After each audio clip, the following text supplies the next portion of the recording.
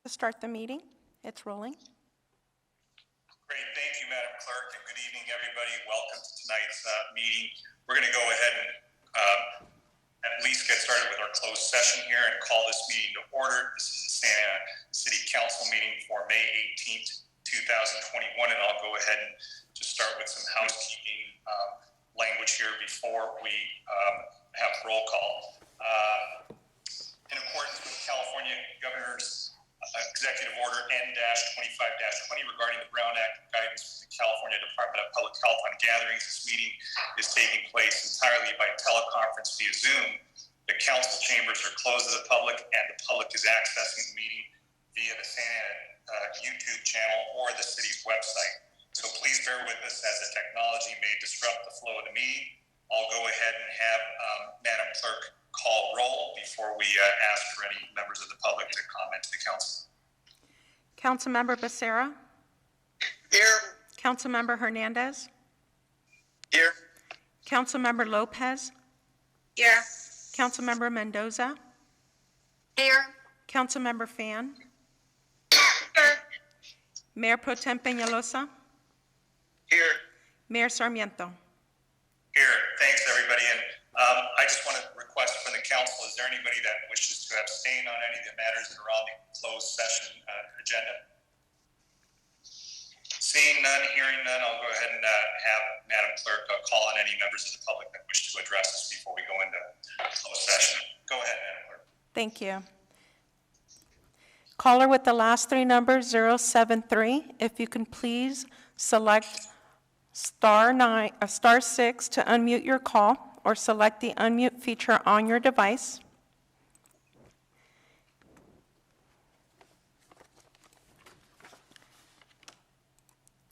Caller with the last three numbers, 073. Thank you so much. If Hello, you could can you please hear me? state, yes, we could hear you. If you could please state your name for the record, and if you reside in the city of Santa Ana, and also you have 3 minutes. Thank you. Yes, my name is Victor Payan, and I am a resident of Santa Ana in the East Side Pacific Park neighborhood. And I am the Executive Director of Media Arts Santa Ana. Thank you for the opportunity to address you all. I wanted to comment on the historic Cypress Fire Station, and again, lend the voice to request saving the building as a public building for public benefit and public use. It's a historic building. And I'm sure you've heard from a lot of members of the public as to various reasons why it is critical. I wanted to lend another one, which I don't think has been addressed yet, and that is that in the portrayal of this property that I've seen in the public discourse, it sounds like it's in severe disrepair, and it makes it sound like it's been abandoned for a long time. But it was occupied for 20 years, and until 2013, as recently, by a local affiliate of a national nonprofit called Rebuilding Together, whose mission was to restore and repair homes for those that didn't have resources, a volunteer-run organization. So it's very ironic that an organization whose mission was to repair and restore homes, that building would go into such disrepair in only 8 years. So that is not a natural timeline for a building to go into disrepair. There had to be some kind of mess up somewhere that allowed this historic resource to be unprotected by the city. And I think City Manager Cavazos came in 2013 also. So I don't know how this happened, but the community should not pay the price. History of Santa Ana should not pay the price for this decision that impacted the future and the fate of this building. Now in 2016, Gerardo Moet, who was head of Parks and Rec at the time, had proposed to the Arts Commission to turn the building into a community gallery and a history room.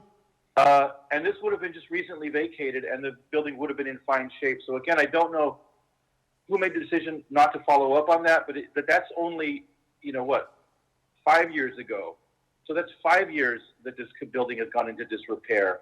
And if the city had moved forward to do that, we would have had a really wonderful community resource. I know the Arts Commission was very excited about this at the time, as was I.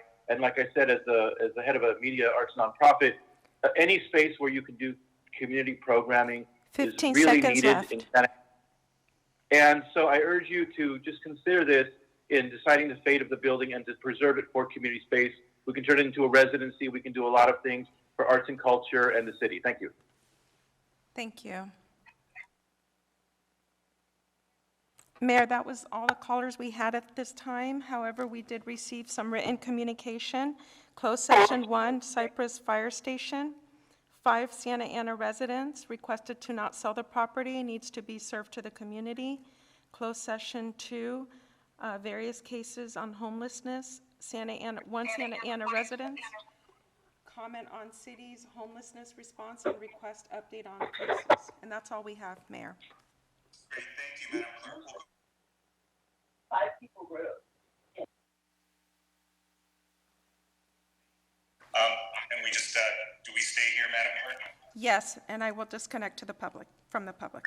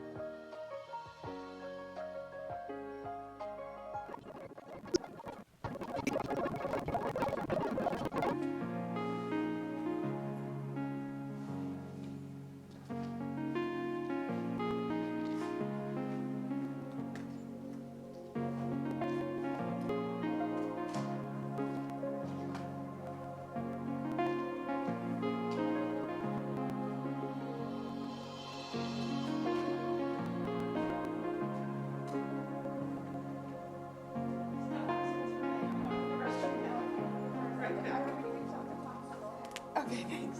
I'll be right back.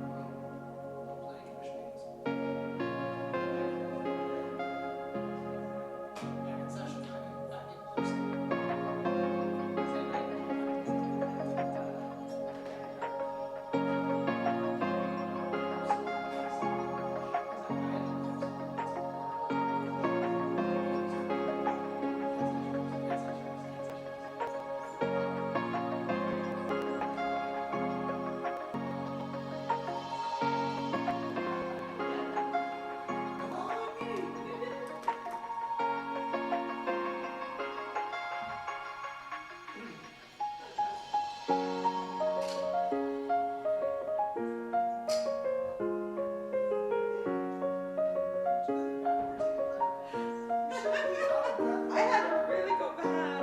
I was holding it in too long. Okay. Yes.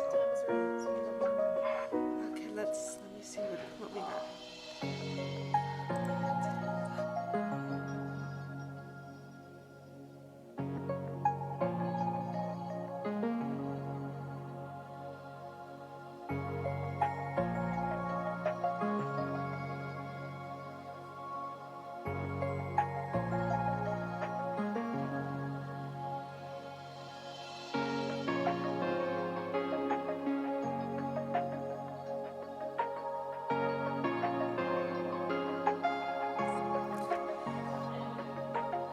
Hi, Mayor. We are getting ready. We're live, Mayor, so you can start the meeting. Great, thank you, Madam Clerk. Good evening, everybody. We apologize for starting a little later than usual. We're in closed session. The item that we were discussing took a little longer than we expected. So let me go ahead and call this regular meeting to order of the Santa Ana City Council for May 18th, 2021. Let me begin with some housekeeping language before we start. And let me make this recital that we've all gotten used to me saying before the beginning of every meeting. In accordance with California Governor's Executive Order N-25-20 regarding the Brown Act and guidance from the California Department of Public Health on gatherings, this meeting is taking place entirely by teleconference via Zoom. Council chambers are closed to the public. The public is accessing the meeting via the Santa Ana YouTube channel or the city's website. And as always, we ask you that you bear with us in the event that we may have any technical problems that may disrupt the flow of the meeting. So with that, I'm going to go ahead and ask the clerk to go ahead and call roll of the City Council. Thank you. Councilmember Becerra? Here. Councilmember Hernandez? Here. Councilmember Lopez? Here. Councilmember Mendoza?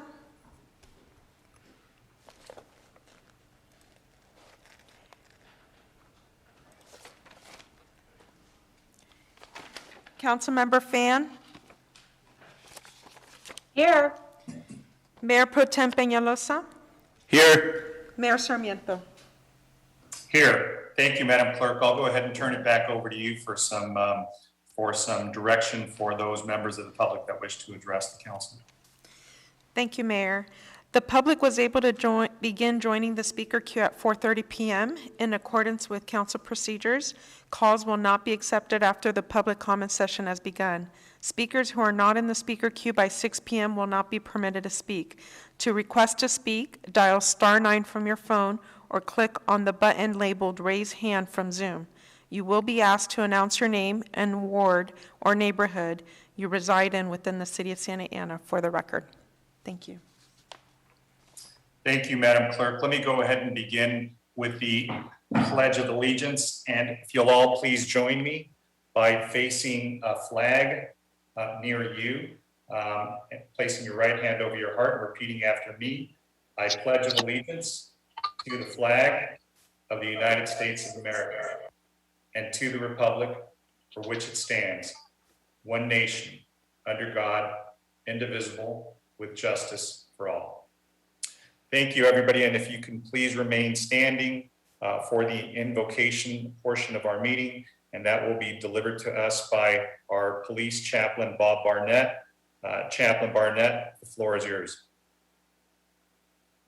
Being mindful, Lord God, that last week was National Police Week, we want to pray tonight with gratitude for the men and women in law enforcement who serve and protect us around the clock. Every one of us rests better each night, and we go through our daily lives in great safety, knowing that our police and law enforcement are a mere phone call away from us. We ask a special blessing of strength and protection over all of them, Lord God. And I pray for us, Lord, that we would all have a renewed sense of the complexity and enormity of their job. We thank you for each individual who's answered the call to this crucial service for our city, our communities, Lord God, and the spirit of service that they exhibit. And Lord, tonight I also want to pray blessings and protection upon all of our first responders, the fire departments, the people involved with emergency medical service.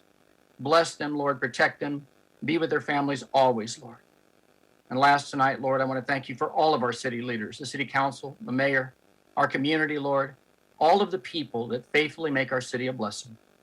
It's in the name of the Lord we pray. Amen. Thank you, Chaplain. Thank you for those words. Moving along to the ceremonial presentation, and I'll turn it over to Councilmember Becerra, who's got a presentation for National Public Works Week. Councilmember? Thank you, Mr. Mayor, and I believe we have a video ready to be queued up.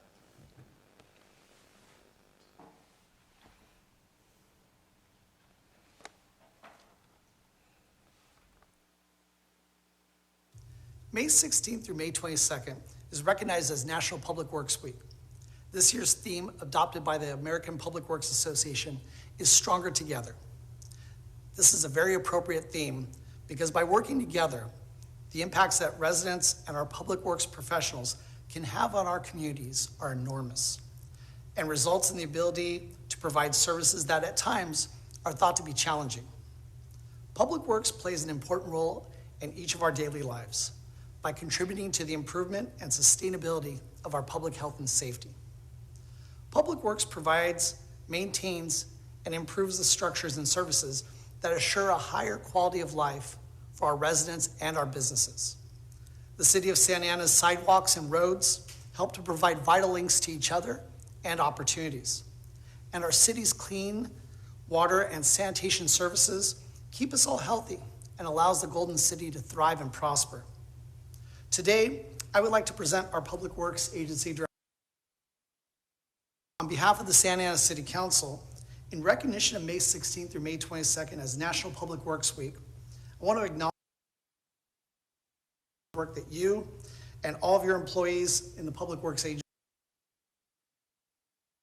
I want to express appreciation for those who we partner with within our community to ensure the health, vitality, and resiliency of our community through the provision of these essential services. Thank you, Councilmember Becerra, and thank you for the City Council, the Mayor, Mayor Pro Tem, and our City Manager, Christine Ridge, for this proclamation. We continue in the Public Works Agency to strive to provide the best service we can to the community of the City of Santa Ana, and thank you again. Great. Thank you for that presentation, Councilmember Becerra, and thank you, Director Saba. I joined the town hall that Public Works had last week. It was an excellent gathering. So let me go ahead and now turn it over to Councilmember Hernandez, who's going to be delivering a certificate of recognition for Sarinana's tamale factory. So, I'm Mr. sorry, Mayor? Mayor, I believe there is a presentation. Oh, I'm sorry, go ahead. There's a presentation from Nabil on Public Works Week, if you don't mind. Sure, go ahead. Sorry about that. Yes, good evening, Mayor, Mayor Pro Tem, members of the council. Can you see my screen? Yes. Tonight, I would like to share with you our Public Works Agency award-winning projects for the year 2021. Public Works Agency received 3 American Society of Civil Engineers awards and 2 American Public Works Association awards. The projects are the Bristol Street Improvement, Phase 3B, and the Edinger Avenue Protected Bike Lanes, the I-5 Central Corridor Project, and the Santa Ana Delhi Channel Diversion. The Bristol Street Improvement Phase 3 is a $20 million project that was funded by Measure M2 and the gas tax. It won both the American Society of Civil Engineers and the American Public Works Association awards. It included transient bus stops, protected bikeways, and drought-tolerant landscaping. The Edinger Avenue Protected Bike Lanes project is a $3 million project that included a bikeway, protected parking, raised dividers, delineators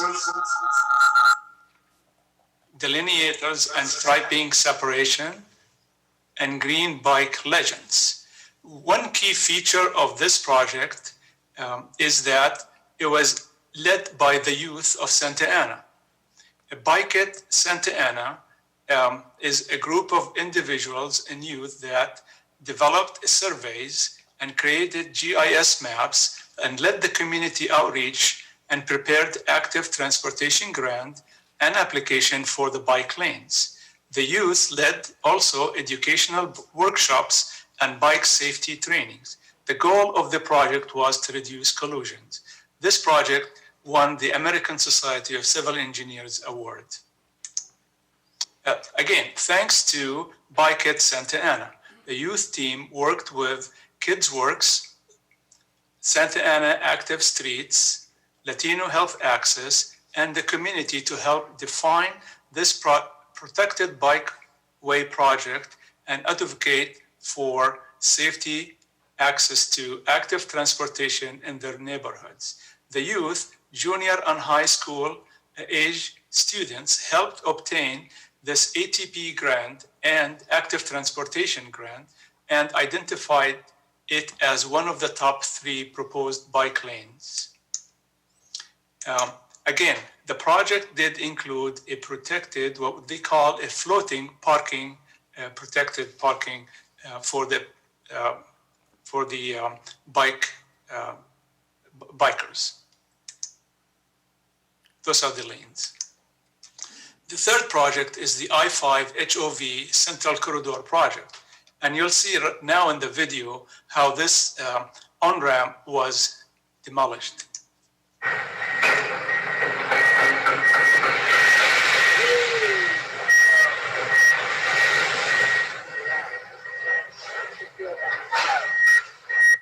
This project was an engineered demolition of the Main Street ramp. It happened at 4 o'clock a.m. and the final thump of the last piece. This project was in coordination with OCTA and Caltrans and has won a state-level project partnering awards and the ASECE Award, American Society of Civil Engineers Award. It is a $41 million project that received also federal and Measure M funds. It did implement ultimately a second carpool lane in each direction on the 5 freeway from the 55 to the 57, which speeds up commuters and alleviate bottleneck on the I-5. The last project that won also is the Santa Ana Delhi Channel Diversion Project. The project is in partnership with the cities of Newport Beach, Costa Mesa, County Public Works, Orange County Public Works, and also Orange County Flood Control, the Irvine Ranch Water District, and Orange County Water District. The project is a $10 million project. Again, it was meant and was designed to protect the upper Newport Bay from pollution and enhance the local water supplies. It has a unique in-channel diversion and the trash capture system that diverts approximately 2.9 million gallons, MGD, million gallons a day of dry weather flow of urban runoff from the channel to water treatment and reuse. The project again won the APWA award. Finally, I'd like to congratulate and say congratulations to the City of Santa Ana Public Works Agency team for the 5 award-winning projects. A special note of gratitude to the mayor and the city council, the city's executive management team, and all nonprofits and volunteers, including Kids Work, Santa Ana Active Streets, and Latino Health Access, and to the residents and businesses for fostering an environment of safety, quality of life, and aesthetic improvements in our community. And that concludes my presentation. Thank you very much.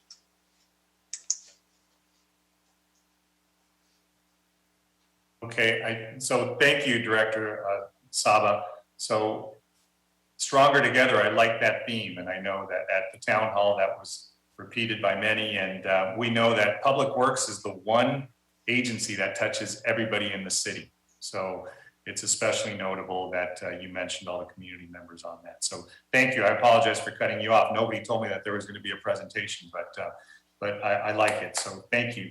Now let me go ahead and move on to Councilmember Hernandez's recognition of Sarina's Tamale Factory. So Councilmember Hernandez, it's all you.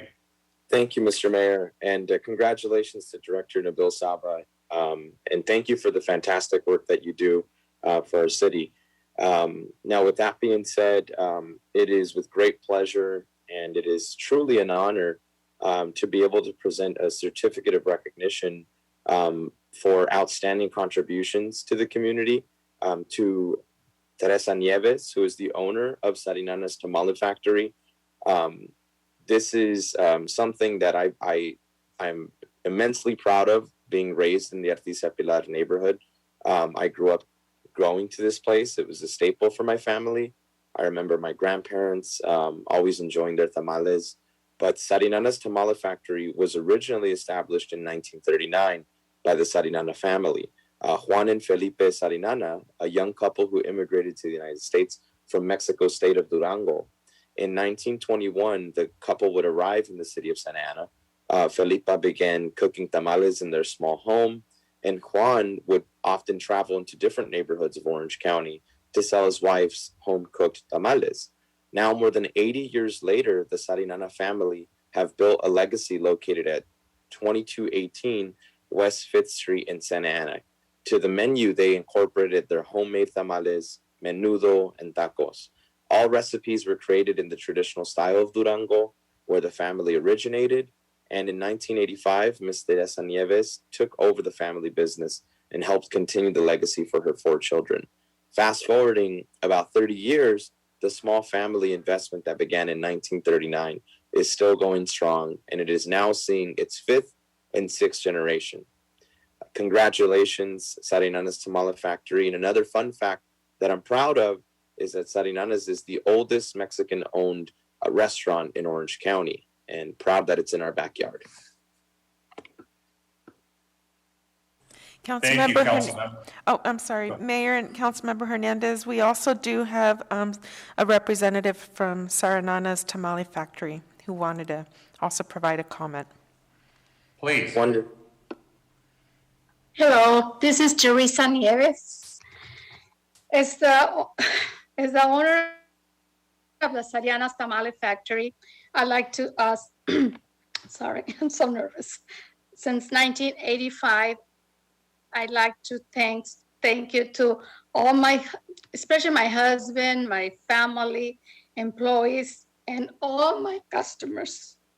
They've been supporting Sarinana's since 1939. Is this our 5, 6 generations? I'm very, very honored. And thank you very much for all the support for all of my customers. Thank you. Thank you so much. Wow, what a great presentation, and thank you for those words. I can't believe you guys are 81 years young. Man, Yes. you have got the best tacos that I think I've ever tasted. So I stopped by the other day and Yes. grabbed some. Yes. So thank you for You're very being such welcome. an important part of the community, and thank you, council member, for bringing this to our attention and recognizing Sarina. I just always mispronounce is it Sarinanas? Sarinanas. Sarinanas. Well, there's a little enye over the first end, so I always want to make sure I'm pronouncing it correctly. But excellent presentation, thank you. And then lastly, Mr. Mayor, for folks that are listening, check out their hard shell tacos and their tamales. Outstanding. I can assure you, you guys will love them. Good stuff. Good stuff. I know Councilmember Mendoza was having a little trouble logging on. I think her device was kind of glitching, so I'm not sure if Councilmember Fan is able to go. I see a hand raised before we leave this item. Mayor Pro Tem, did you want to say a little something? Yeah, Mr. Mayor, I just wanted to thank Councilmember Hernandez, and maybe I suggest saying the address of the restaurant, because I've unfortunately never tried it, and I'm definitely looking forward to trying them this week. Absolutely. My apologies. I did state the address, but maybe my microphone may have cut out. For folks that have never been there, it is 2218 West 5th Street in Santa Ana, and it's right off of 5th Street, right before you hit the recyclable location. It's right across from the Placita Cinco apartments that were just built. You cannot miss it. It's a fantastic destination here in the city, and some of my favorite food all throughout Orange County. Great, perfect. Well, maybe we'll all go there. So I think Councilmember Mendoza is ready to go ahead and do her presentation, and she'll be recognizing Berenice Cuellar from El Pico de Gallo. So Councilmember Mendoza. Thank you, Mayor. Thank you very much. I am honored to present a certificate of recognition for outstanding contributions to the community. This presentation is made to Berenice Cuellar, one of the owners of El Pico de Gallo Grill. She is the owner of Pico de Gallo Grill, which is located on the corner of 17th and Flower and has been there for many years now. El Pico de Gallo is a family-owned Mexican restaurant in the city of Santa Ana that has distinguished itself for serving authentic and fresh Mexican food and for its involvement in the community. Rosa Lilia Pascasio de Cuellar is the matriarch of the family, and it was her idea to open a restaurant. Her dream came true 19 years ago when she opened her first restaurant in the city of Garden Grove. Westminster followed, and then Santa Ana opened its doors in May 2nd of 2008. It is currently run by Rosa Lilia Pascasio de Cuellar, Adan Enciso, her husband, Berenice Cuellar, Rosa Lilia Cuellar daughters, along with a dedicated staff, Mireya, Fidelina, Dominga, Gisela, Alejandra, and Carlos. Like many other restaurants, El Pico de Gallo has been confronted with the effects of the pandemic. No one on their staff or family has gotten sick from COVID, but some of their dear customers have passed away from it. They remember them and honor them. It is because of them that El Pico de Gallo started the Hero Lunch Program. With some of its own money and support from the community, they have donated over 1,000 burritos to healthcare workers who are working during the front lines during this pandemic. El Pico de Gallo has also hosted a Thanksgiving feast, a free meal event to anyone who walks through its door on Thanksgiving Day, which they hope to resume soon. Today in the audience is Berenice Cuellar, and I would like to ask her to unmute so she may say a few words.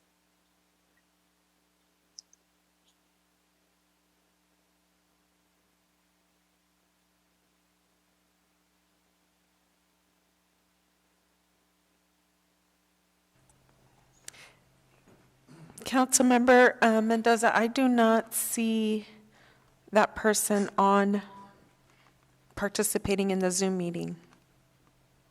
All right, well, I will just add a few more words in just letting the public know that this is what Santa Ana community is about, is for businesses collaborating with their customers and helping one another, especially during these difficult times. El Pico de Gallo is a very generous and unselfish establishment.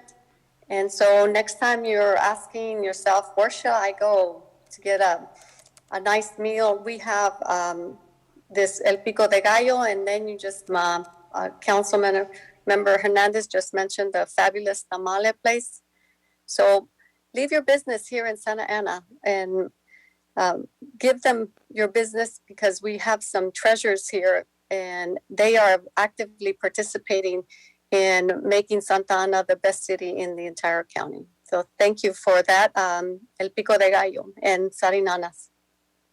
Thank you, Councilmember Mendoza. And I think you may have mentioned their address, but they're right on 17th on the corner of Flower. And I think it's the northwest corner of 17th and Flower. So a lot of good places for us to go enjoy soon. Thank you for that. Let me go ahead and now turn it over to Councilmember Fan. That's going to be presenting a proclamation recognizing May as Asian American and Pacific Islander Heritage Month. So Councilmember Fan, it's all you. Thank you, Mayor. And we do have a video. So Madam City Clerk, please press play.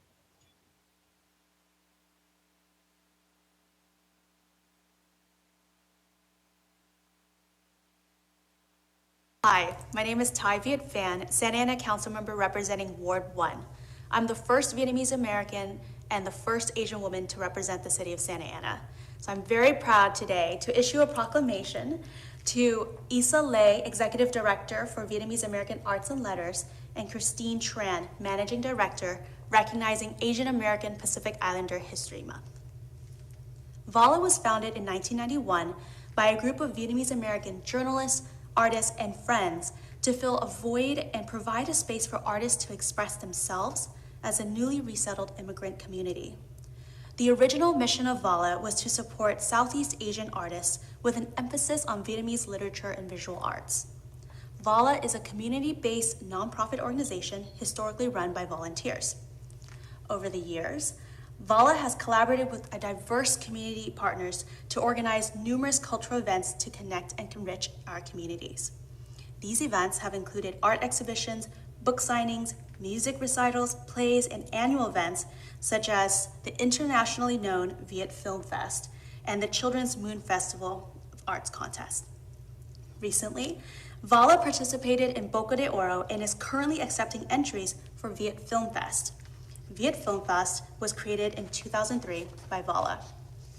As the largest international Vietnamese film festival of its kind in the world, Viet Film Fest showcases the best creative work by and about Vietnamese people. In the midst of a difficult year of pain and fear, organizations such as VALA reflect on the traditions of leadership, resilience, and courage shown by the API communities. Asian American Pacific Islander Heritage Month is not only a time for all of us to learn and think about the contributions, culture, and history of Asian Americans here in the States, it's also to think about how we can participate and actively contribute to that history in the community moving forward. Thank you so much to VALA, and I present you with this proclamation. Thank you, Councilmember Thai Viet Phan and City of Santa Ana. We're very honored and humbled to accept this recognition.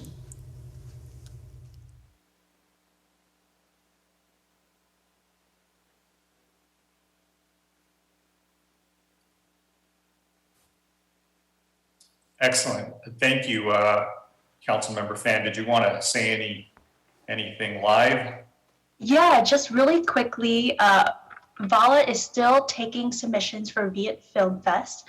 And this year, they will be holding Viet Film Fest virtually October 15th to 30th, and it will be online. However, they are doing a free screening this coming month, so May and June. So the city will definitely share some of that information. It's going to be short stories sharing, the history, culture, and stories of all of our families. So I hope all of you can join because it's free. Thanks.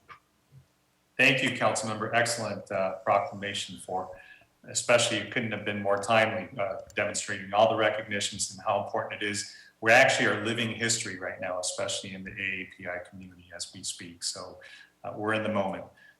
So that concludes all the council presentations. I'll move along to the staff presentation portion of the meeting, and that is the update on COVID-19. And I'll turn it over to Madam City Manager to go ahead and present that. Thank you, Mayor. Good evening, Honorable Mayor and members of the City Council. I do have a presentation, so let's get it loaded for you. Tonight, I'm going to talk about vaccines. I'm going to talk about updated mask guidance and also go over a quick review of the city executive orders that were issued during the pandemic and what the status of each of those are. So as vaccination numbers increase and COVID-19 case rates fall, Orange County has met the required metrics to move into the yellow tier effective tomorrow, Wednesday, May 19th. This means that bars may reopen indoors at 25% capacity and indoor live events may resume with limitations. Nail salons, dining, and many other businesses already open indoors may operate with greater capacity. Although the CDC has released updated guidelines on mask wearing for fully vaccinated people, the state of California, the Orange County Healthcare Agency, and the City of Santa Ana's mask guidance is still in place. Specifically, the guidance from the state declares that for fully vaccinated people, face coverings are not required except when attending crowded outdoor events. For unvaccinated people, face coverings are required outdoors anytime physical distancing cannot be maintained, and indoor settings outside of one home, including public transportations, face coverings continue to be required regardless of your vaccination status. In comparison, the Orange County Healthcare Agency's guidelines state you should wear a face covering when you're around other people who are not in your household, and you cannot stay 6 feet apart, especially when indoors. You don't have to wear a face covering at home, in the car alone, or with members of your own household. Swimming, walking, hiking, bicycling, or running alone or with other household members, you would not have to wear one. And then, of course, children under 2 and anyone that has any medical condition that's impaired by a mask does not have to wear them. So as a reminder, in Santa Ana, all people within the city limits of the city of Santa Ana are required to wear a face covering at all times in public or when outside of their home, except for certain exemptions. Going to shift gears and talk about vaccine points of distribution. We do have some major sites that are going to be closing very soon. So the demand for first dose COVID-19 vaccinations through the Athena platform at county super points of dispensing, or known as pod sites, has dropped by over 75% since the end of April. This indicates that county residents who want the vaccines and do not face difficulty traveling to the super pods have, for the most part, been able to do so. The super point of dispensing sites at Anaheim Convention Center, at the OC Fair and Event Center, Soka University, and Santa Ana College will shut down on June 6. Vaccine supply has become more plentiful, and alternate distribution channels such as local pharmacies, hospitals, healthcare systems, community clinics, and providers are more actively administering doses throughout Orange County. Consequently, the county has seen a decrease in demand, and that is also experienced in many regions nationwide. Further efforts to achieve mass immunity will require that Orange County Healthcare Agency focus on more community and neighborhood-based vaccination strategies. So Orange County as a whole has made substantial progress in its vaccination efforts, signifying the importance and effectiveness of the programs such as Santa Ana Cares. Orange County has administered over 2.7 million vaccine doses as early as May, according to California Department of Public Health data. 700,000, including first and second doses, have been distributed since April 15th, when all Orange County adults and workers became eligible. According to the Orange County Healthcare Agency, 1.2 million people in the county have been fully vaccinated, receiving both doses of the Pfizer or Moderna vaccines or the single dose of the Johnson & Johnson vaccination. On Pfizer, we have information about Pfizer, which is now approved to be used on young adults. So as of May 10th, FDA has authorized the use of Pfizer on individuals that are aged 12 to 15. This move opens up the U.S. vaccination campaign to millions of more people. This decision was made after it was decided that the known and potential benefits of the vaccine in these young individuals outweigh the known and potential risk. Vaccinating children is a key to raising the level of immunity in the population and bringing down the numbers of hospitalization and deaths. I reported last time that I was going to come back and share some stats with you on our COVID hotline that we established, and it has been a very active hotline. So since Santa Ana launched the COVID-19 hotline in August 2020 as part of our Santa Ana Cares program to help address residents' concerns about COVID, as well as spread information about our assistance and vaccination programs, there have been 17,616 calls since their inception, with 4,000 of those being just in this year alone. And I will say I've listened to the girls answering the phones, and we were taking calls from residents that are outside of the city of Santa Ana, and they also provided assistance to them as to where they could seek vaccination. Now, to shift gears and talk about COVID-19 related executive orders. When you declared a public health emergency, it provided me the authorization to issue executive orders. So to date, during this pandemic, we have had 13 city executive orders created. So to walk you through those briefly, I want to talk first about the ones that remain active in our city. So active executive orders, the ones on this slide are scheduled to sunset this year. So the moratorium on evictions, residential and commercial tenants, goes until June 30th, 2021, and that is in sync with the state legislation. The 6-month extension on various land use and planning approvals, that one will terminate December 31st, 2020. Additional active executive orders. If the state fully reopens on June 15th as scheduled, the following executive orders will expire as they were tied to the state's guidelines. And that is the water and sewer service shutoffs and late fees, and then the citywide mask requirements. So that's one you'll probably want me to revisit, because depending on if the state fully opens, if there is additional guidelines from CDC or OC Healthcare, we might want to look to see if there is a requirement with new guidelines that we might want to implement. The executive orders that have already expired, the first one was suspension on residential and commercial foreclosures, street sweeping parking citations, rent freeze for residential tenants, live scans and criminal background check process for commercial and medical cannabis businesses, rent freeze for residential tenants, face mask for essential businesses. That was basically replaced by the other mask executive order. Emergency curfews, there were 3 of those, and they were specific to a single day and time. And then the outdoor personal care services is expired. One of the expired orders that staff is working behind the scenes on, as you recall, I issued an executive order that allowed restaurants to expand out into public and private property. Based on the success of that, staff really believes that there might be benefit in analyzing that and determining if we can bring back to you more of an ordinance where we might be able to codify and keep some of those on a longer term basis. So I hope to return with more information on that one for you. And that concludes your COVID update for tonight's council meeting. I'd be happy to answer any questions. Thank you, Madam City Manager. Let me go ahead and bring it back to the council. Anybody have any questions or comments? Let me go ahead and start with Councilmember Fan and then go to Mayor Pro Tem Peñalosa. Thank you, Mayor.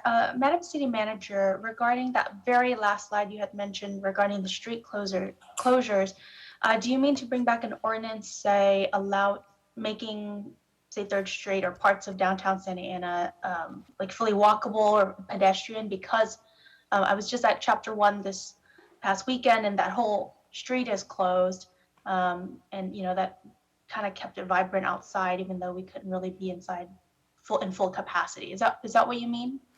Yes, council member. Staff right now is analyzing the measures that we took in the executive order and trying to see what the impact would be if we did allow either egress out onto more public spaces or full street closures on a more permanent or longer term basis. So, exactly. Great. And then I would definitely be supportive. I used to live in West LA when I was an undergrad, and just saw the vibrancy and the walkability of 3rd Street Promenade in Santa Monica was really amazing. The second thing I had a question about is, so I understand the major vaccine sites are closing, and I do know we had kind of a localized vaccine site. Delhi, I know Santa Anita is working on one for the local neighborhoods and whatnot. How is the city, or I guess as we move on, are we going to have our own type of vans or buses and stuff like that to help with vaccination or mobile vaccination sites? So the Orange County Healthcare Agency is planning to do some mobile vaccination, so we certainly will collaborate with them. And then Daisy of the City Manager's Office has also been busy working with other collaborations, particularly at the train station. As you can recall, we've facilitated some vaccination. So we will continue our efforts at smaller sites and definitely work with the Orange County Healthcare Agency on those mobiles. Right now, we don't have the equipment to roll out the vaccinations due to some of the storage requirements of them in mobile, but the healthcare agency does. And then just one last question is, I know we talked about Pfizer, Moderna, and I know that the hold on Johnson & Johnson has been lifted, but there is, a typical warning as you would with any type of medication. Are we looking to use that again, or is that, not really something that Santa Ana is interested in using? Because it just needs regular refrigeration compared to the other 2 vaccines. No, the actual vaccine for the events that we've collaborated with, we didn't dictate which vaccination to use. It was basically the provider that we were collaborating with had access to certain ones. So I'm not sure I can answer the question as to if someone came forward with Johnson & Johnson, would we collaborate with them? So we haven't been approached for that at this point in time. Okay, well, thank you so much. That was all. Thank you, council member. I took the J&J, by the way. I used to be right-handed, now I'm left-handed. Just kidding. It's all good. I'm perfectly fine. Just a warped sense of humor. but that was pre-pandemic and pre-J&J. Go ahead, Mayor Pro Tem. Thank you, Mr. Mayor. Just want to say that the sense of humor is appreciated 100%. And just wanted to say, Madam City Manager, that I'm on the same wavelength as Councilmember Fan tonight. I agree with the outdoor dining. I think it's just speaking to a lot of the local restaurant owners and business owners. They all seem to be sharing the same message, that they've seen their sales kind of increase and have more of a desire to dine at the restaurants with the outdoor dining experience. Definitely gives a vibrancy to our city that we hadn't seen in a while, and across the town, really, different restaurants that have this outdoor option. So very supportive of seeing something like that could make it permanent, even seeing possible street closures, whatever we can do to help these businesses out, and not just necessarily in downtown, but anywhere else where restaurants are. I know a lot of them, now it gets into private properties and stuff and wanting to have that outdoor dining. But if there's a way where we could work with property owners about, having that outdoor space available to these restaurants, that'd be really great too. So looking forward to seeing that come back. Thank you. Thank you, Mayor Pro Tem. Thank you. Any other members of the council wish to make a comment or ask a question? Seeing none and hearing none. The only few things I would say is that thank you for the presentation, Madam City Manager. And I echo what was said about the outdoor dining. I think, as you do your evaluations, or as your team does the evaluations with you, maybe it's a reduced patio and, there's still on some places, some ingress and egress on some of the arterials. I like the idea of there being some closures at some point. Our weather is great. We've kind of all gotten used to it. I like the, outdoor environment. It's just one more thing that we can market as a city that has worked well. And it'll give people a boost and, in their businesses, allowing a larger footprint inside and outside. So that was great. The other thing was, I know that you said that 1.2 million people have been vaccinated in Orange County as a whole. How many of those have been in Santa Ana? Do you have that number? You know what? We can look that up, and if you allow me some time, I can come back to you with that. Sure. Thank you, Mayor. No problem.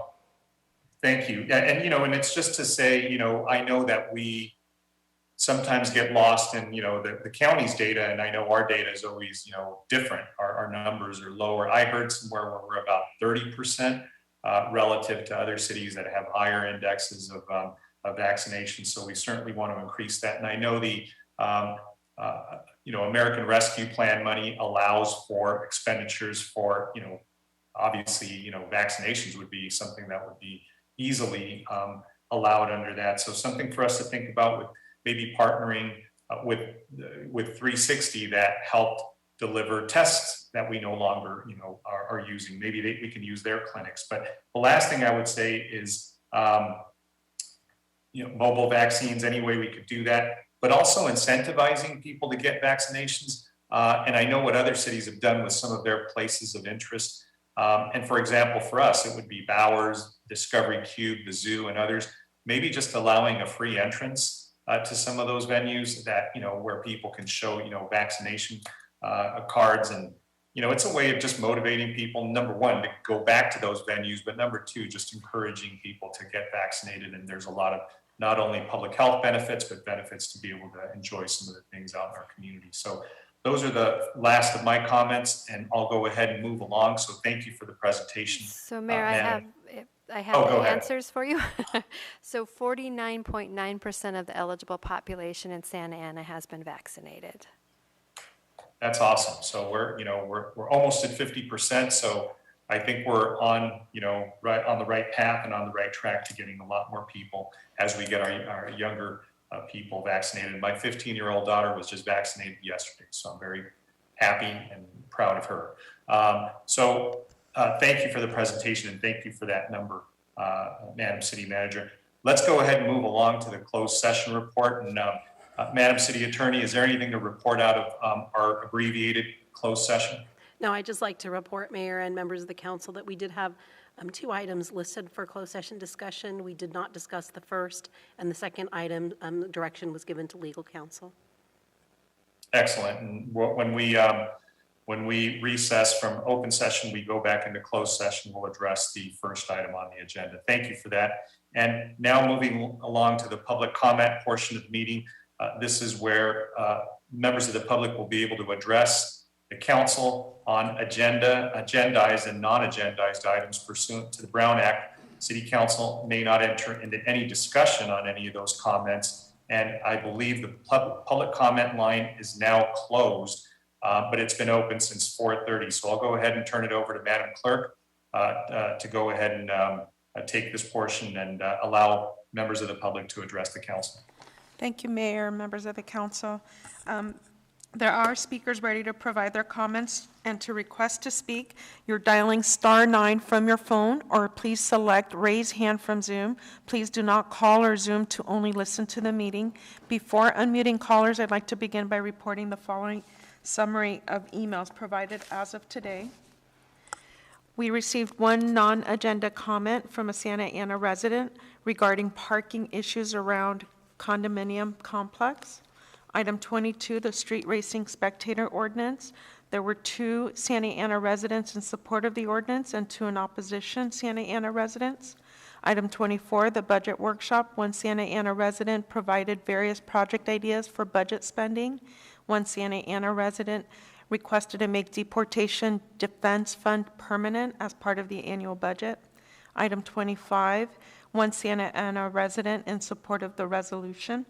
Item 26, 64 in support of the resolution for climate and public health emergency resolution. 34 were Santa Ana residents, 20 were non-Santa Ana residents, and 10 residencies were not disclosed. And with that,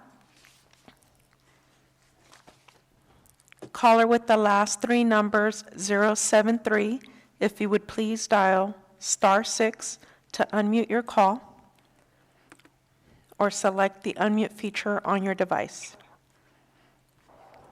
Okay, hello. Let me see if I can hear you. Can y'all hear me? Yes, we could hear you. You may proceed. Okay, so let me see here. All right, this is Victor Payan, the Executive Director of Media Arts Santa Ana calling. Hello, I'm resident of Eastside Pacific Park, and I'm calling today to talk about the budget that's on the agenda today. And to talk about the importance of arts funding. The arts sector contributes to the Santa Ana and Orange County economy in a great deal, and the city needs to make it a priority and a pillar to allocate funding to develop and support the arts sector. It's in alignment with the general plan and the arts master plan, which is a 10-year plan. We're right in the middle of it, so it's not time to stop now. As this funding is not a handout, it is economic development. Funding the city has given to the arts is only a small fraction of the hard cash the arts sector contributes to the city's general fund. When you look at real estate listings for Santa Ana, they will inevitably talk about the vitality of the arts in the city, the artist village, and museums. And entertainment and digital arts comprise 56% of the arts sector in Orange County. And these are real jobs that contribute real money to the economy and bring business and support tourism. Nobody ever says they're against the arts funding, but it's time for Santa Ana to demonstrate that they're strongly for arts funding. We know that funding for the arts results in real activities that stimulates the economy, creates jobs, lowers crime, increases mental, emotional, and physical well-being, and provides opportunities for youth to develop their passions into professions with well-paying jobs and change the course of their lives in economic well-being. You saw how the community rallied to save arts grant funding, and we're all happy that the council directed the city manager to find surplus funds which were available to restore the arts grant funding for this year. Now we keep hearing that the grant will not be funded, and there is no budget for the Arts Commission programs in the city's budget. So we need to defend and ensure the money for the arts, and there's good crossover from the recovery fund as well. While we keep hearing there's no money for the arts, we see that there's no shortage of city funding to give Downtown Inc. to do arts programming that should be done by the city, such as the Arts Directory and Arts Roundtables. These should have been public resources that were developed with equity and fairness, and not with the agenda of promoting the interests of the people that run Downtown Inc., which is what has happened. So public funding is important to defend equity, prevent exploitation, self-dealing, stealing the ideas of local artists and arts organizations. It's the only way to ensure equity and to develop the arts sector of Santa Ana, to ensure that funding is available to artists and organizations in all of Santa Ana's 6 wards. So I'm requesting that the council allocate $200,000 for the Arts Commission to implement programs like the Arts Grant and other mural and economic development, professional development programs. We can bring Creative Capital, the National Association of Latino Arts and Culture, to do professional development workshops that are in English and in Spanish. They're really helpful in developing the professionalism of the local arts sector. 15 seconds left.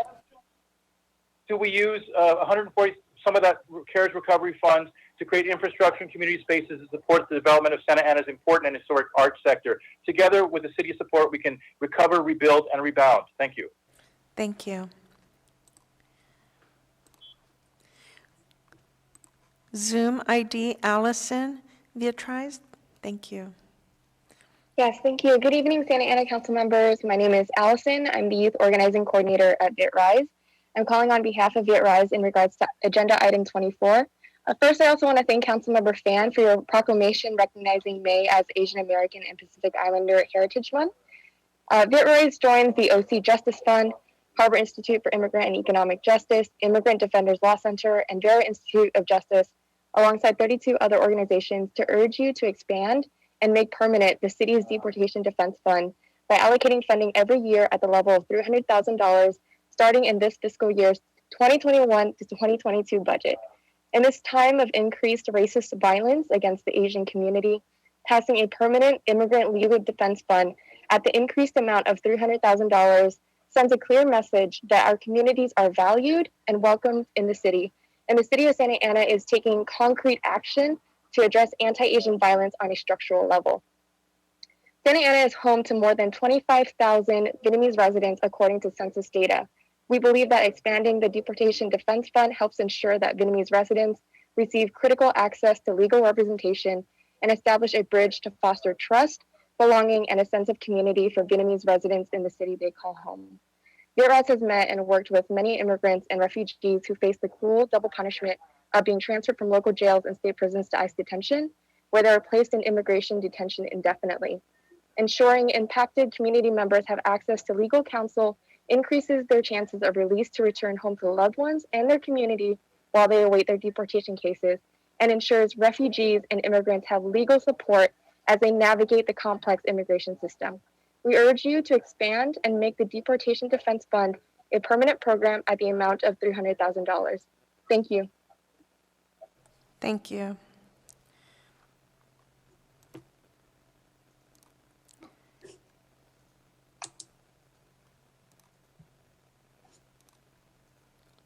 Zoom ID, Jose Trinidad Castaneda. If you would please select the microphone. Thank you. You may proceed. Good evening, Mayor, Council, and staff. My name is Jose Trinidad Castaneda, and I'm the Orange County Policy Manager with Climate Action Campaign, speaking on item 26, the Santa Ana Climate and Public Health Emergency Resolution of 2021.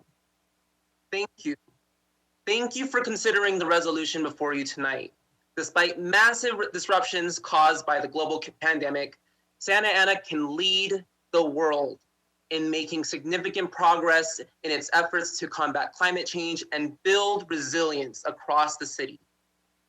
Just this morning, a landmark report from the International Energy Agency says countries need to move faster and more aggressively to cut planet warming pollution. They state there is no need for investment in new fossil fuel supply. Achieving net zero, the negative emissions by 2050 requires immediate action. This is what this resolution means, that Santa Ana is taking a step forward towards immediate climate action on the world stage, You're making not just Orange County history, but global history as the first city to declare a climate emergency following this major global event, recognize the depth and scale of local environmental injustice, and laying out goals and outcomes in line with the latest science, government, and industry reports. The resolution goes further in setting out a cost-effective, economically productive pathway resulting in clean, dynamic, and climate-resilient energy dominated by solar, wind, and batteries. We will manage a path away from fossil fuels. Yes, it'll be a transition, but we also need a path to decarbonization and a zero carbon future with good jobs, clean air, safe, clean drinking water, and safe, clean, renewable energy. Building microgrids or studying the feasibility of that, addressing EV infrastructure, all of that, that needs more of your support and more your leadership in the city of Santa Ana. And so I urge you to pass the full language of the resolution attached in the agenda report. And thank you so much for your leadership in considering this resolution tonight. Thank you. Zoom ID Tristan Miller, if you would please select. Thank you. You may proceed with your comment. Good evening, everybody. I'm Tristan Miller, and I actually live right by El Pico de Gallo. It's my favorite restaurant, too. I live in Ward 3. I'm a volunteer art teacher in our Santa Ana schools, a business owner, a resident, and a parent. And I have to urge you to please quickly move from discussion and pass item 26, the Climate and Public Health Emergency Resolution introduced by Councilmember Jesse Lopez. It is supported by many, many community groups and neighborhoods in Santa Ana. And we actually sent hundreds of emails in support of this resolution. It's groundbreaking, solution-based, the community supports it, and it's going to spur our economy and green our city. Did you know that 7 out of the last 10 years have been the warmest on record? The whole last decade was the warmest in history. Just last summer, we saw rolling blackouts in California, unhealthy levels of pollution, devastating fire season, and communities are suffering. There was also a recent study done by the University of Notre Dame, and it said that Santa Ana, our city, was one of the most at risk and least ready to address the climate crisis. And only 4% of our Santa Ana land is dedicated to parks and recreation. This resolution addresses all of these issues with real solutions. The solutions are here. We just need to take the action, and action actually improves our life, our community. It spurs the greener economy, cleaner air, more affordable energy. Our utility rates are going up, and renewable energy will bring them down and bring more jobs. I just proudly also want to support item 25 introduced by Councilmember Hernandez. We need to pass these resolutions. They should not be up for discussion. They should be already ready to vote on. This is for the sake of our families. We've got to address this with fierce urgency of now. We cannot miss the urgency of this moment. The solutions are already here. Let's pass this. Let's do this for our city. Thank you. Thank you. Caller with the last 3 numbers, 477. If you would please dial *6 to unmute your call or select the unmute feature on your device.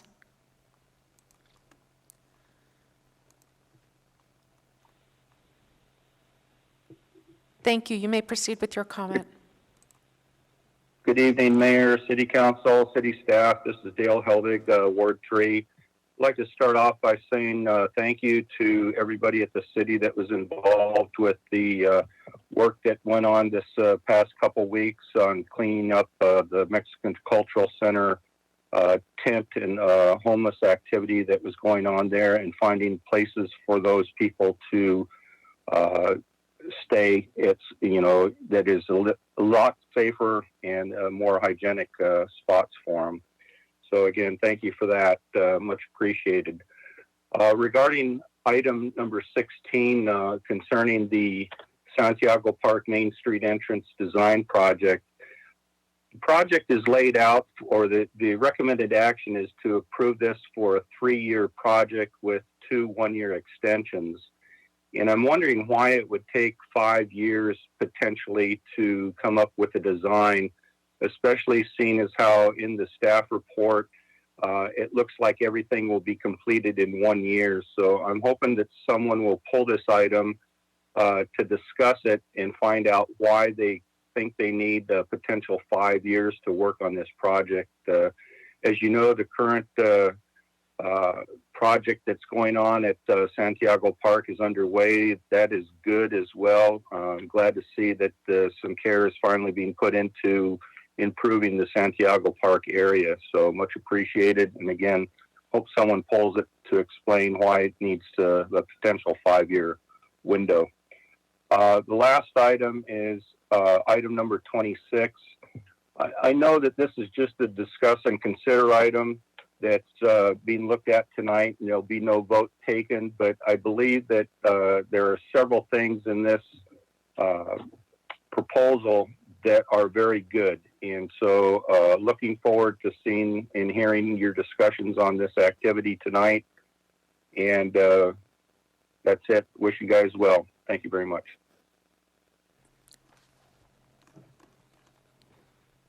Thank you.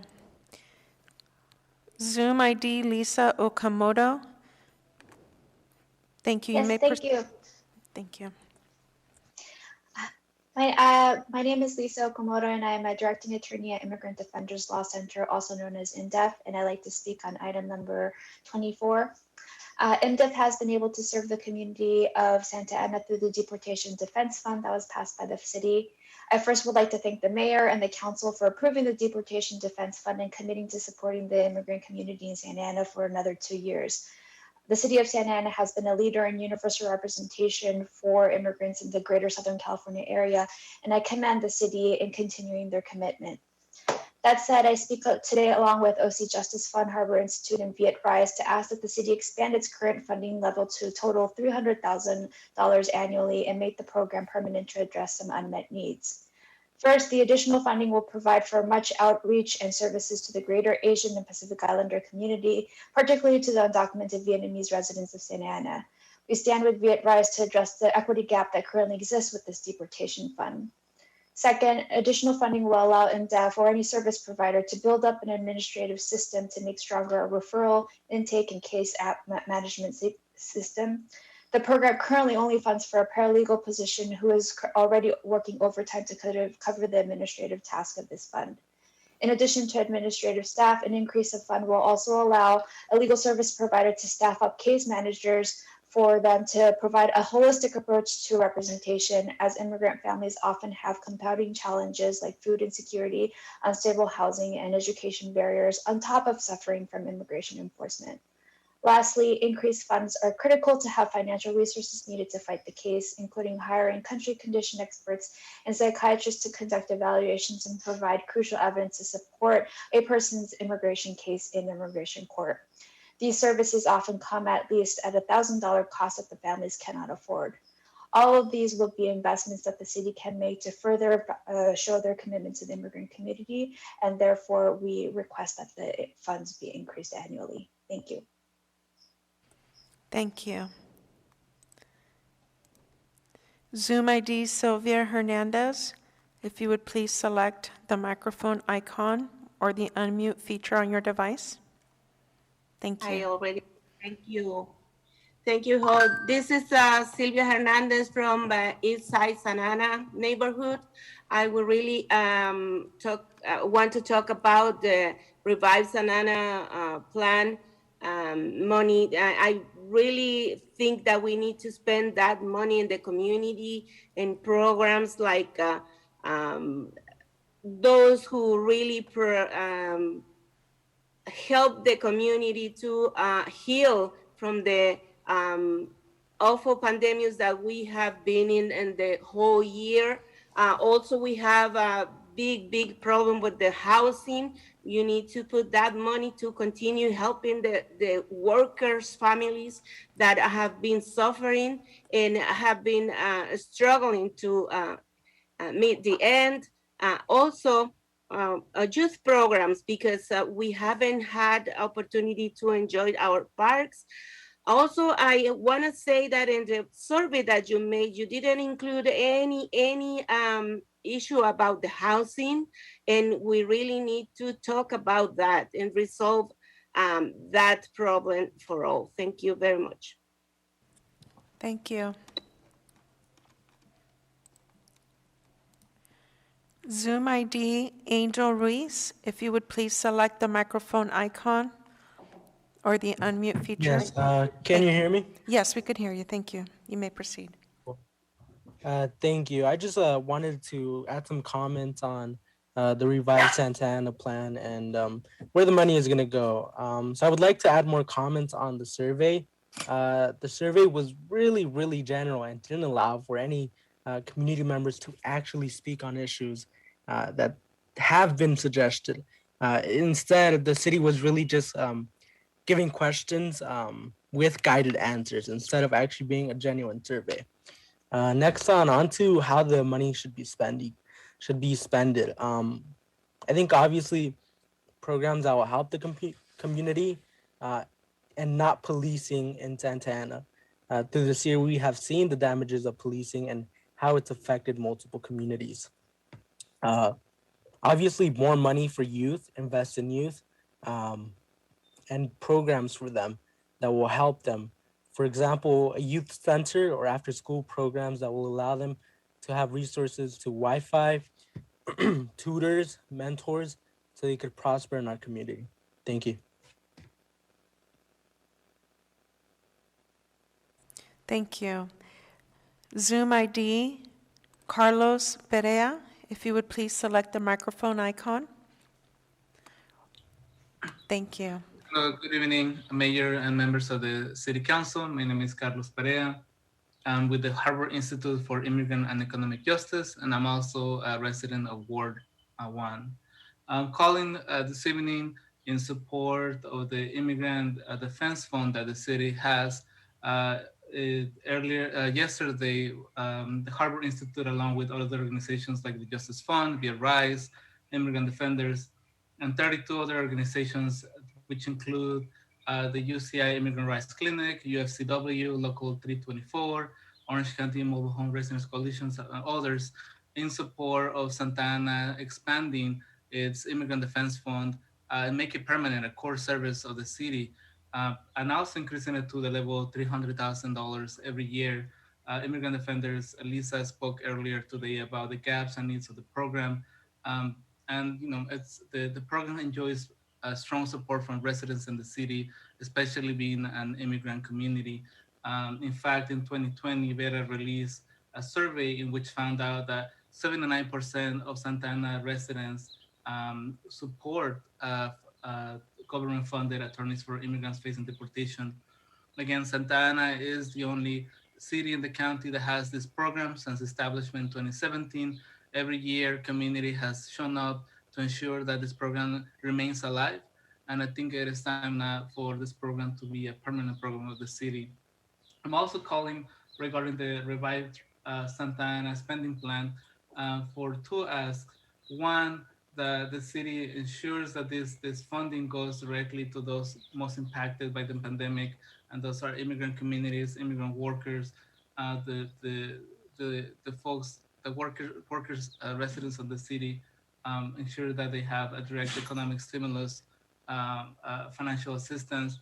But also, we have seen how the inequities around health, especially in the county of Orange, have impacted disproportionately Latino residents in the city. So it's important that the city considers creating its own public health agency that has the cultural competence, the cultural understanding of our community, and actually has that intentionality in ensuring that our residents are healthy, especially in public health crises.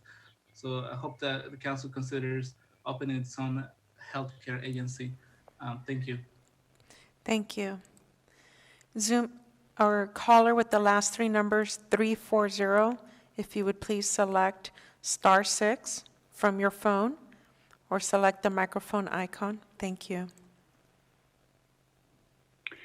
Hello, my name is Irma Harigi, a Wilshire Square resident, and I think it's Ward 2. Good evening, Mayor and council members. shame we can't be together, but time will come.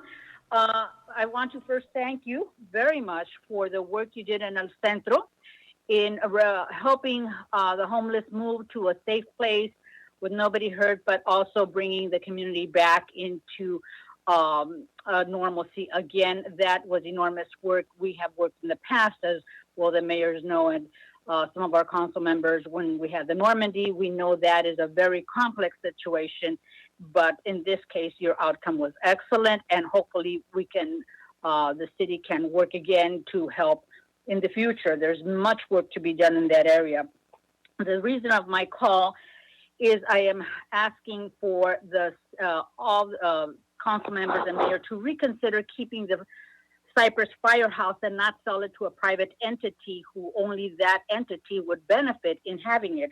The firehouse is a dream come true. We have worked before, those who don't know us. I'm from the Santa Ana Healthy Neighborhoods Alliance, past president of Wilshire Square. We worked for 9 years to bring the Pacific Electric Park to fruition, a dream come true. We have pride in the community. We drive by. That is an investment that will pay dividends for decades and decades to come. That is the same dream we bring to you with the Cypress Firehouse. True, in the past there has been damage and cost, but that happens when you have empty spaces under the circumstances. But now COVID made it so patently clear that one of our densest neighborhoods, the Pacific Park, formerly East Side, is in dire need of more services. And that is the thing I'm bringing to you, that in keeping the Cypress Firehouse, we could have it a fabulous center for the community with a combination, because it's one of the highest crime areas in that corner of Bishop and South Main, of a substation, police station in the back. It's a 4,000 square foot building. My background is in real estate and construction. And that building is backed by an alley and the street. And the police department, once they would be a stable part of the community in the old school of community policing, where everybody knows the officer on duty and we can have coffee. And also I approached the broker of record for the a dollar store, and they were very enthusiastic of considering having the owner allow public parking for the use of the community center, seeing that would be a safe place to go. Working together with several of the members of the Alliance, well, then we look at the 15 preservation, the seconds value of cooking. And then also another member will be putting ideas of having fabulous services, a bibliothèque to raise the awareness and help the community within walking distance, which, as we saw with the park, that can happen and would be totally utilized, which would revive that whole area, bring a stimulus, values, property values, pride of values, and Thank you. all the way around. Thank you. Thank you. Caller with the last three numbers, 528, if you would please dial *6 to unmute your call. Thank you. Good evening, Mayor, City Council members. My name is Ana Ursula. I'm a resident of Ward 6 and the Director of Cooperación Santana. I want to thank the council members and city staff who attended our celebration, or in other ways showed your support for the graduates of our worker cooperative curriculum last night. Thank you. And I'd also like to speak on item 24. Housing, food, and work. The pandemic exposed that these are major vulnerabilities and the first needs that people had to address when they were with no job during this health crisis. In order to be forward-thinking, we need to not only recover, but rebuild from the pandemic with long-term solutions that create more stability, more opportunity, and more ownership of existing Santana residents in the areas of greatest need. Two important infrastructures have been put into place that could support the stabilization of people in their homes through the purchase of their apartment buildings. One of them is a community land trust and the other a cooperative incubator, and both have been established with the direct participation of organizations and residents of Santana. Thrive Community Land Trust offers a mechanism to hold land to maintain it permanently affordable and accessible, and Thrive facilitates participation in planning and development. As you know, this is currently underway at the first site leased to Thrive, which will be utilized for an urban farm. But the land trust can also be an important partner for the acquisition of existing housing or for the development of new housing that people can afford, like the cooperative ownership of multifamily dwellings. For food, I would like to speak to an initiative that launched during the pandemic to locally grow and commercialize food from a site of a local church in Ward 3. Crece Urban Farms manages an urban farm and a community-supported agriculture program to provide families who subscribe with a weekly, bi-monthly, or monthly farm box of fresh vegetables and mushrooms. And this is an economic development project as well. I speak to it because an urban agriculture initiative to utilize vacant lands throughout the city can begin to address this vulnerability of food insecurity and turn it into a sustainable local food system. And lastly, to speak about work, during the pandemic, Operación Santana, SCBHC, and Resilience Orange County launched immediate response through an economic relief fund called Inlakesh. Over 6,000 people applied and more than 1,500 people have received economic relief funds. So many people in domestic work and restaurant industries and others have been impacted. Rebuilding also needs to be about the work and ownership opportunities that will be made available. Worker cooperatives are businesses owned by their workers that allow for more accessibility to starting funds, longer-lived businesses. They increase local spending and they provide higher wages.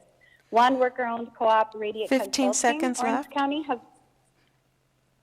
already launched in the midst of the pandemic, and others will come like a childcare cooperative and a cafe cooperative. My comment in sum is to urge that the city's budget and the revised Santana Fund provide investments toward long-term solutions to rebuild from the pandemic that include community-owned, led strategies around housing, food, and economic development. Thank you.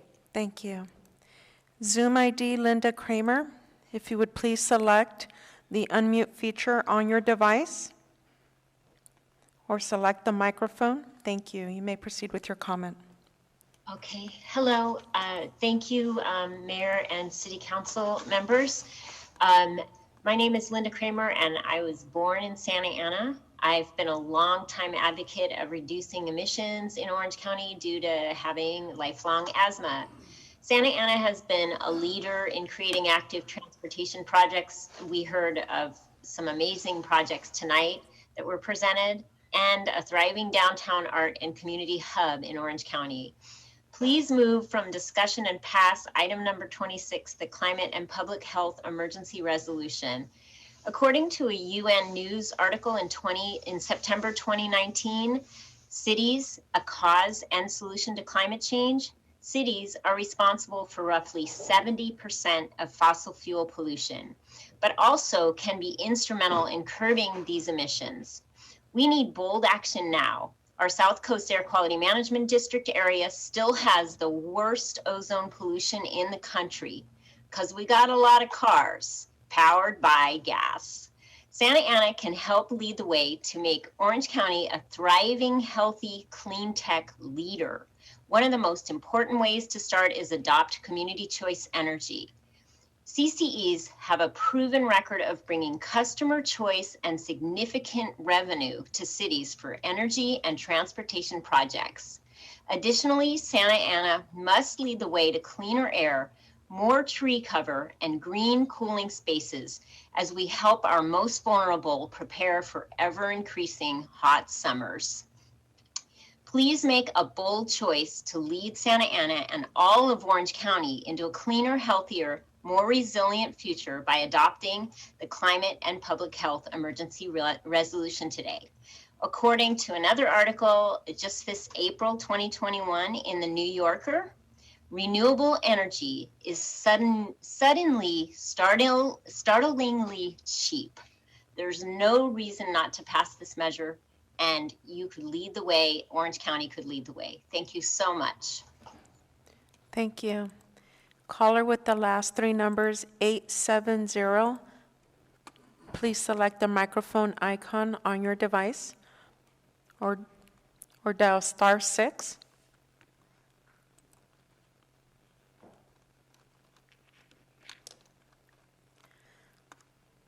Looks like that call dropped. Zoom ID, Jerson, if you would please select the microphone icon on your device.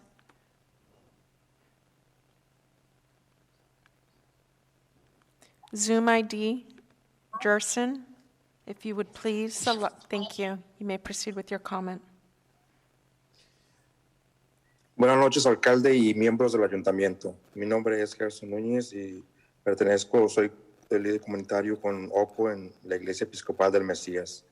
También estoy muy agradecido por agregar el punto número 20 en la agenda para la instalación de la placa conmemorativa en honor a Charlene Hanson en la agenda de esta noche, y espero que todos ustedes y el congresista Lobo Correa sea uno de nosotros en la ceremonia de inauguración. Quiero aprovechar esta oportunidad para expresar también mi apoyo y el de OCO a un estímulo económico directo para los residentes de la comunidad de Santa Ana. El alcalde Sarmiento ha compartido esta visión con nosotros en algunas reuniones con varios líderes religiosos y estamos totalmente de acuerdo en apoyarla, ya que está directamente alineada con nosotros, con nuestros valores de fe. Como estoy seguro de que sabes, Santa Ana tiene 2 de los 4 códigos postales más afectados por el COVID-19, según el índice de lugares saludables del estado.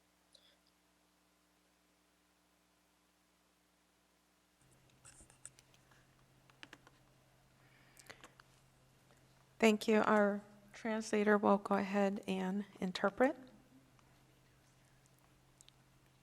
Good night. I am member of the church, and I am calling about the item number 20 from the agenda, and I hope that you are going to discuss about this item tonight. Also, the mayor was last time at the one of our events, and I am happy that the city or the councils are agree with or are aligned with our faith. And I also wanted to mention about the 4 zip codes in our city of Santa Ana are being more affected according to the report.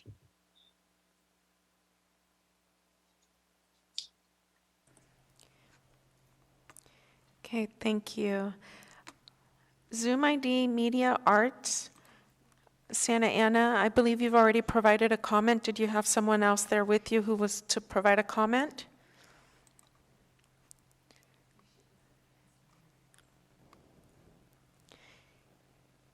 Zoom ID Blanca Ruelas, if you would please select the microphone icon or select the unmute feature on your device.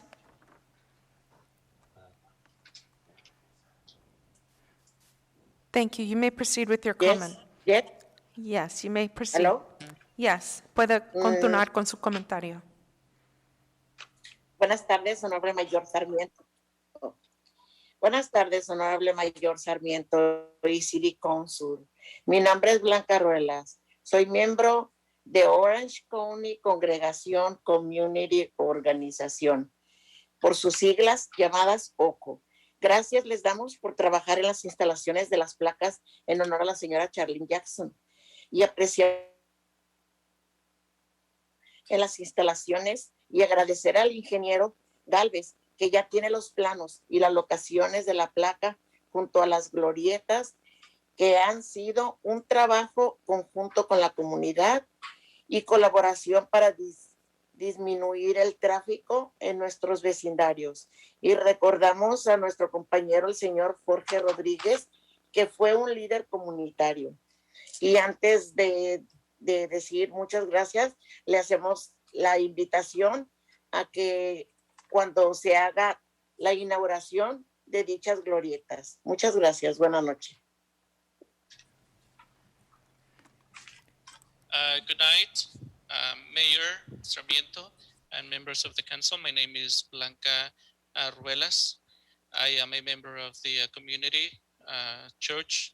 The letters are OCO.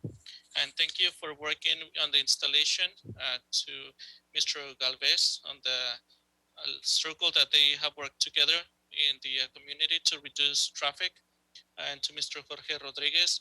And I hope that they are going to attend the ceremony to when they open this project.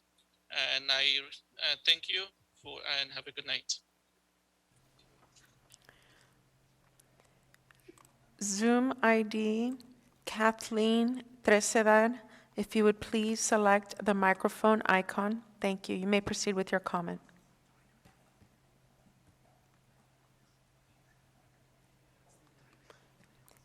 Kathleen, you've successfully unmuted yourself. You may proceed with your comment.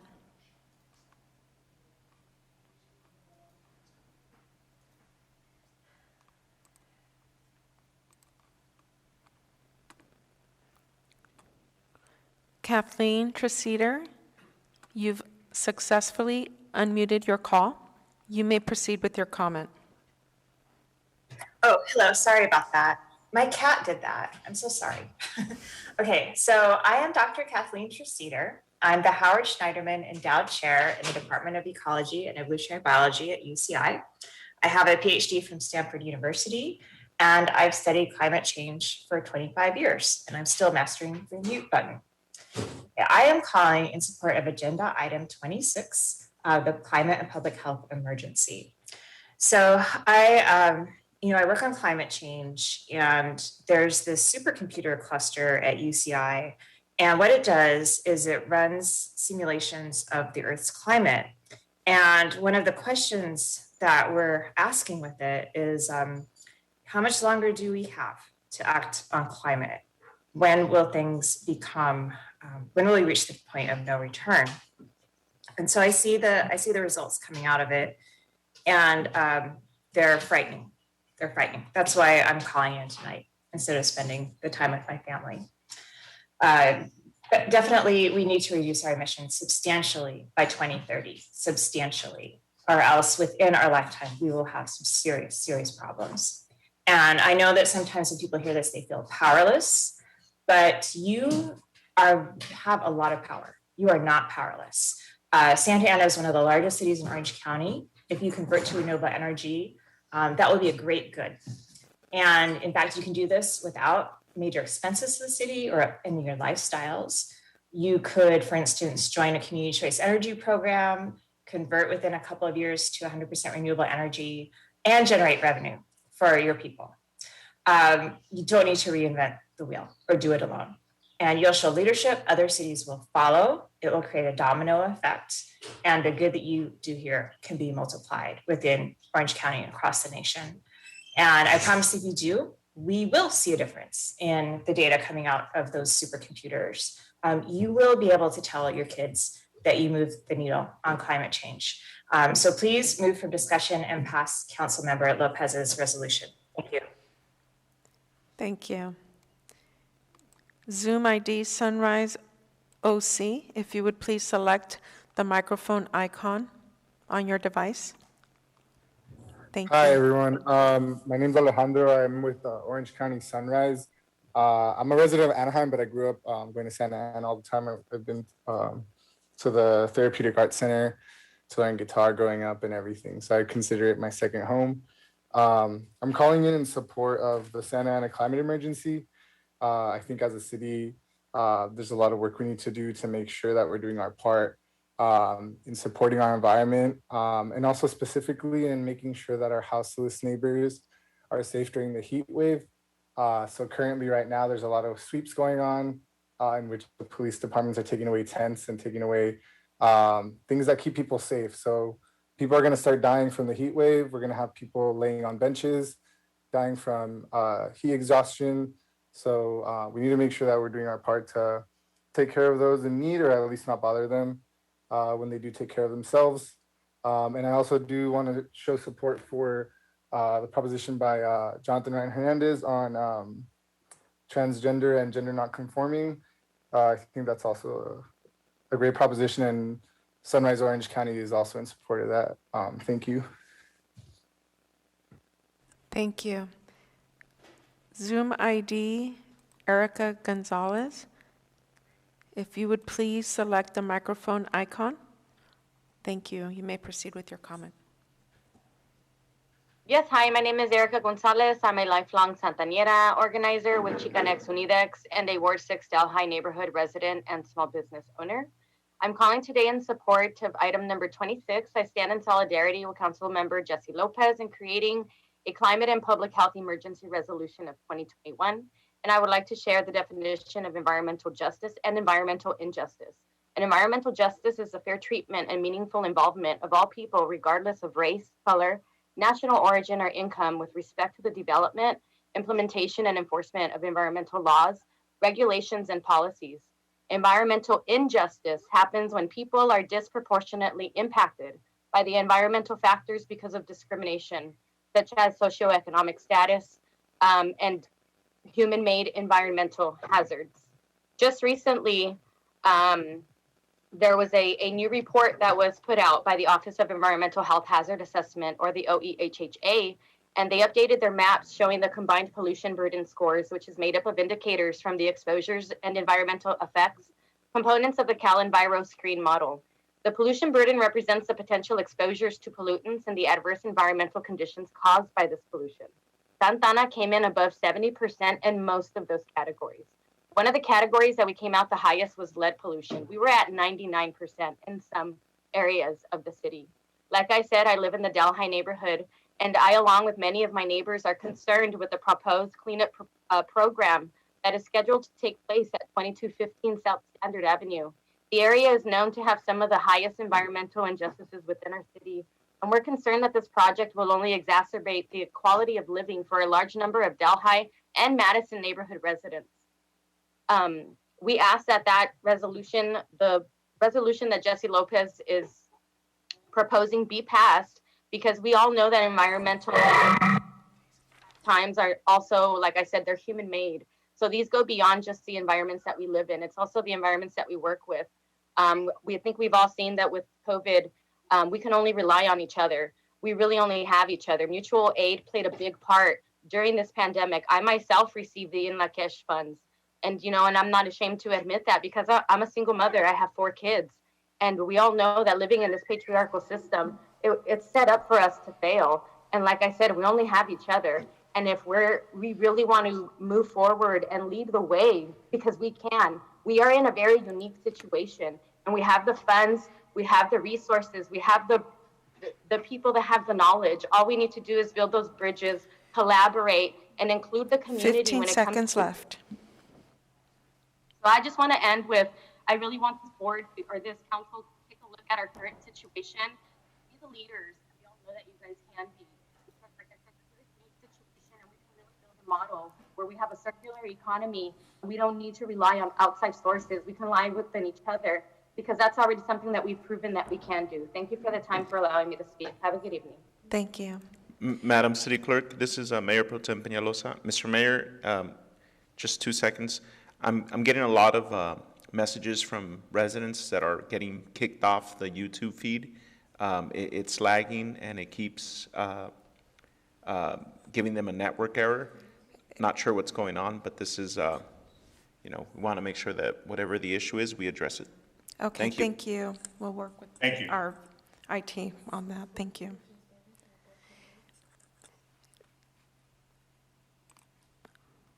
Zoom ID Connor Medina, if you would please select the microphone icon or the unmute feature on your device. Thank you. You may proceed with your comment. Zoom ID Connor Medina, you've successfully unmuted yourself. You may proceed with your comment. Hi, sorry, my microphone button was off, but can you hear me now? Yes, we could hear you. Thank you. Perfect. My apologies. Thank you. Good evening, Mayor Sarmiento, members of the City Council. My name is Connor Medina. I am speaking on behalf of Orange County Business Council, the leading voice of business in Orange County. We respectfully request that item 26, the direction to staff to agendize the proposed climate and public health emergency resolution, be tabled. OCBC recognizes the importance of addressing global climate change as key to Orange County's environmental, social, and economic health.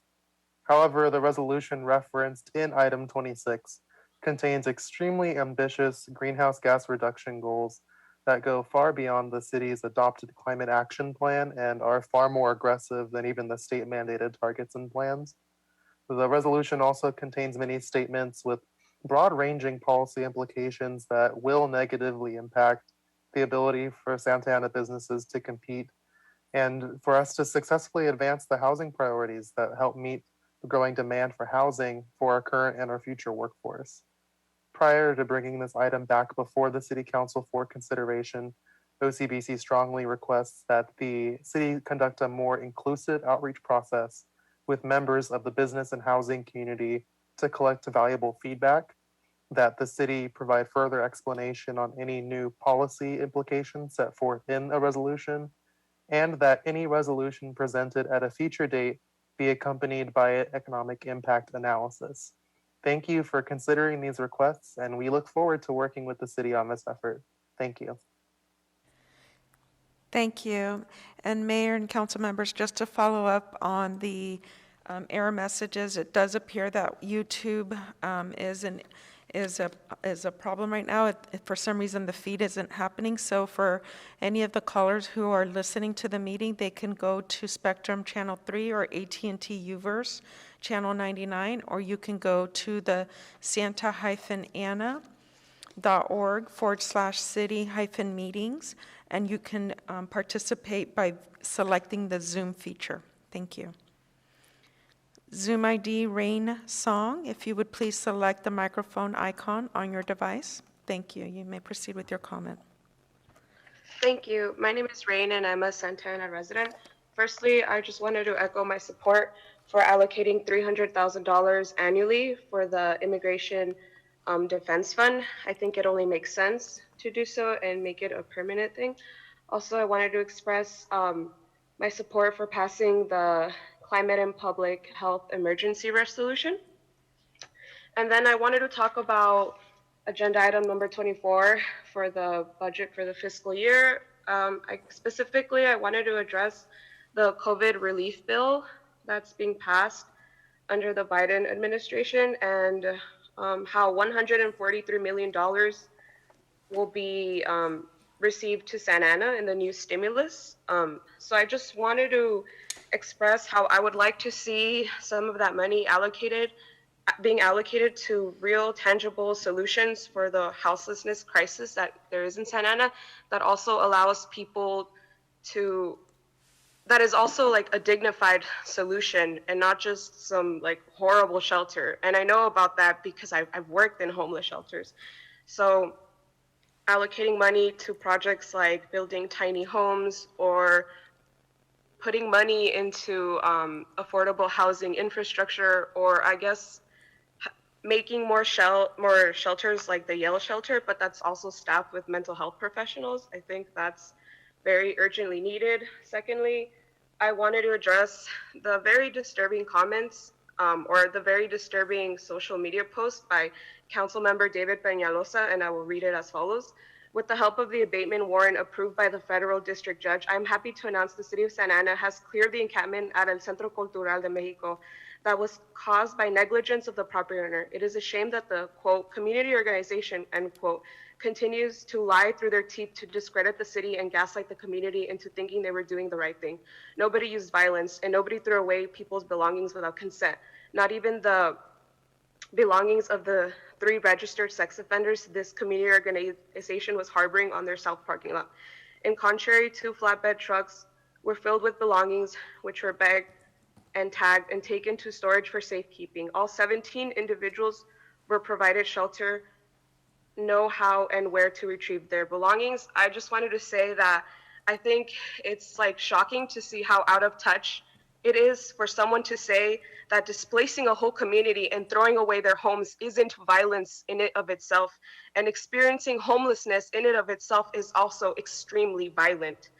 I don't know how you're not more ashamed of yourself for writing things like this. I just wanted to say that I was there on the day of the raid. About like 15 to 20 police officers showed while everyone was still sleeping, threw away people's things, even if they weren't there. So 15 seconds left. So there was no consent that was happened. Also, I think it was a very coercive and intimidating tactic to for the police officer to tell people, are you going to go to the shelter or are you going to leave or get out?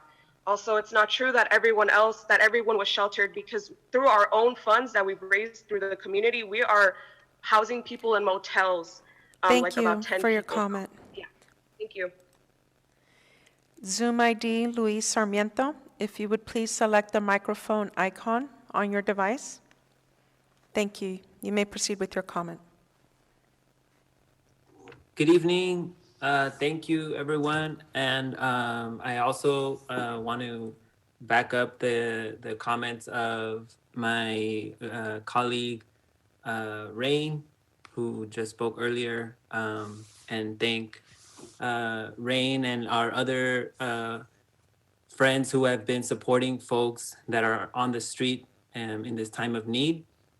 I also want to speak on item 24 and say that the responses to the needs that we see in Santa Ana should be guided by those that are directly impacted, with the lived experiences to ensure that public funds are spent responsibly and effectively.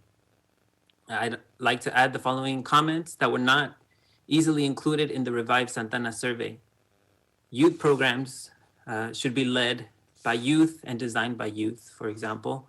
The use of public funds in support of economic development, the development of housing and open space in the city should be directed by residents, especially our low-income renters who have been historically excluded from decisions around economic development. Collaboration with our local community land trust, Thrive Santa Ana, can facilitate resident-led development on publicly owned land. Also, the acquisition of existing housing and development of new housing, all with the guidance of and to protect existing residents' right to remain and thrive in our city. The Mercadito is a long-promised development put forth by Thrive Santa Ana, which could be developed with the participation of local vendors and cooperatives, providing much-needed economic opportunities and recovery in the coming years.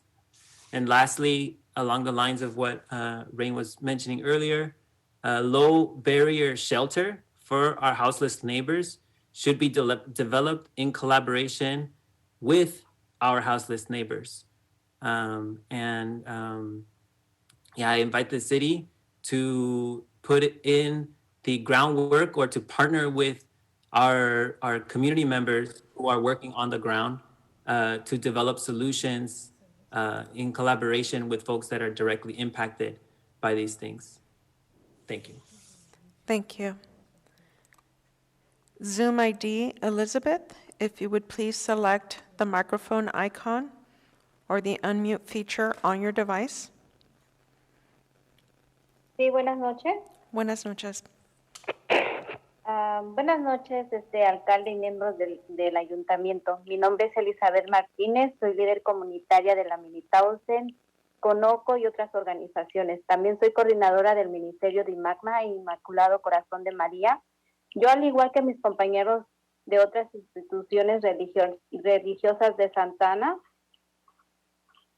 que aquí presentes, quisiera agradecer por el punto 20 de la agenda sobre la instalación de la placa conmemorativa al honor de Charlene Hanson y también del señor Jorge Ramírez. En la agenda de esta noche su apoyo es valioso, ya que se trata de un esfuerzo que ha tardado por años en contactarse. Quiero aprovechar esta oportunidad para expresar también el apoyo mío de OCO para crear una agencia de atención médica de Santa Ana, para priorizar la atención médica de los más vulnerables de Santa Ana, como nuestras personas mayores, niños y residentes en riesgo. Incitamos a la ciudad a encargar estudios de facilidad para evaluar los servicios profesionales y fiscales relacionados en el establecimiento de la Agencia Municipal de la Salud Pública para la ciudad y considerar la contratación de un coordinador de equidad e inclusión. Antes de la pandemia del COVID-19, Santa Ana ya estaba luchando con la presentación de servicios de salud pública adecuado en el condado de Orange.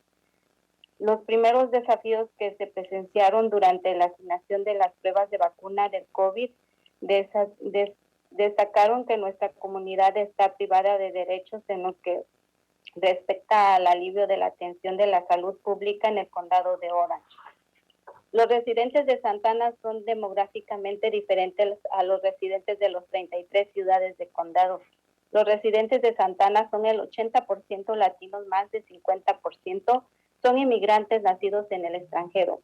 Muchos inmigrantes sin estatus legal y la mayoría ya padecen problemas de salud preexistentes, subyacentes que incluyen en otros diabetes, obesidad e hipertensión. Además del COVID-19, muchos de los residentes de los vecindarios tienen problemas de ansiedad y depresión. También tienen problemas de justicia ambiental como resultado de su proximidad a industriales ligeros y pesados. Nuestros valores de fe nos exigen que estemos ante ustedes y aboguemos por ellos que más lo necesitan. A medida que se han canalizado recursos adicionales a las ciudades del gobierno federal y estatal, ahora es momento de invertir en aquello que más han luchado durante los últimos años. Le quedan 15 segundos. Quiero agradecer al alcalde Vicente Sarmiento por su apoyo a la Mini Townsend y gracias por todo su tiempo. Que Dios los guíe en sus decisiones. Gracias. Okay, gracias.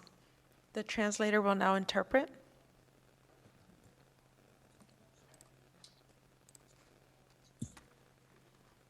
Good night. My name is Elizabeth Martinez. I am the coordinator of Corazon Maria, and I applaud my other peers, that are members of another religions, and I thank you for the plaque that was posted in memorial for Jorge Ramirez and all the hard work.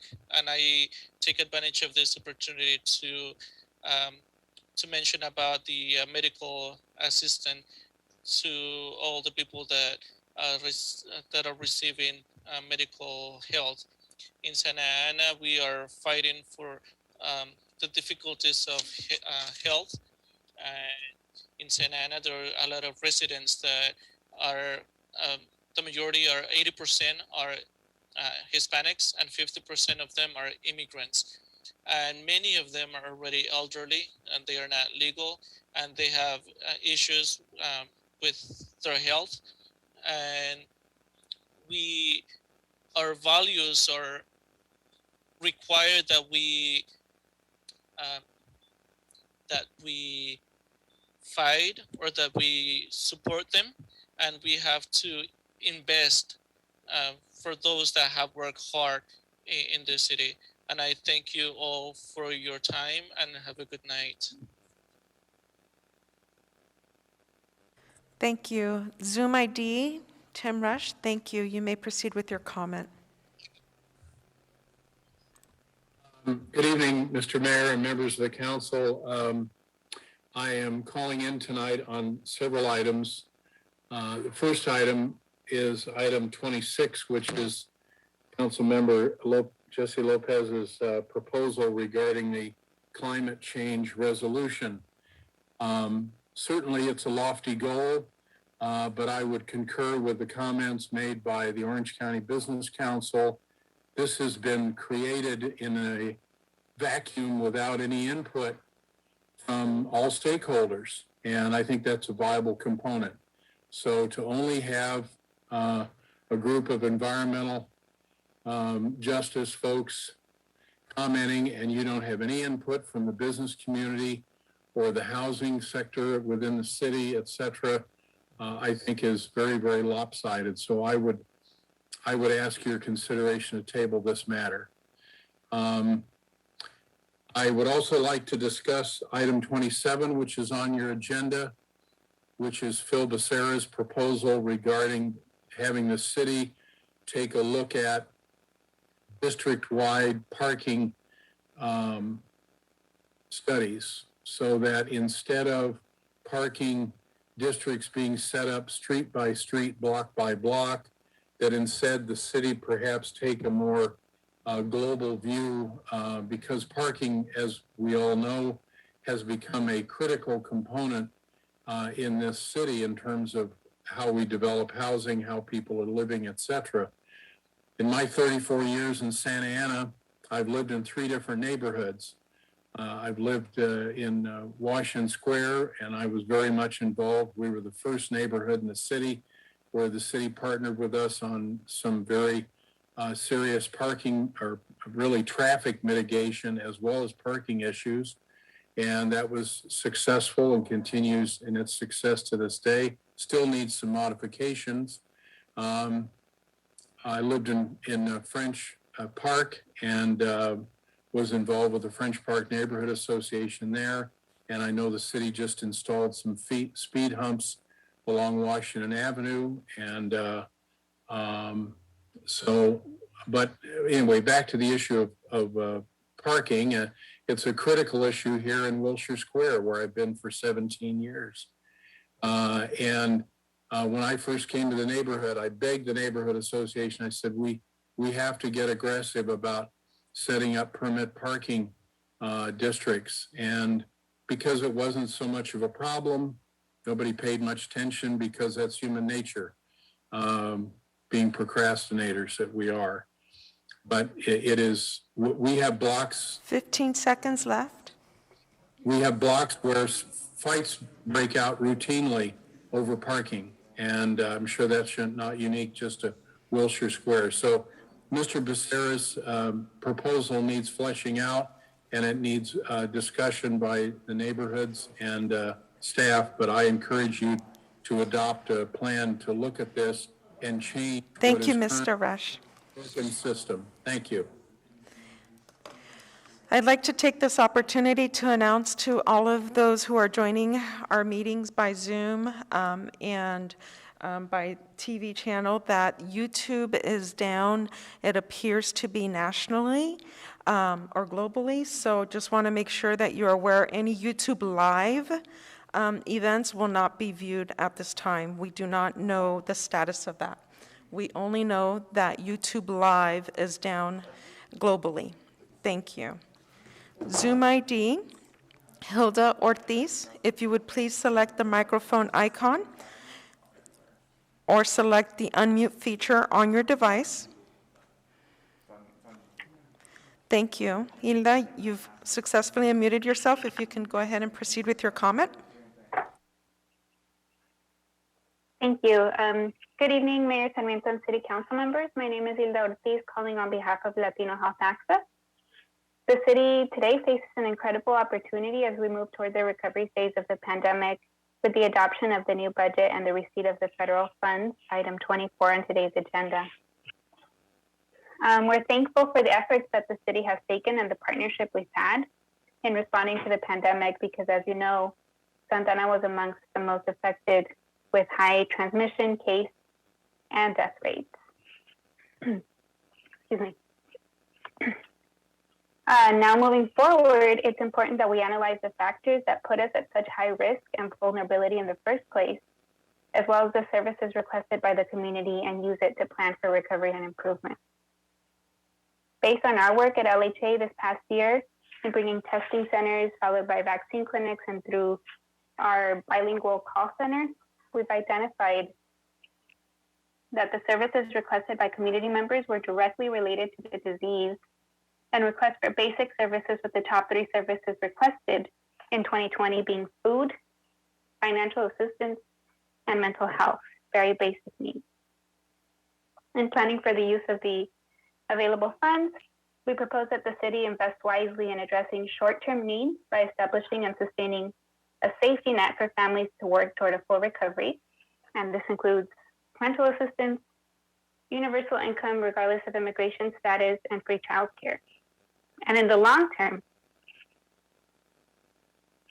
we must address the compound effects of the pandemic through the following. 1, chronic disease prevention and management and access to long-term health care services. We know that the prevalence of chronic diseases in our community was high prior to the pandemic, and the number of people at risk has likely increased. 2, emotional wellness and mental health services for our families that have faced a year of individual and collective grief and loss. And based on our data, we anticipate that the need for emotional wellness services will skyrocket over the next 18 to 24 months. 3, community-centered community development that prioritizes opportunities to the most vulnerable neighborhoods, including reimagining the use of land and activating and protecting spaces to maximize access to affordable housing, open space, and alternative economic models that are sustainable, especially for undocumented families. And finally, protections and resources for tenants by increasing the tenant legal assistance. 15 seconds left.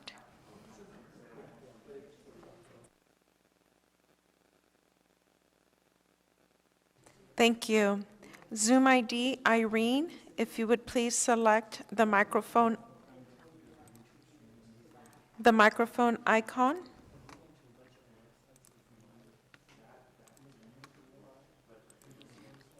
Zoom ID, Georgia, if you would please select the microphone icon on your device. Thank you. You may proceed.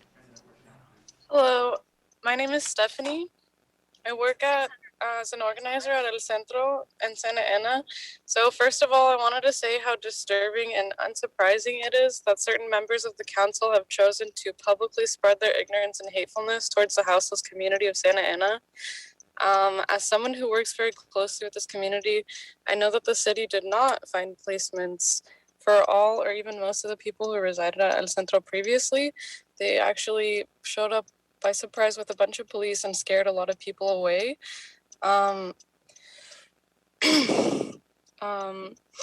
So the city council members claimed that they were going to enact room key, but they did not offer this to any of our community members at El Centro, despite their claims that they have offered hotel rooms. There are also several people who I know who are still living out on the streets because they were not offered adequate resources by the city. So as much as like the city is like saying that, oh, we should be really happy with this, like it's clear that this is still an issue. Like, so just because we're not seeing this doesn't mean it doesn't exist. Just because we're not seeing it at El Centro doesn't mean it's not a problem. So I would like to urge the city to use the Biden Relief Fund for the stimulus to enact like genuine and careful plans in order to use these funds to expand resources for our houseless community members. Many members of the council have made it clear that they don't mind this problem, as long as they don't have to see it. But I hope that not all of the members of the council feel this way, and that they will actually put in genuine efforts to expand resources for people who have not been offered adequate resources. And that's all.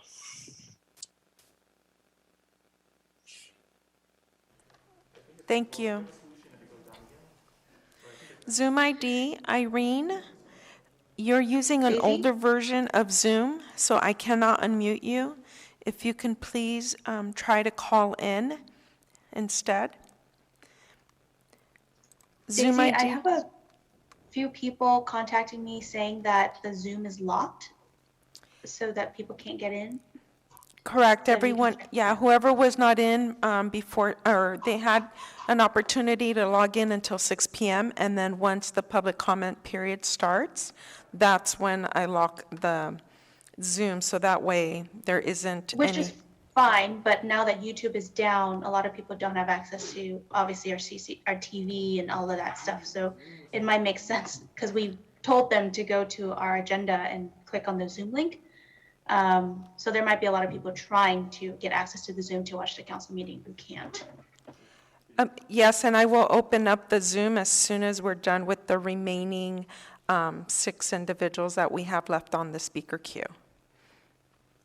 But that would mean people cannot watch or listen to the public comments. I think you can take the 6 people's names down and not call on the rest, if that is the concern. Yeah, I believe that YouTube, I've just heard from an announcement that looks like YouTube is up and running again. So YouTube Live should be working. Okay, thank you. Zoom ID. Francisco, you may proceed with your comment. Francisco Islas. Hello? Hello, you may proceed with your comment. We could hear you. Oh, hi. How are you? Hello? Hi, por favor, continúa con su comentario. Oye, bueno, hablo inglés, pero sí en español. Antes quería hacer un comentario. Yo oí con eso de que, pues, el gobernador, o no sé también si aquí en el condado de Orange ya quieren quitar la máscara, porque supuestamente ya muchos ya se vacunaron, pero yo realmente estoy muy preocupado y mucha gente está preocupada todavía de mi vecindario y comentarios en los trabajos de que no deberían de hacer eso porque mucha gente todavía no se ha vacunado y mucha gente desde que empezó la pandemia tampoco han usado la máscara. Entonces todavía hay mucha gente que está infectada allá afuera, tienen el virus, uno no sabe. Entonces yo en mi pensar, debería el gobierno no quitar la restricción porque entonces sí se va a poner otra vez la pandemia cuando venga el tiempo ya ves, en tiempos de frío, cuando se levanta otra vez la pandemia, como ahora que pasó en diciembre y enero, que estuvo muy fuerte. No sé si podrán comentar eso con el gobernador o para que estudien bien los análisis de que pues todavía hay mucha gente allá afuera que no se han vacunado y nunca usaron la máscara. Solamente quería decir eso para que prevenir de que vaya a haber más infecciones en el futuro. Gracias. Gracias. Our translator will go ahead and interpret now. Hi, my name is Francisco Islas. I just wanted to make a comment about the law that they're going to try to not to wear masks anymore because a lot of people have got the vaccine. I am very concerned because a lot of people at work, we don't know who has the vaccine, and there's a lot of people that still has they could have the virus, and we don't know. And my way of thinking, I think if they get rid of that restriction, it's going to get worse when the time comes when it's more cold. For example, in January and February, that's when it was very high with the pandemic. So I don't know if you can talk with the governor and to make sure that we can still use the mask so we can prevent more infections in the future. Thank you. Thank you. Zoom ID Laura Pantoja, if you would please select the unmute feature on your device.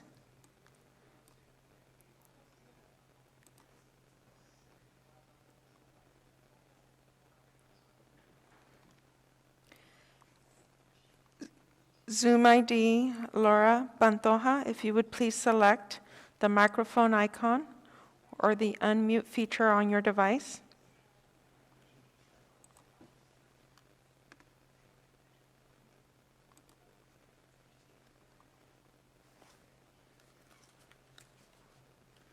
Laura Pantoja, if you would please select the microphone icon on your device. Persona en el Zoom con el nombre Laura Pantoja, por favor marque activa el sonido en el aparato en lo que estás usando Zoom.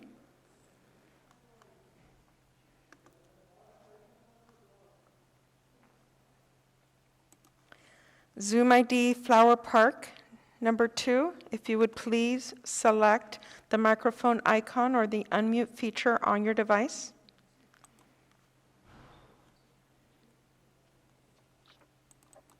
Yeah, hi, my name is Eric. I'm a civil servant, et cetera, et cetera. Yeah, I just want to make a public comment about in support for those programs. The arts one, also the immigration defense, and also the pollution one. These are good resources. I know you guys have to talk about the budget constraints and whatnot, But I just want the council also to kind of reanalyze their use of the spending. I believe I think it was in 2019, 2020. You guys did purchase or authorize a purchase of like a military style tank for the law enforcement. And I mean, within the last 2 years, I don't think there's actually ever been a real practical use of that.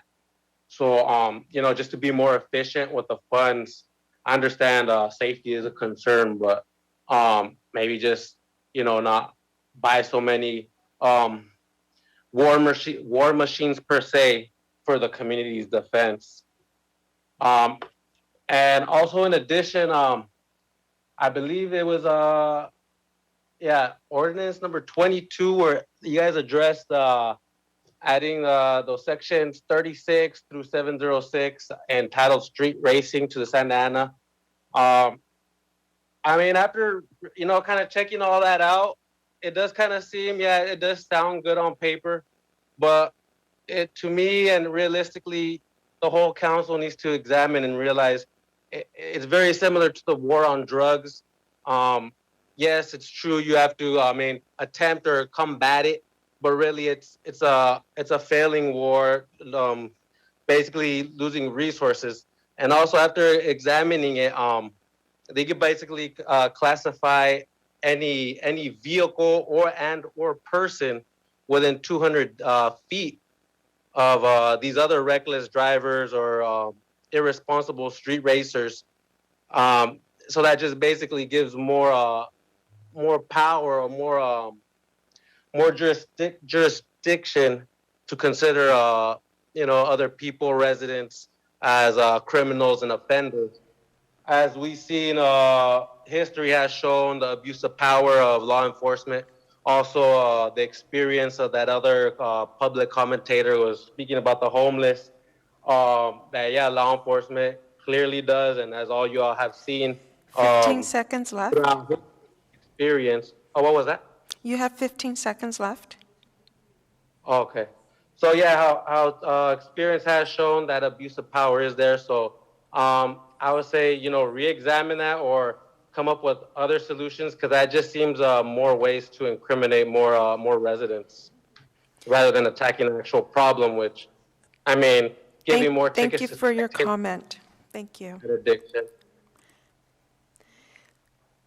Zoom ID Daisy Cruz, if you would please select the microphone icon on your device. Thank you. You may proceed with your comment.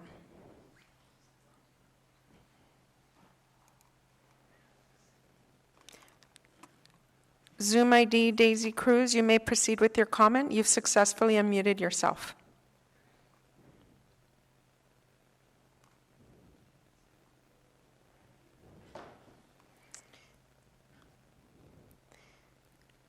Zoom ID Daisy Cruz, you've successfully unmuted yourself. If you would please proceed with your comment.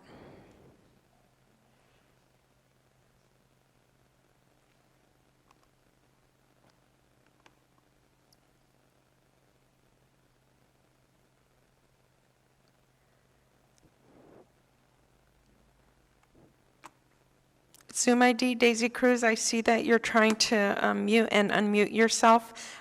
Perhaps it's the volume on your device.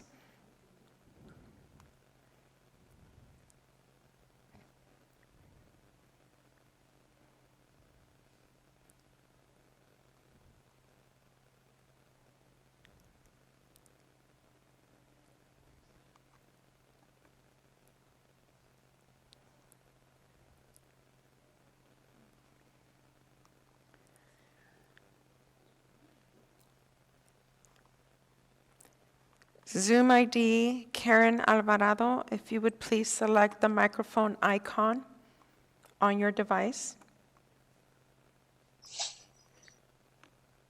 Adelante, Irene. Oh, thank you. Buenas Now noches.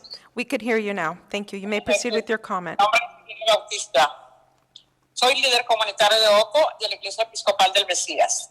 También estoy aquí para expresar mi gratitud y apoyo al tema número 20 de la agenda de esta noche. Este es realmente un tema muy valioso e importante para todos nosotros, ya que honramos a Charlene Hanson y por extensión a mi colega Jorge Rodríguez, quien abogó incansablemente durante años en este proyecto, ya que lo vio como su obligación moral de hacer todo lo posible para proteger a su comunidad. Desafortunadamente no podrá ver que la visión cobre vida, pero hoy estamos todos aquí con su espíritu. Yo, como Jorge, también creo en el valor de la incidencia y quiero aprovechar esta oportunidad para abordar otros dos temas que son de gran importancia y que este Consejo tiene el poder de seguir adelante con los recursos adicionales que la ciudad ha recibido del American Rescue Plan. Los líderes religiosos creemos que se debe invertir en la creación de un programa de estímulo económico directo y una agencia de salud pública de la ciudad. No hacerlo continuaría permitiendo el racismo sistémico y la falta de oportunidades para nuestras comunidades de color de bajos ingresos.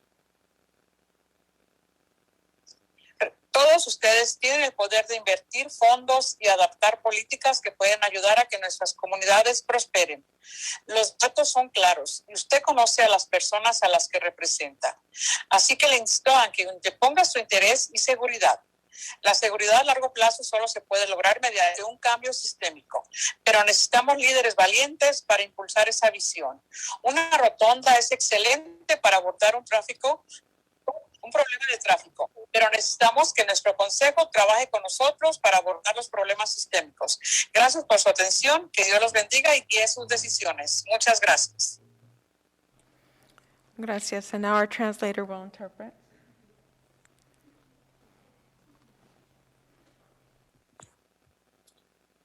Good night. My name is Mr. Bautista. I am also here to support item number 20. And it is very valuable to all of us, and also in support to our colleague Jorge Rodriguez, who lived all his life to protect the community, and now his priority is here with us. I also wanted to talk about other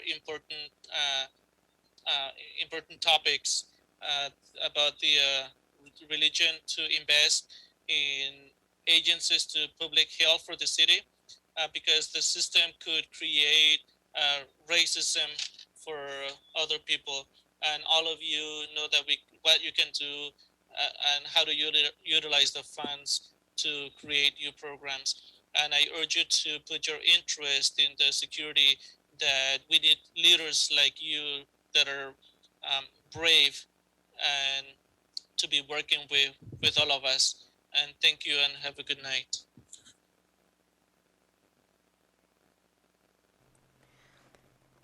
Thank you.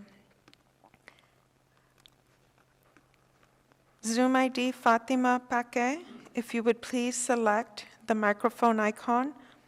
Thank you. You've successfully unmuted yourself. Good evening, Honorable Mayor and member of the City Council. My name is Fatima Paque. I am represent to St. Joseph Catholic Church in Santa Ana, and I am member of the Orange County Congregation Community Organization, also now is OCO. Thank you for putting item number 20 for the installation of the memorial plaque honoring Charlie Hanson on tonight's council agenda. We are very pleased to see your support for the plaque installation. Orange County Congregation Community Organization and San Joseph Catholic Church wishes to coordinate a ribbon cutting of the plaque installation for the city. We invited all city staff, community member, and Congress Lou Correa. Charlene Hanson was a member of San Joseph Catholic Church, and I was hit by the car walking home after attending Mass on June 17, 2017. She working for the Postal Service for over 30 years, deliver mail to the Floral Park area here in Santa Ana, where her grandparents were living on Heliotropo Drive. She living in an apartment which are overlooking her child home in Lacey Street. Charlene living her entire life in Santa Ana. She was only 70 years old when she died. Charlene was a devout and loyal community member whose love was shared with the Santa Ana neighborhood she served. We request the plaque be installation on the south corner of Civic Center Drive and Lacey Street, where Charlene was struck by the car and she passed away. We hope that the installation on the plaque will be a constant reminder for all drivers to be watchful for pedestrians and bicyclists, and that this is what the Civic Center Bike Line Project is all about. With the near completion of the Civic Center Bike Lane Project, does include safety, improvement for pedestrians, and believe the plaque will be a visual remember all people, pedestrians, and bicyclists' safety in the community. Thank you for your support for the plaque installation. Thank you. Thank you. Ok, Laura Pantoja, ¿usted puede ¿Sí, hablar? lista? Sí, estoy lista. Gracias. Buenas noches, concejales, alcaldes. Mi nombre es Laura Pantoja, soy residente de Santana y mi concejal que me representa es el concejal Hernández. Y estoy aquí para hablar del punto 24. Yo trabajo y vivo en Santana desde hace más de 25 años. Y en los últimos años, en el último año hemos visto cómo nuestra comunidad ha sido impactada por el COVID, ¿verdad? Cómo han perdido a sus hermanos, a sus padres, a sus hijos, ¿verdad? Por esta pandemia. Y me alegra mucho de saber de que casi el 50% de las personas que viven en Santana están vacunadas, pero todavía nos queda el resto, ¿verdad? Que es más de la mitad. Entonces, les estoy pidiendo apoyo para que las personas se vacunen, que las vacunas sean accesibles, ¿verdad? He estado oyendo que muchos se van a vacunar en sus clínicas comunitarias, pero la mayoría de nuestra gente no tiene seguro médico. Entonces pido, por favor, que apoyen, que lleguen las vacunas a los vecindarios que han sido más impactados. Quiero pedir apoyo para la renta, que se siga apoyando los programas de ayuda para la renta, porque la gente tiene casi más de año y medio. Muchas madres de familia que trabajaban no han regresado a trabajar y les han llamado, pero no pueden regresar porque están cuidando a sus hijos. Queremos definir qué es la seguridad pública, ¿verdad? Hemos visto cómo la mayoría del presupuesto se va en la policía y no vivimos en la ciudad más segura, ¿verdad? Entonces queremos que no se ponga dinero a la seguridad pública hasta que se define qué es sentirse y vivir seguros en nuestra comunidad. Necesitamos centros de rehabilitación de física, mucha gente afectada por el COVID, sobre todo centros para jóvenes que tengan recursos para hacer sus tareas. Apoyo a las organizaciones que prestan recursos para los jóvenes. Si la educación es gratis en esta ciudad, el internet debería ser gratis. Hemos visto cómo las familias sufren para que los hijos puedan estar en su clase en una sola habitación. Así que les pido apoyo para que puedan acceder al internet gratis todas las personas que viven en Santana. Programas para familias gratuitos, ¿verdad? En los centros comunitarios son muy altos el costo y una familia de 4 no puede acceder a pagar $200 al mes por llevar a sus hijos a hacer deporte, alguna actividad. Y quiero pedirles que haya una biblioteca en cada distrito, concejales. Podría ser un buen proyecto para que los jóvenes y niños tengan al alcance los libros y las computadoras.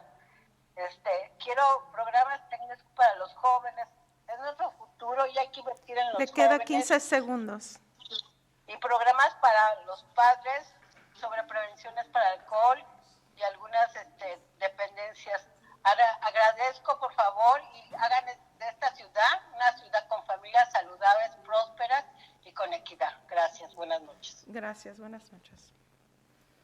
Thank you, and our interpreter will now translate.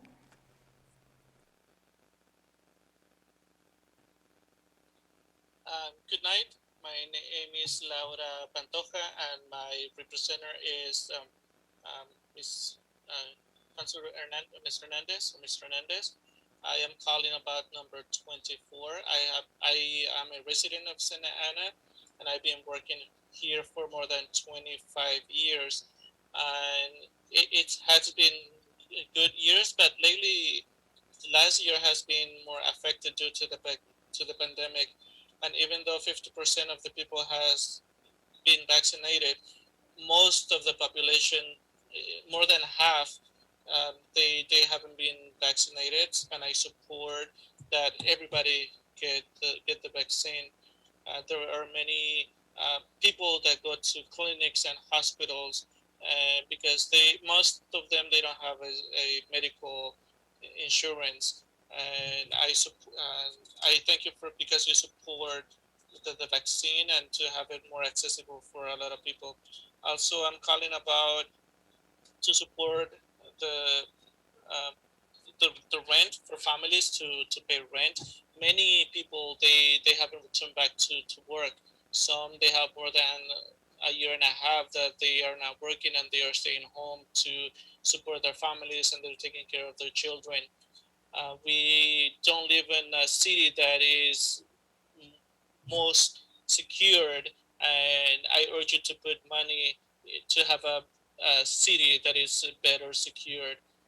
There's a lot of people that have been affected for COVID, and also putting the funds in programs for our youth and education for our children so they can have a better education. Also, to have a better living, because there is not possible for a family of four to be living in one room.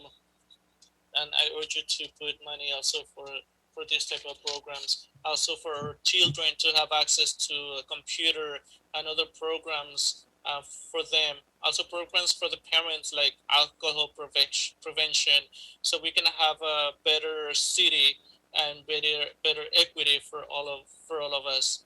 Thank you and have a good night. Thank you. Daisy, you may go ahead and proceed with your comment. Yes, can you hear me? Yes, we could hear you. Awesome. Good evening, Mayor and City Council members. I was having some trouble with tech, but my name is Daisy Cruz. I'm calling on behalf of the Kennedy Commission. I'm calling on the adoption of the new budget, item number 24. But I'd also like to start with mentioning that this Zoom call should have included the option for interpretation, where some residents were having a hard time finding where they could listen and participate in Spanish and likely other languages. But as a city with 80% of renters that fall into moderate, low, and very low income, many of whom have also been heavily affected by COVID-19, the city's priorities should be on addressing the effects from the pandemic. Creating housing stability should be a part of the city's short and long-term economic recovery strategy that will directly benefit the city's residents. The creation of new land use opportunities, policies, and programs that will directly benefit residents should be a priority, including that for youth, mental health services, internet access, and other services. Thank you. Thank you. Zoom ID, Victor Bustos. If you would please select the microphone icon. Thank you. You've successfully unmuted yourself. Thank you. Good evening. Victor Bustos, resident of Santa Ana East Side community. I was just calling to voice my support for agenda item 26 and 27. I'll talk about 27 first. I really think something needs to be done about the parking crisis that we have. As one of the callers said, there's fights that come out of people just fighting over parking space, fighting over people reserving spaces. So I really think something needs to be done about that. I have relatives that have to park, blocks and blocks away because they arrive home at a time that there is no parking available for them near their home. So on item 26, I heard a caller say that we needed to table, public health emergency resolution, but climate change is happening right in front of us. It's here. So if we keep tabling it, when will we do something? It's like asking our kids, hey, let's table your health for later. let's table your future for later. We'll talk about it when it's a bigger problem. So, again, just wanted to call and voice my support for those items, and thank you for your time. Thank you. Zoom ID Carla Juarez, you may proceed with your comment. Please select the microphone. Thank you. You've successfully unmuted yourself. Thank you. Good afternoon. Good evening. My name is Carla Juarez. I'm a longtime resident of Santa Ana. I am in Ward 4. I am calling in regards to item 24 and also just touching briefly on other subjects. In regards to item 24, Revive Santa Ana plan to use the $42 million from the American Rescue Act. I would like the funds to be used to support our most vulnerable. And I also want to voice my support in the Immigration Defense Fund, the Tenant Protection Fund, a Community Land Trust Fund, a Worker-Owned Cooperative Fund, the LGBTQ Community Protection Fund, and also language justice, including Spanish, Vietnamese, or other languages that reflect the residents. Funds towards building inclusive equity. There will be an eviction tsunami at the end of June, as we know, when the moratorium ends. These funds should be used to support resident-driven development. And yes, houseless folks are residents as well and our neighbors. Just because we don't see them don't mean that they're not there. Development without displacement, with community agreements, resident-driven development on public land. Santa Ana has an excessive amount of public land. Let's just remember what happened in Bristol. How many families did we not strip from their homes? And for some reason, city staff, city officials are fixed on selling it, and I don't understand why. Privatizing the land will decrease and limit accessibility. Equity, accessibility is the word. Privatizing the land for profit will only allow those who can afford it to be able to enjoy it and share with family. Public land should be a public benefit. Public land, empty lots, I've seen them with fences where no one could use them. That means kids can't play with them, or we can't even use them for parking if parking is such an issue, and it is an issue. But they have fences on there. Tenants whose house are being put on sale, there should be a program like for the right to purchase program, because it's so bad. The community, our renter community is very vulnerable. Santa Ana has more than 50% renters.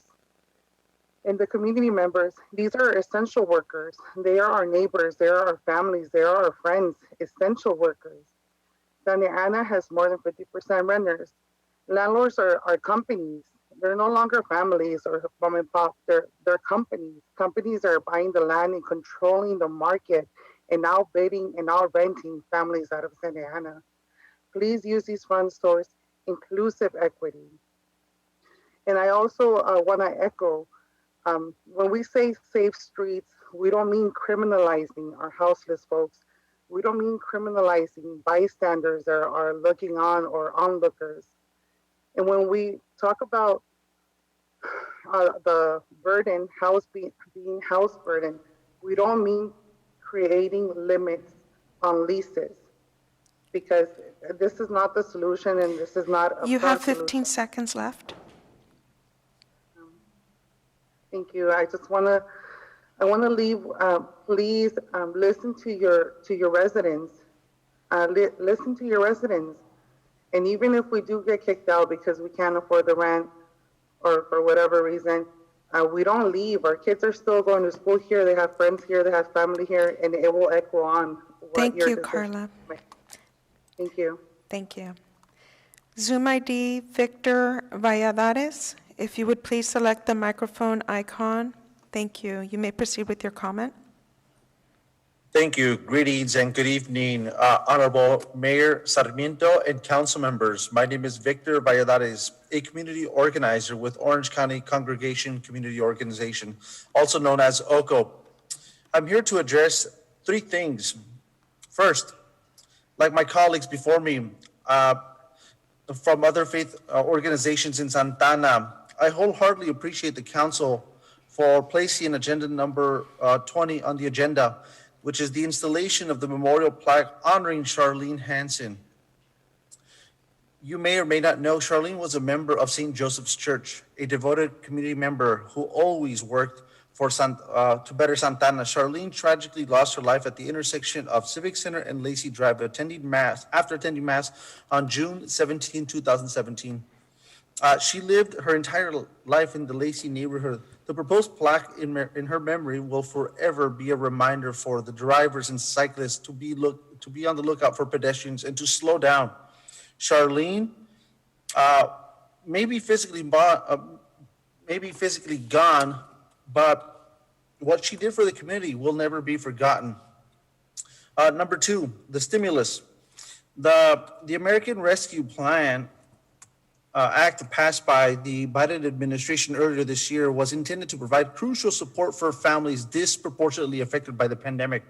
One way we can do good for our community is making sure that the American Rescue Plan funds that the city has received would go for the hardest hit families in the Santana community and businesses to assist families most impacted by the COVID-19 pandemic, as well as those to provide an economic boost to our hard-hit local businesses.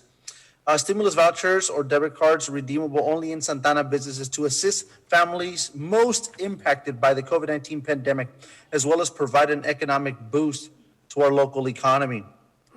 Third, prior to the COVID-19 pandemic, Santana was already struggling with delivering adequate public health care services from the County of Orange.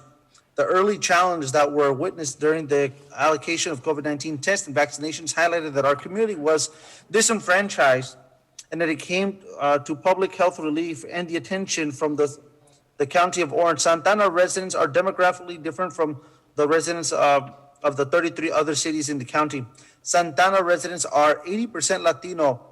More than 50% are foreign-born immigrants. Many immigrants are undocumented, and many suffer from underlying pre-existing health conditions, including but not limited You to have diabetes 15 seconds left.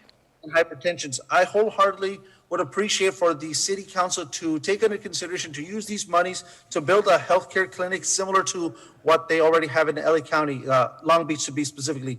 Thank you very much and have a nice night. Thank you so much. Mayor, that was our last caller.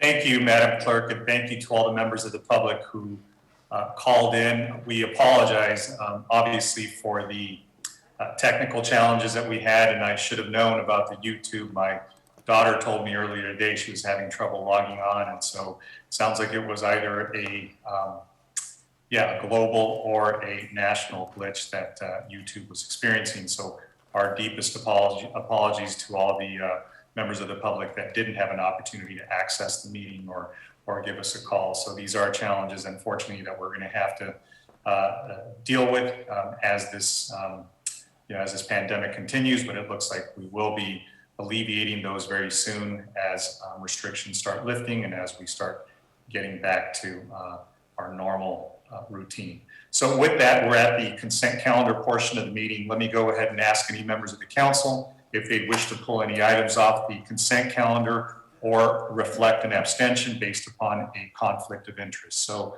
members of the council, please let me know if there's anything you'd like to pull or anything you'd like to abstain on. Councilmember Lopez. Hi, Mayor. I'd like to pull 16 and 17, please. Got it. Thank you. Any others? All right. Seeing none, hearing none, I'll go ahead and entertain a motion for the balance of the consent calendar. Mayor, this is Councilmember Becerra, so moved. Great. Thank you, Councilmember Becerra. Is there a second? I'll second, Mr. Mayor. Second. Great. So we have a motion by Councilmember Becerra, a second by Mayor Pro Tem Peñalosa. Madam Clerk, will you please call roll? Councilmember Becerra? Yes. Councilmember Hernandez? Yes. Councilmember Lopez? Yes. Councilmember Mendoza? Yes. Councilmember Fan? Yes. Mayor Pro Tem Peñalosa, Yes. Mayor Sarmiento. Yes, thanks, everybody. I think the first item is item number 16, and that is the Santiago Park Main Street entrance design, and I believe that was Councilmember Lopez.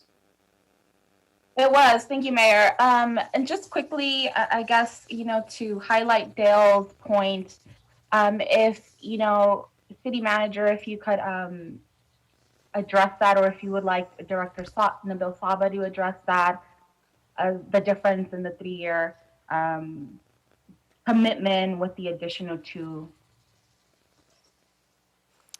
Certainly, Council Member.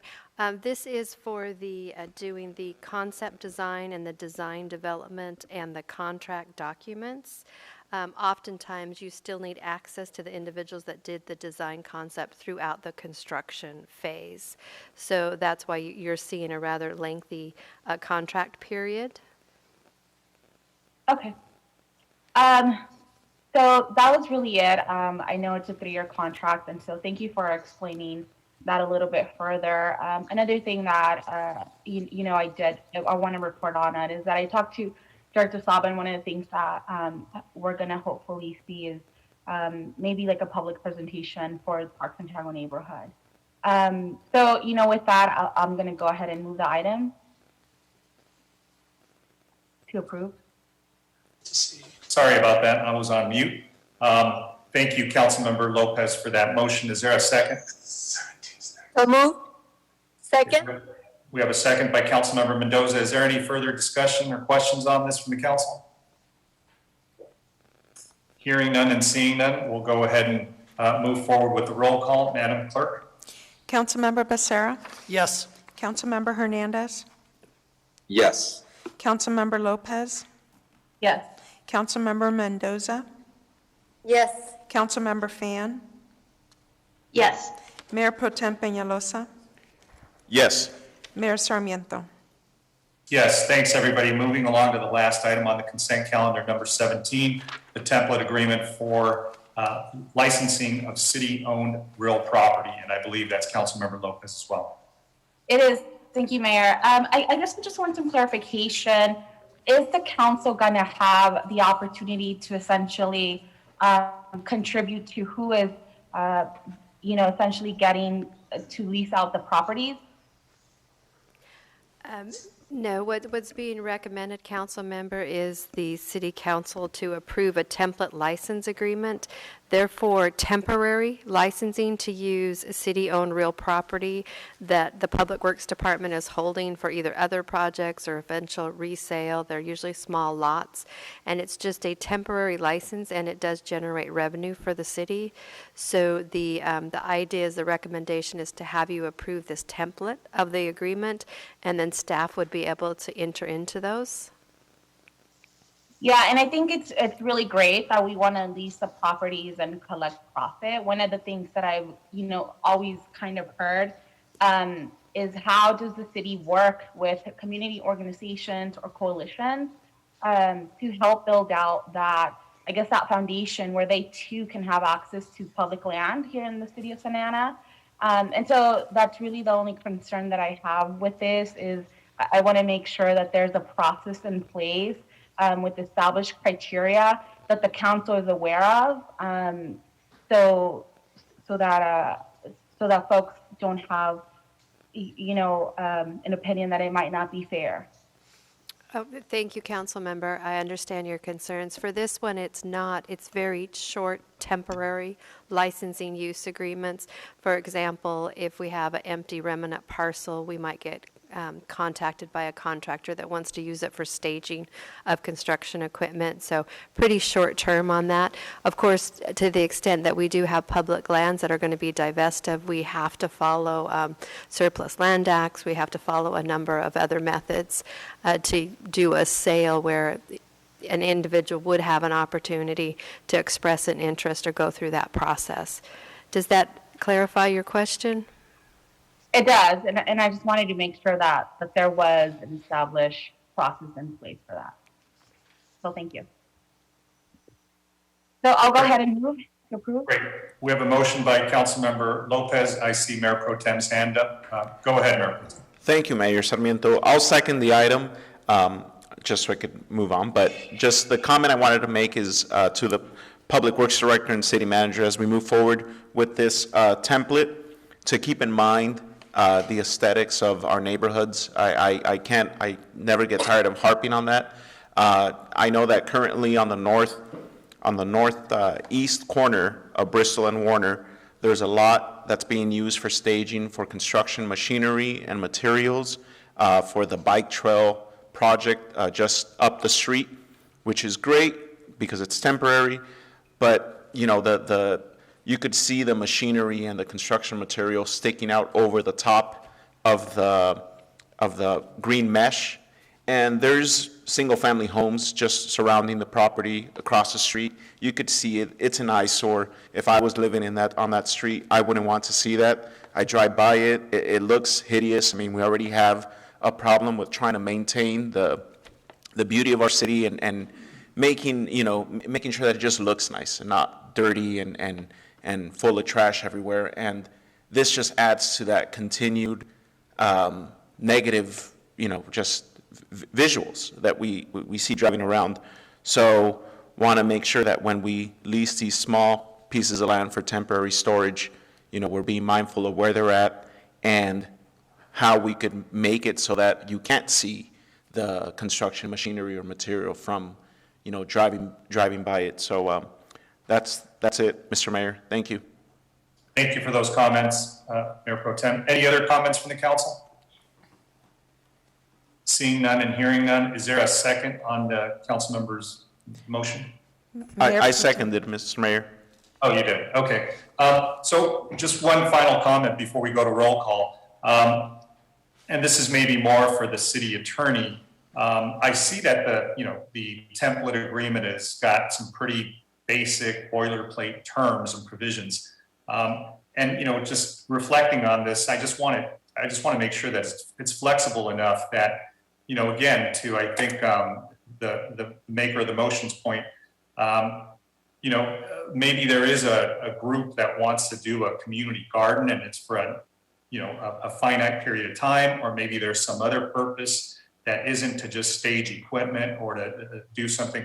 And this harkens back to an actual lot on Standard and McFadden that was privately held. We entered, actually the city didn't enter, but that gentleman, that owner that knew that the land was going to be dormant, ended up working with the neighborhood church and the neighborhood association there, and they developed a park at no cost to the city. And it was a simple understanding that was based upon an agreement where the church and the neighborhood carried the policy on it and maintained it.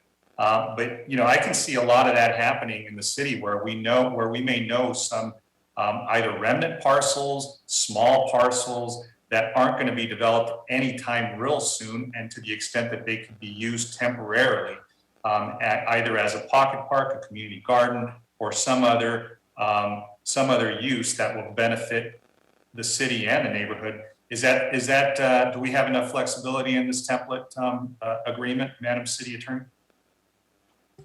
Yeah, yes, that would. And just also a reminder, to the extent that we were to ever do projects such as that would require funding, of course, the funding would have to come to the council if it wasn't already in the budget. So the template does provide us the opportunity to be creative, and yet at the same time, council would be well aware of it if it involved expenditure of funds. If it came to us, I'm just thinking, look, we've got the new legislative ad hoc committee that's going to be convening and meeting soon. If there's grant money out there for things like this, and I have heard that there is, look, we should apply, and maybe that money could be used not only to, benefit, I guess, use of that site, but also to benefit some of the community organizations. So with that understanding, I'll go ahead and support the item as well. Madam Clerk, will you please call roll? Councilmember Becerra? Yes. Councilmember Hernandez? Yes. Councilmember Lopez? Yes. Councilmember Mendoza? Yes. Councilmember Fan? Yes. Mayor Pro Tem Peñalosa? Yes. Mayor Sarmiento? Yes, thanks everybody. Moving along to the business calendar portion now. We're at item number 21, which is to award the contract for a modular restroom building at Centennial Park. And I believe this is a matter that was continued from the last meeting, so I'll turn it over to staff.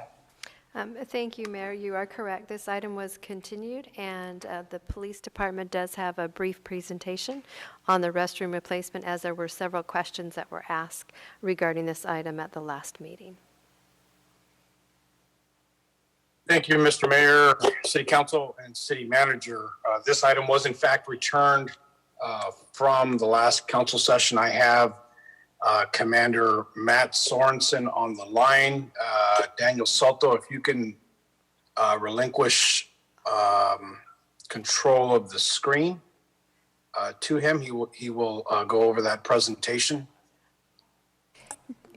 Give me one moment. I think he has access now. Okay.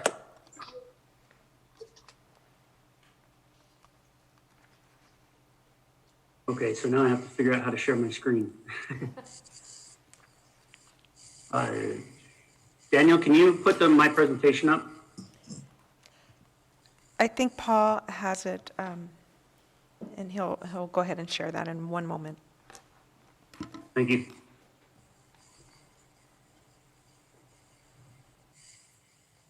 As this presentation is coming on, if I could just add, some of the items that were called for were the need for the modular restrooms and essentially the extent of the usage of the Centennial Training Center, which in fact is extensive, involves various departments across the city. Additional detail was provided to the entire council prior to this evening.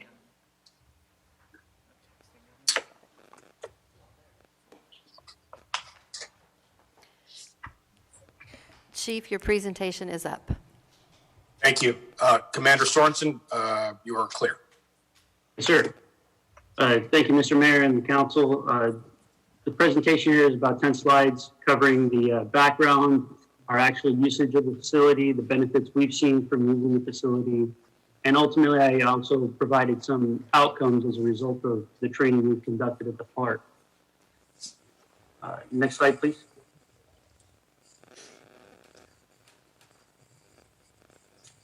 So in terms of the background for the facility, it was deeded over to the city of Santa Ana in 1991, at which time the Santa Ana Fire Department took over operational control of the property and utilizing it as a fire training center. They developed roughly in 1995, and I'm basing this off of Google Maps photos. They developed 1.2 acres of the property, which is the area that consists of 2 classroom bungalows and 1 restroom bungalow. We assumed, the police department that is, assumed operational control when the fire department was dissolved in 2013. And then Parks and Rec also maintains an office space on the north side of the developed area. Next slide, please. This is an overview of the entire Centennial Park training facility. You'll notice on the west side is the area allocated for the dog park. And then the area to the right or on the east side is the developed area where you see the Parks and Rec building up on the north side, the 2 classrooms, and then in between is where the bungalow restroom is that we're looking to replace. As far as facility usage, the next slide, please. So the facility is reserved for all departments to use, but that's done through our Homeland Security Coordinator, who's Steve Reiner. It's reserved an average of 15 days per month, with the police department using it, which includes the training division, our crime scene investigations division, Homeland Security, and our Explorer program, along with other city departments being Public Works, Parks and Rec. OCFA uses it fairly regularly for different fire training. Human Resources uses it for our PD officer testing, when we do our one-day testing events. And then other county and state law enforcement agencies use it as well when we host trainings for outside presenters or inside courses that we present to outside agencies. Next slide, please.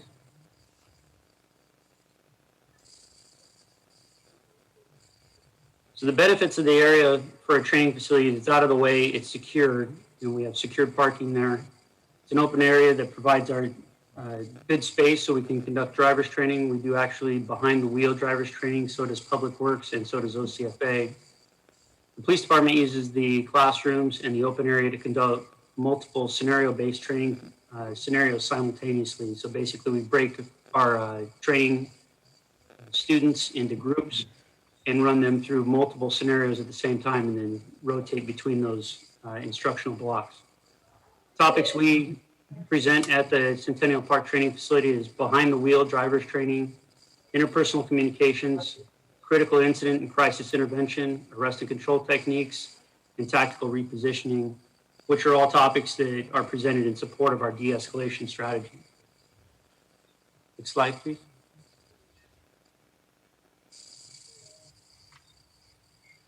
In 2018, the police department revamped our department-wide training with an increased focus to reduce liability, specifically regarding driving and use of force.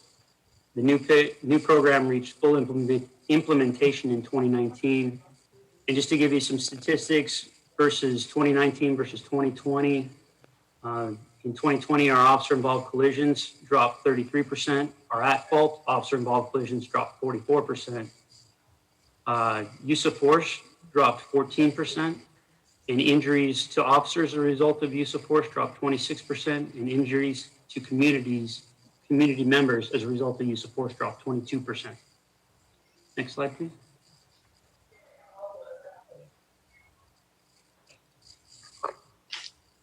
We have made some improvements to the facility. Like I said, the buildings were put in 1995, so weather is taking its toll. The training division specifically has improved the classrooms with updated chairs and tables. We've done some painting over there and replaced some weather age siding. The roof and the floor was repaired in the restroom, but at this point, it's reached the point of negative return on investment for replacement. And it's operational, but it's presenting a safety concern due to the flooring being soft and the ADA ramp accessible being degraded. Next slide, please. It's my understanding that during the initial talk about or question about the facility, there was some question about where public restrooms were located within Centennial Park in relation to the Centennial Park Training Facility. The last slide. For the next slide. So these are just some photographs of the current restroom. You can see it's in a little bit of disrepair. The siding's been so weathered age that it's falling off in some places. In the final slide, please. Yeah, I took a drive around Centennial Park because I wasn't completely certain where the public restrooms were, but the Centennial Park Training Facility is located at the bottom. It's just outside the view. But all of the arrows point to public restrooms that are within that general area. That's the end of the presentation. I'd be happy to answer any questions if you need. Thank you, Commander, and thank you, Chief. Let me go ahead and bring it back to the members of the council, unless there's anything else. Anything else further, Chief, or is that the presentation? That'll do it. Great, thanks. Let me go ahead and bring it back. And does anybody have any questions or comments from the council? Mayor Pro Tem, go ahead. Thank you, Mayor Sarmiento. And thank you, Chief Valentin and Commander Sorensen for that presentation and for your efforts really to keep our police department, being actively trained throughout their employment here in the city and other agencies as well. This item from the last council meeting was continued at my request, and it's clear that those restrooms do need to get replaced. I mean, they've lived their life expectancy and are no longer safe to use. I toured the entire site about a month or two ago with city staff and went throughout that whole area, even opened some of the shipping containers on there that look like they haven't been opened in years, pried them open. But saw that those restrooms do need to get replaced. However, I think the question here comes from the staff report that's attached to this item. And on page 2, it says, the Police Department Training Division plans to conduct future improvements to the training facility, and leasing the mobile structure offers flexibility in future improvement, design, and layout. The restrooms are modular and can be relocated if needed. So I think the question here is I don't want to put the cart before the horse. And I know that we've learned from the past where we make decisions and then 6 months down the line, we see the budget before us and we see increases, and we're sitting here scratching our heads like, why is there an increase? And I don't want this to be a precursor to say, well, you approved the restrooms for $100 and some $1,000, and now we have a complete redevelopment of that one portion of the to improve the training facility, but at what cost? So I think that's where my hesitation is to approve these restrooms, because of that line in the staff report that says that there's plans to improve the training facility in the future. I guess I would want to know when are these improvements coming before us? How much are they going to cost? What type of improvements are we looking at here? I think that's one of the questions that I had in kind of my hesitation for this, because I don't want to greenlight this and then again 6 months, a year down the line, we have this expensive improvement of this training facility, and then said, well, you approved the restrooms, so we assumed you'd be okay with investing this money into the facilities and the ground there, which was one of the comments that I had, or concerns. Another question, and this, I don't know if Chief Valentin wants to answer this, or the Director of Public Works or Parks and Rec. I think any one of them could, or maybe the city manager. I know there's a couple parcels of land back there. There's that corner dirt lot, then there's a police training facility to the west, and then to the east, and then to the east of that, there's another portion of a cement area that's kind of barricaded. From what I recall, it's being used by Waste Management. Is that what? Please correct me if I'm mistaken, Madam City Manager. Do you know what that lot is being used for? I'm sorry, sir, I don't know which lot you're referring to. Does maybe Chief Valentin or Director Rudloff could answer? Maybe, Mayor Pro Tem, maybe you can have them put up the image where you have. Oh, yeah. Can we put up that map again?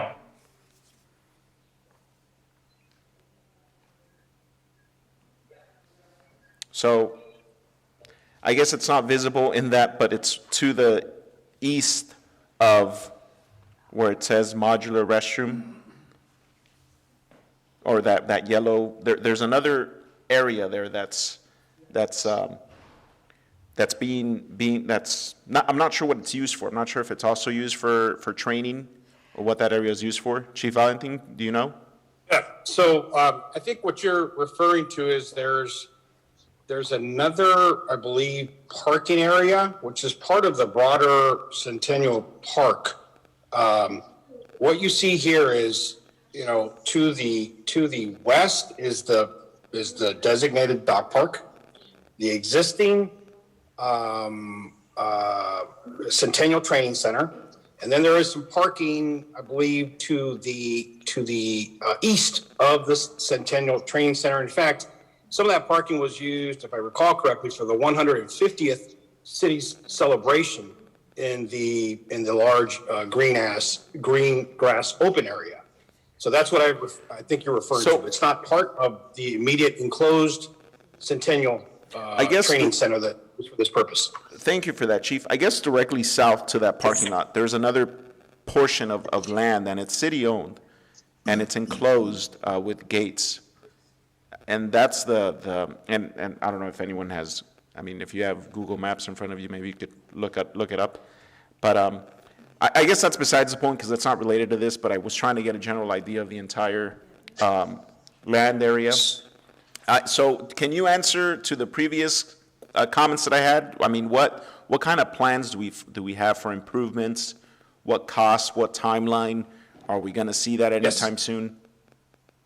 Yes, I can. Thank you for those questions. And so, I first want to acknowledge Commander Sorensen's detailed, comprehensive presentation, which clearly delineates the usage, regular usage, 15 days per month on average, every month, by various departments. So any future development or improvement would be wear and tear of the existing structures there. No additional structures. The restrooms in this case are 15 years old. Wear and tear, as you have seen them yourself, they need to be replaced.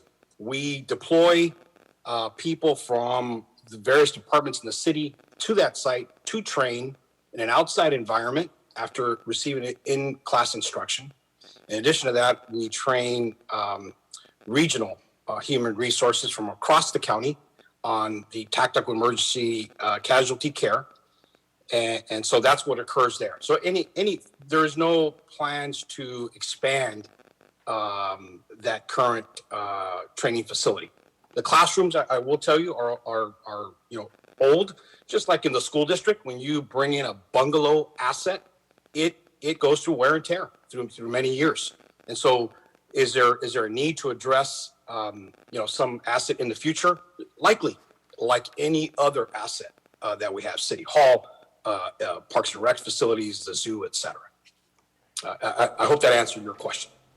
Yeah, thank you, Chief. So as of right now, you don't have any I guess, designs or conceptual plans of what those improvements would look like? No, sir. Okay. Thank you for that. And one final question, and I'll see if my colleagues want to chime in or have any other questions. But from that, and I appreciate the list you've provided of all the different agencies that use that facility to train. I mean, that's, like I said, that's great. I'm all for consistent training as times change and as procedures change. So I appreciate that. Do we collect any fees from those other agencies using this piece for training? I mean, I noticed that there was, very numerous police departments throughout the county, the region. Do we charge them for using this facility? So the regional training that occurs is principally the tactical emergency casualty care that is sponsored through the WASI grant. So that covers those costs. We do not charge our internal departments fees, fire department, public works, city human resources, et cetera. We don't charge them any fees. So that's where we're at with that. Okay, so that makes sense for our internal departments, but my question was more towards the other regional agencies, which makes sense with the WASI grants, what that would cover. I guess that's it for now, Chief. Those are my questions. Thank you. Thank you for the Commander Sorensen for the presentation. Thank you. Thank you, Mayor Pro Tem. Councilmember Lopez.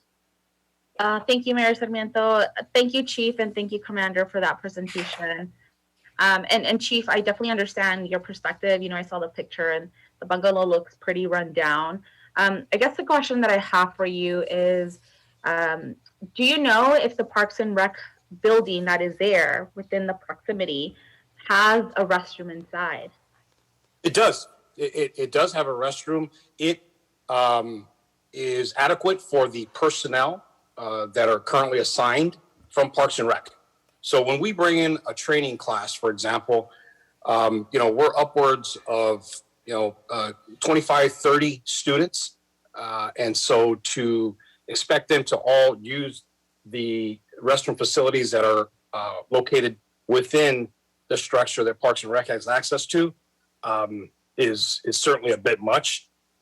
So we're simply responding to the need of the level of training that we're providing to the various departments here in replacing these facilities. Yeah. Yeah, and thank you for that. I guess I was just a little confused as to why, Parks and Rec staff had one set of bathrooms and other folks had another set of bathrooms when we could share the restrooms and essentially use $126,000 to clean up Centennial Park. I was there, I toured it, and I do think that the allocation of money could be used towards other things, especially given that there are restrooms on site already. So that's just going to be my comment. And go ahead. Yeah, if I could just add, so the other piece of this is to provide for a safe training environment. Example, when we're bringing in officers to train in hostage negotiations, tactical response incidents, they are wearing certain equipment. They need to remove that equipment. And so I think part of the previous conversation was, why don't we have folks, share bathrooms, public bathrooms, et cetera. First of all, there are several public bathroom sites.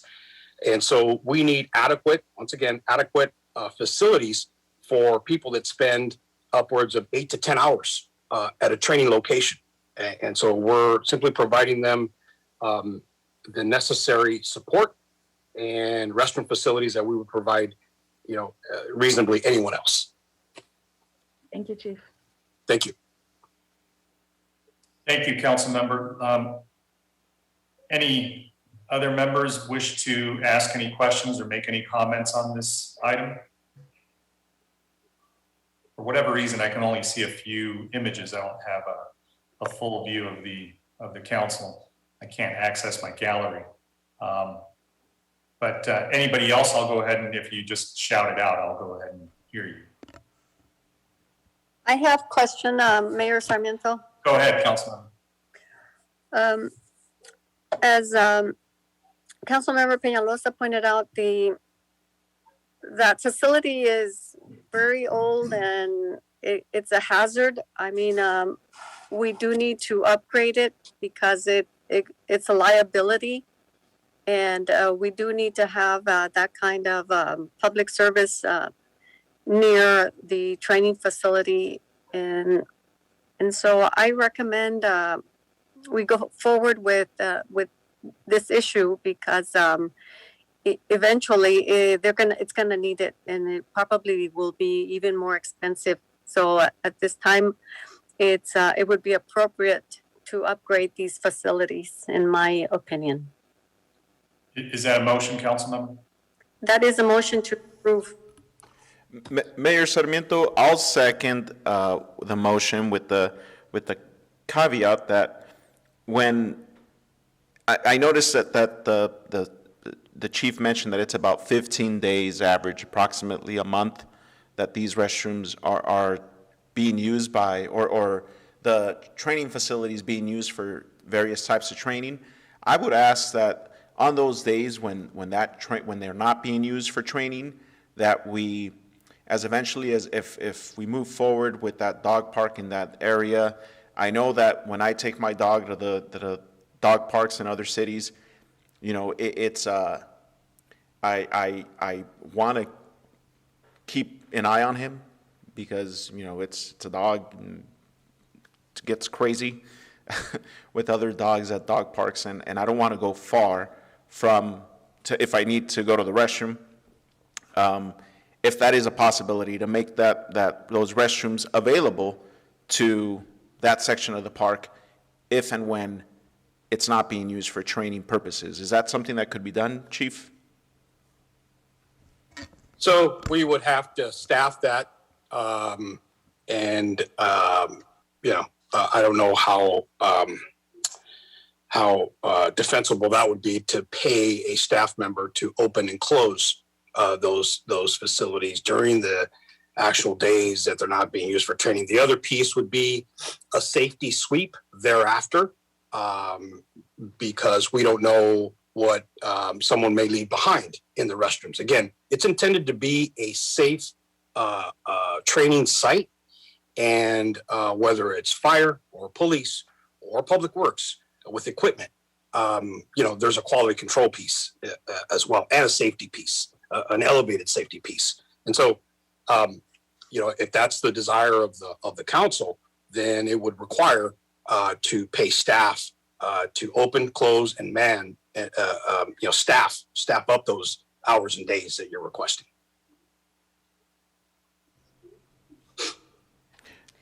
Mayor Pro Tem, may I suggest that when we get to the design phase of the dog park, we can certainly evaluate that at that time if there's any feasible way to do a joint use of those restroom facilities.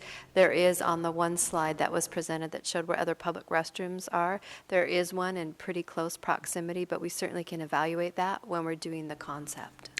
Thank you for that, Madam City Manager. I think the restroom that's closest is inside the soccer field area, so people would have to walk down and into the soccer field. And so we could probably build a gate, but that's it for now. I guess, yes, I'll second Councilmember Mendoza's motion as is. Thank you for that answer, Chief Valentin. Yes, sir. Thank you, Mayor Pro Tem, and I don't think there's any other questions or comments from the council. The only comment I'll make is I'll be supporting the motion as well. I think Mayor Pro Tem brought up some excellent points at the last meeting and at this one, as did Councilmember Lopez. But I think for me, I've always been supportive of additional training, as the chief knows, to the extent that we can train our officers in de-escalation efforts, in better support, and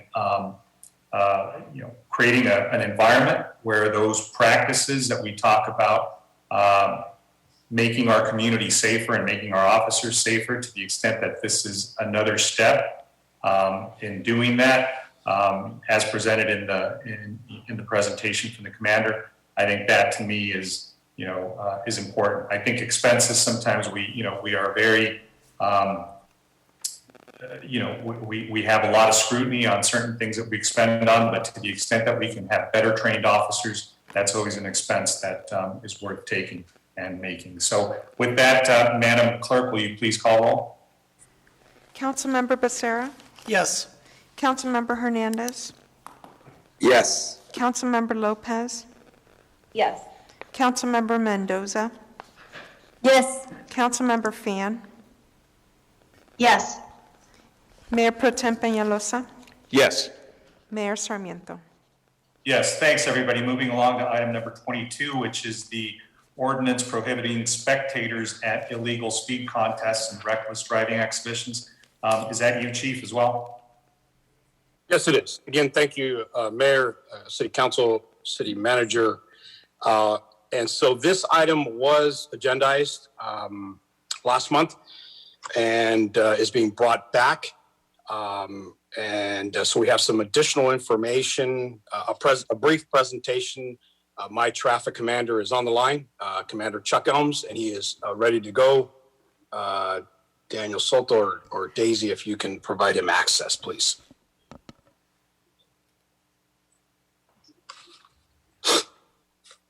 All right, good evening, Mr. Mayor, members of the council, Madam City Manager. I'm here to present on a proposed ordinance prohibiting spectators at street races or reckless driving exhibitions. As you may recall, last year in July, we had 2 back-to-back fatalities of our community members due to street racing. At the same time, we noticed a significant increase in street racing and intersection takeovers that were having almost a nightly drain on our resources. Next slide, please.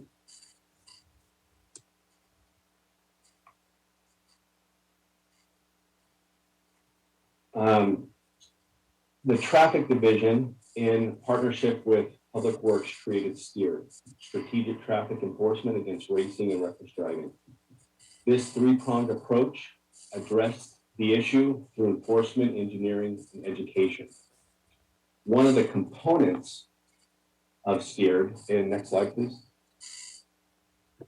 One of the components of STEER, the enforcement component, we wanted to create a countywide law enforcement partnership. We knew we weren't the only agency having issues with street racers and intersection takeovers. We knew other agencies were having similar issues.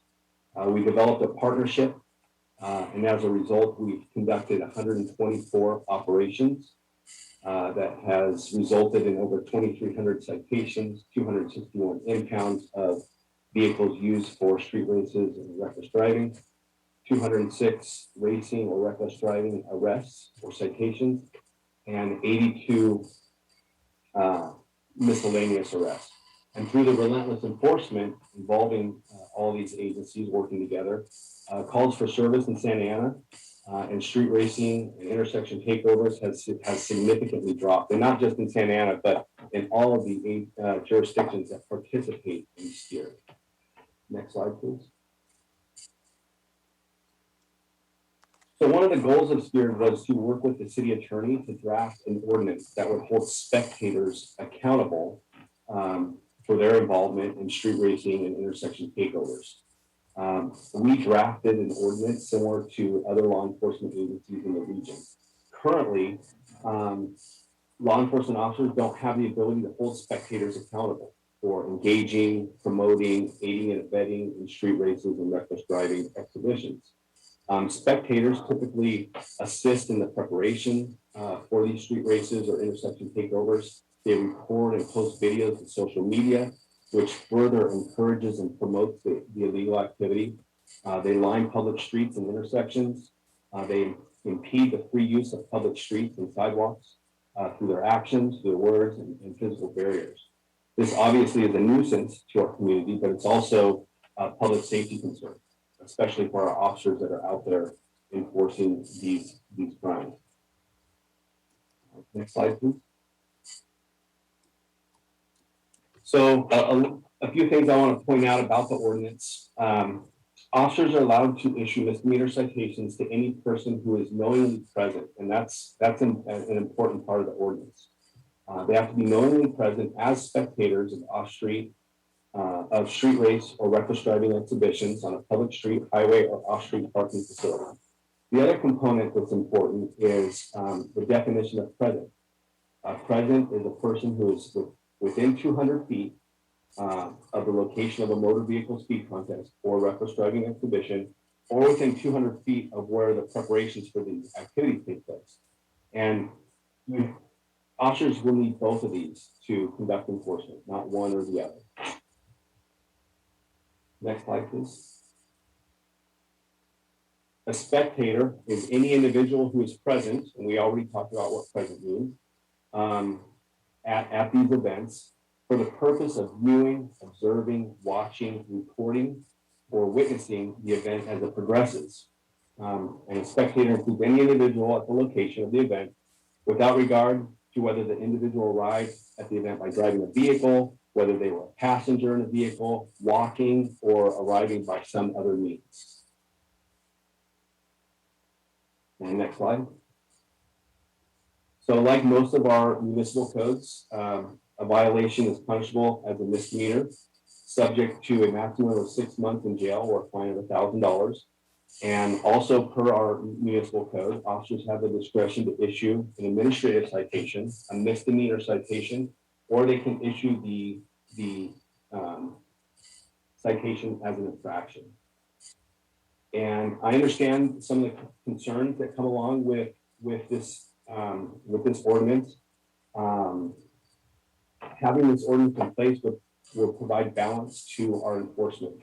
Typically, when there's 200 or 300 people at one of these events, we can target maybe 2 or 3 drivers, and the other several hundred people leave. If we have a tool in place to address all of these spectators that are there as well, we can provide a more balanced approach to our enforcement. I know there's concerns, I've heard them from the community that we are just going to indiscriminately grab people off the sidewalk and issue them citations, and that's not the intent. That would be ineffective for our efforts towards enforcement.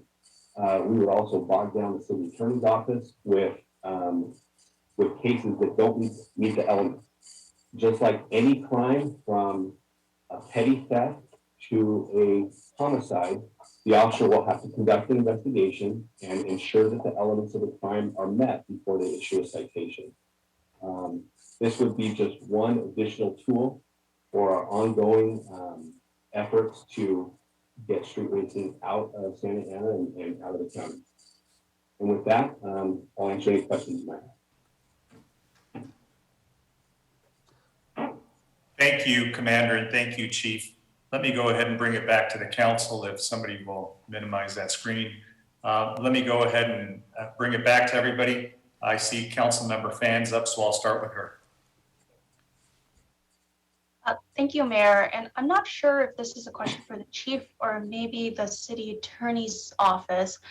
But well, first, I fully understand the need for something to deal with the street racing. I live right off Segerstrom in Fairview, and we would hear street racing off Segerstrom and Greenville all the time, at all hours of the day. So I know that's an issue and I know it's dangerous.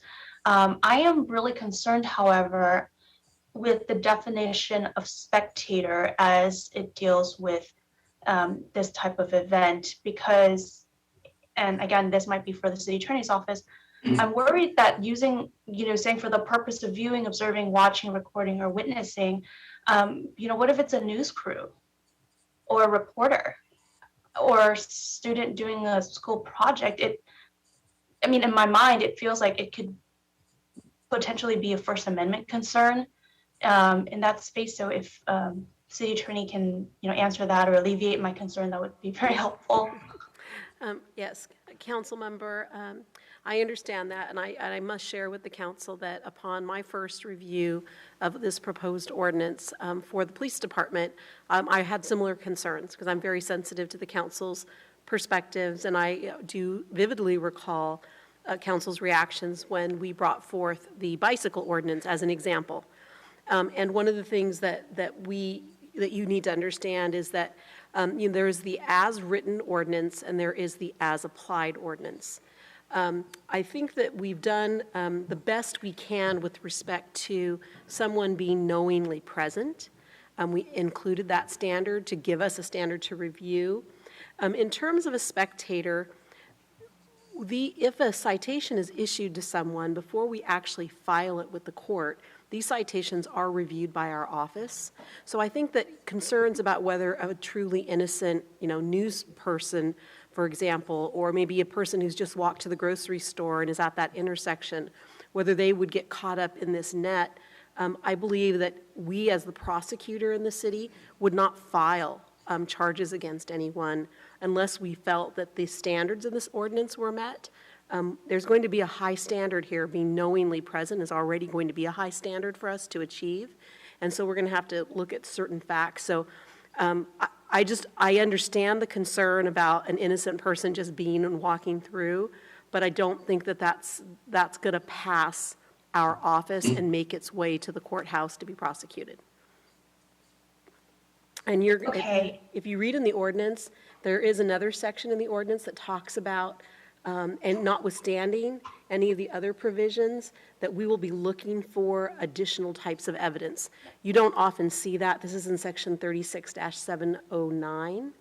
And one of the things that was really important to us was having these other factors that would indicate that a person was participating in the street racing activities as a spectator. Okay, that definitely is helpful to me, and maybe it's my, journalism and news reporting has been obviously attacked for many years now, particularly in the last 4. And so for something like this, it is interesting to see it reported on and important for people to know about. And I just want to make sure that those who are exercising the First Amendment right to report and talk about these issues are not I don't think that they are there for the purpose of promoting or engaging in this type of activity. The other question is regarding the citations. I understand that during the presentation we mentioned you can be administrative, misdemeanor, or I can't remember what the last one was. But I would like to see an amendment to this that we do require something like an administrative citation first or a warning. I understand the desire to have something that has a lot of teeth to it, but again, I wonder, because the goal is to deter this activity, or at least that's in my mind, is to deter this dangerous activity, not necessarily to cite people or give them a misdemeanor record or charge them fines. We want to prevent a dangerous activity from happening, and if a written citation, which we would have on record, it would help us do that, and then build a base for if we see the person the next time, it'd be very hard for them to claim I was just passing by, given that we have a history of you being cited for this, or at least being warned. So I would like to see something like that be put in place prior to some type of criminal misdemeanor citation, as a matter of course, not necessarily as a part of the discretion of the officer who's on the scene. Those are my comments for now. Thank you. Thank you, Councilmember. Councilmember Becerra and then Councilmember Hernandez. Thank you, Mr. Mayor. I want to first of all thank Santa Ana PD for the amount of enforcement that has come towards the street racing activities here in Santa Ana, especially, where I think where I really saw our PD react was, and unfortunately it took something tragic like the death of the former OC Register editor Eugene Harbrick back in July of 2020. And it was just awful. It was a tragic incident that didn't need to happen up on North Bristol. And so I just want to thank our PD for reacting and for coordinating with the regional partners here in Orange County to pursue the enforcement to make sure that we try to keep our streets safe. And, I brought this item up back, well, not the item that we're talking about here, but the item of street racing enforcement back, with a kind of a more nuanced approach with Public Works and PD being involved. But one question I have, because again, PD has done a fantastic job, and for PD to bring this to us, I want to ask, is what's being proposed tonight, is this something that other cities have used in their toolbox? Maybe Chief, if you could answer that. Yes, thank you for the question. So currently, the communities of Anaheim, Ontario, San Diego, San Marcos, Irwindale, San Jose, and Santa Clara have this type of spectator ordinance on the books. And again, as you mentioned, and then the commander in his detailed presentation, this is a tool. This is one tool amongst a whole host of approaches that we have. The first being the verbal communication and educating folks not to engage in this activity, right? So there are, as the commander said, there are various elements that have to be met in order to apply this this proposed municipal code section. Knowingly, as the city attorney said, is a very high standard. And generally what happens is there's a lot of intelligence that goes along with this activity. And so folks, this is not a situation where people are coming outside of their front door and they happen to come across or upon a street racing exhibition event. These are planned events. They're structured in terms of communication to show up at a certain location, and certain people have certain roles. This is what the intelligence tells us. And so this is, once again, a tool for you as a council to consider to enable officers to have that, at their disposal. And again, the threshold is very high to apply the section. So yes, it is currently being used in a variety of different jurisdictions. Thank you for that, Chief. And Mayor, that's my only questions at this time. Great, thank you, Councilmember. Councilmember Hernandez. Yes, thank you, Mr. Mayor.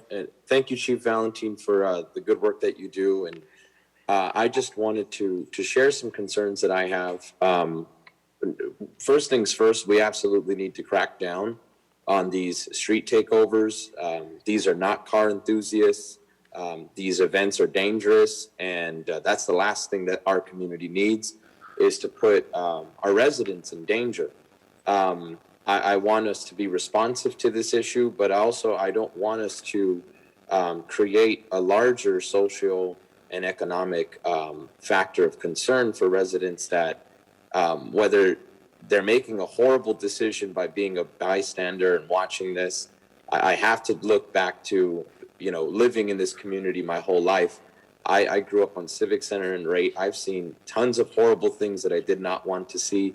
But as soon as we heard something happen outside, myself, my neighbors, my grandmother, my mom, we all would run outside and we would watch what would happen. And it would not sit well with me to see a cul-de-sac have a street takeover, unwillingly, and residents, come out of their houses or come out of their business establishments and be fined. I wouldn't want to see that happen. That's my concern. I know that there are, police officers are human beings at the end of the day, and human beings make mistakes. And I can assure you that we will have instances where the wrong people receive citations, and I wouldn't want to see us have a greater impact negatively on their health, because people with arrests do have greater health needs.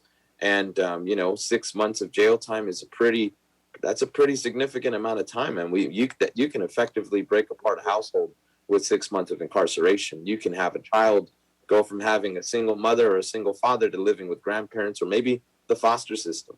And I wouldn't want to put families in a position like that. I want us to have a solution for street takeovers. I'm just concerned, Chief, that this one isn't as comprehensive as I hope it would be. I would be on the side of impounding vehicles, absolutely. I'm just concerned that we would potentially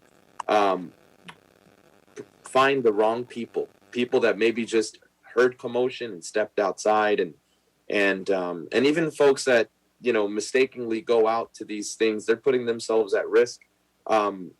I think there's just a different way for us to redirect them, rather than potentially incarcerating them or putting them in a position where they have to pay $1,000 fine. So that's just my comments, Mr. Mayor. Great. Thank you, Councilmember Hernandez. I think I see Councilmember Mendoza's hand up. Yes. One of the main reasons of this street racing and one of the biggest attractions to the street racers are spectators. So it is putting these spectators in danger and risk of being hurt or killed. So I believe that by issuing citations to those who violate the law is appropriate, because it could be saving their lives. And eventually it will decrease the number of spectators. Thus, there will be less of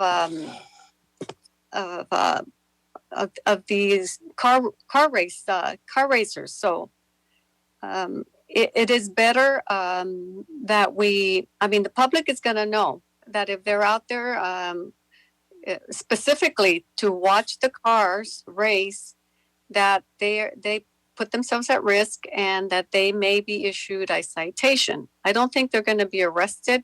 I think it's probably going to be a warning first. And if the people do not leave the area, then citations will probably be issued. And so the police department has sworn, they made an oath to protect the public. And so in issuing citations, that is exactly what they are going to be doing. And I am in favor of keeping our residents safe. And there's a place for car racing, and if the people are interested in such sport or activity, dangerous activity, then go out to the racetrack, because our streets are not to be used for racing. It puts everybody in danger. The businesses on the streets. You've seen and heard of and been probably witnessed the destruction of property when the cars roll into businesses. And so I think we're putting out a very clear message that spectators who do not remove themselves once warned that a citation is the next thing. And I didn't hear anything about any arrests. So I don't think it's that will be occur unless the person doesn't show up for his or her court hearing. So as a parent, I would not want my children out there, my adult children either. And if they were issued a citation for that reason, I would be very glad that occurred. Maybe it'll teach them a lesson and to be more cognizant of the realities of what could happen when high-speed cars are near the public. So I'm supportive of this motion, and if everyone's done with their comments, I will move the item. Great. Thank you, Council Member. We do have a couple of other people that still want to speak on this, but we'll keep your motion at bay for the moment. Council Member Lopez. Thank you, Mayor Sarmiento. Hi, Chief. First, I want to just say thank you to you and to the rest of the officers in our city who are using what we have in the books now to enforce, street racing. I think it's 100% obnoxious and unnecessary and reckless. And I think everybody on the council can agree with that. I think Councilmember Hernandez, his comment really took me back to my childhood, growing up in a vecindario, as we call them, and running outside when something was happening. And even now, I know a lot of my neighbors, they want to start their own neighborhood watch program, and they walk the streets at night, or they'll walk their dog at night. And so keeping all of those things in mind, I have a couple of questions for you. And the first one being, can you share with us what the hotspots in the city are for drag racing? So I would say that they are generally industrial areas, many major thoroughfares, for example, Main and Edinger, down on the south end, MacArthur, Bristol, Maine. There's off of Majestic, Columbine. There's various areas. We get complaints from business owners, from residents. They don't even have to see the actual events. They hear them, as you pointed out. So they span across the city. The takeovers that occur, as I said, there's this underground net, and they go from community to community. Being the regional leader in responding to this issue, we know that what starts in El Monte, for example, very much could end up at 2000 North Bristol in our community. So there's no real rhyme or reason. They do tend to concentrate on areas where there's less activity in terms of residential.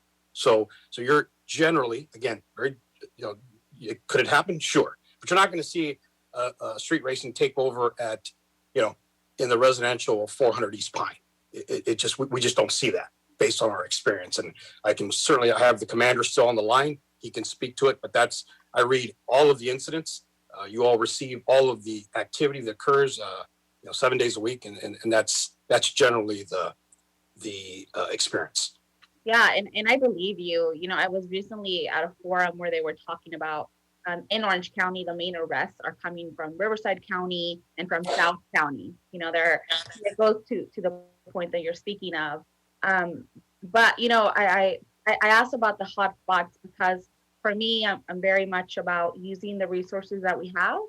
And so, when we gather intelligence, I wanted to know if we know of these hotspots, if we know of where people are drag racing or creating these events, are we targeting those areas? Because for me, it's very important that we go after the people that are behind the vehicle. I want to make sure that we target people who are actually doing this reckless driving. I want to make sure that as a taxpayer, all of our efforts are being directed to the people behind the wheel, as I said.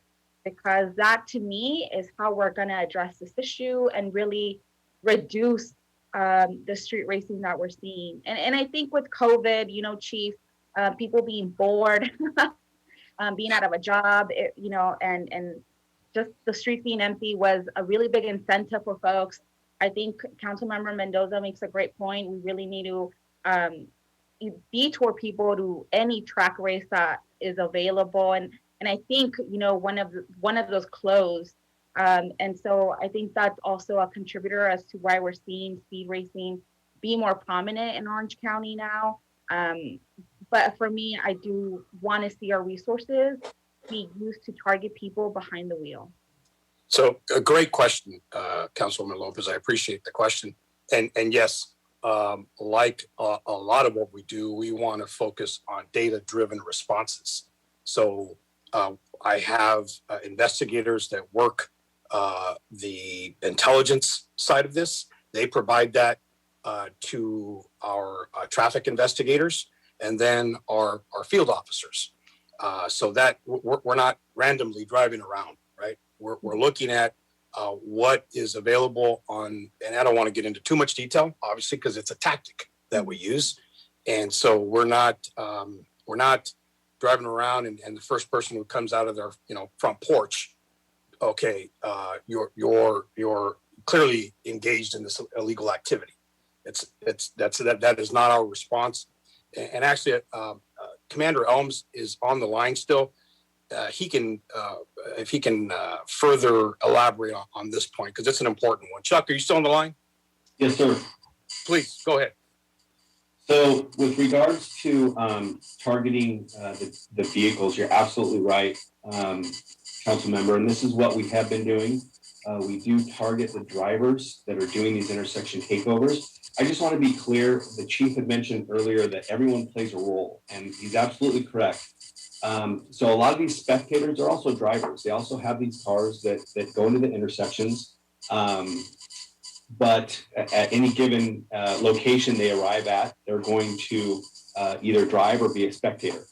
The problem is we can only target maybe 2, sometimes 1, 2, 3 if we're lucky, vehicles, because our officers have to navigate through 300 or 400 spectators. And the spectators, they're not just there watching, they also play a role. They're blockers. They block the police. They block police cars. They vandalize police cars. That's their job.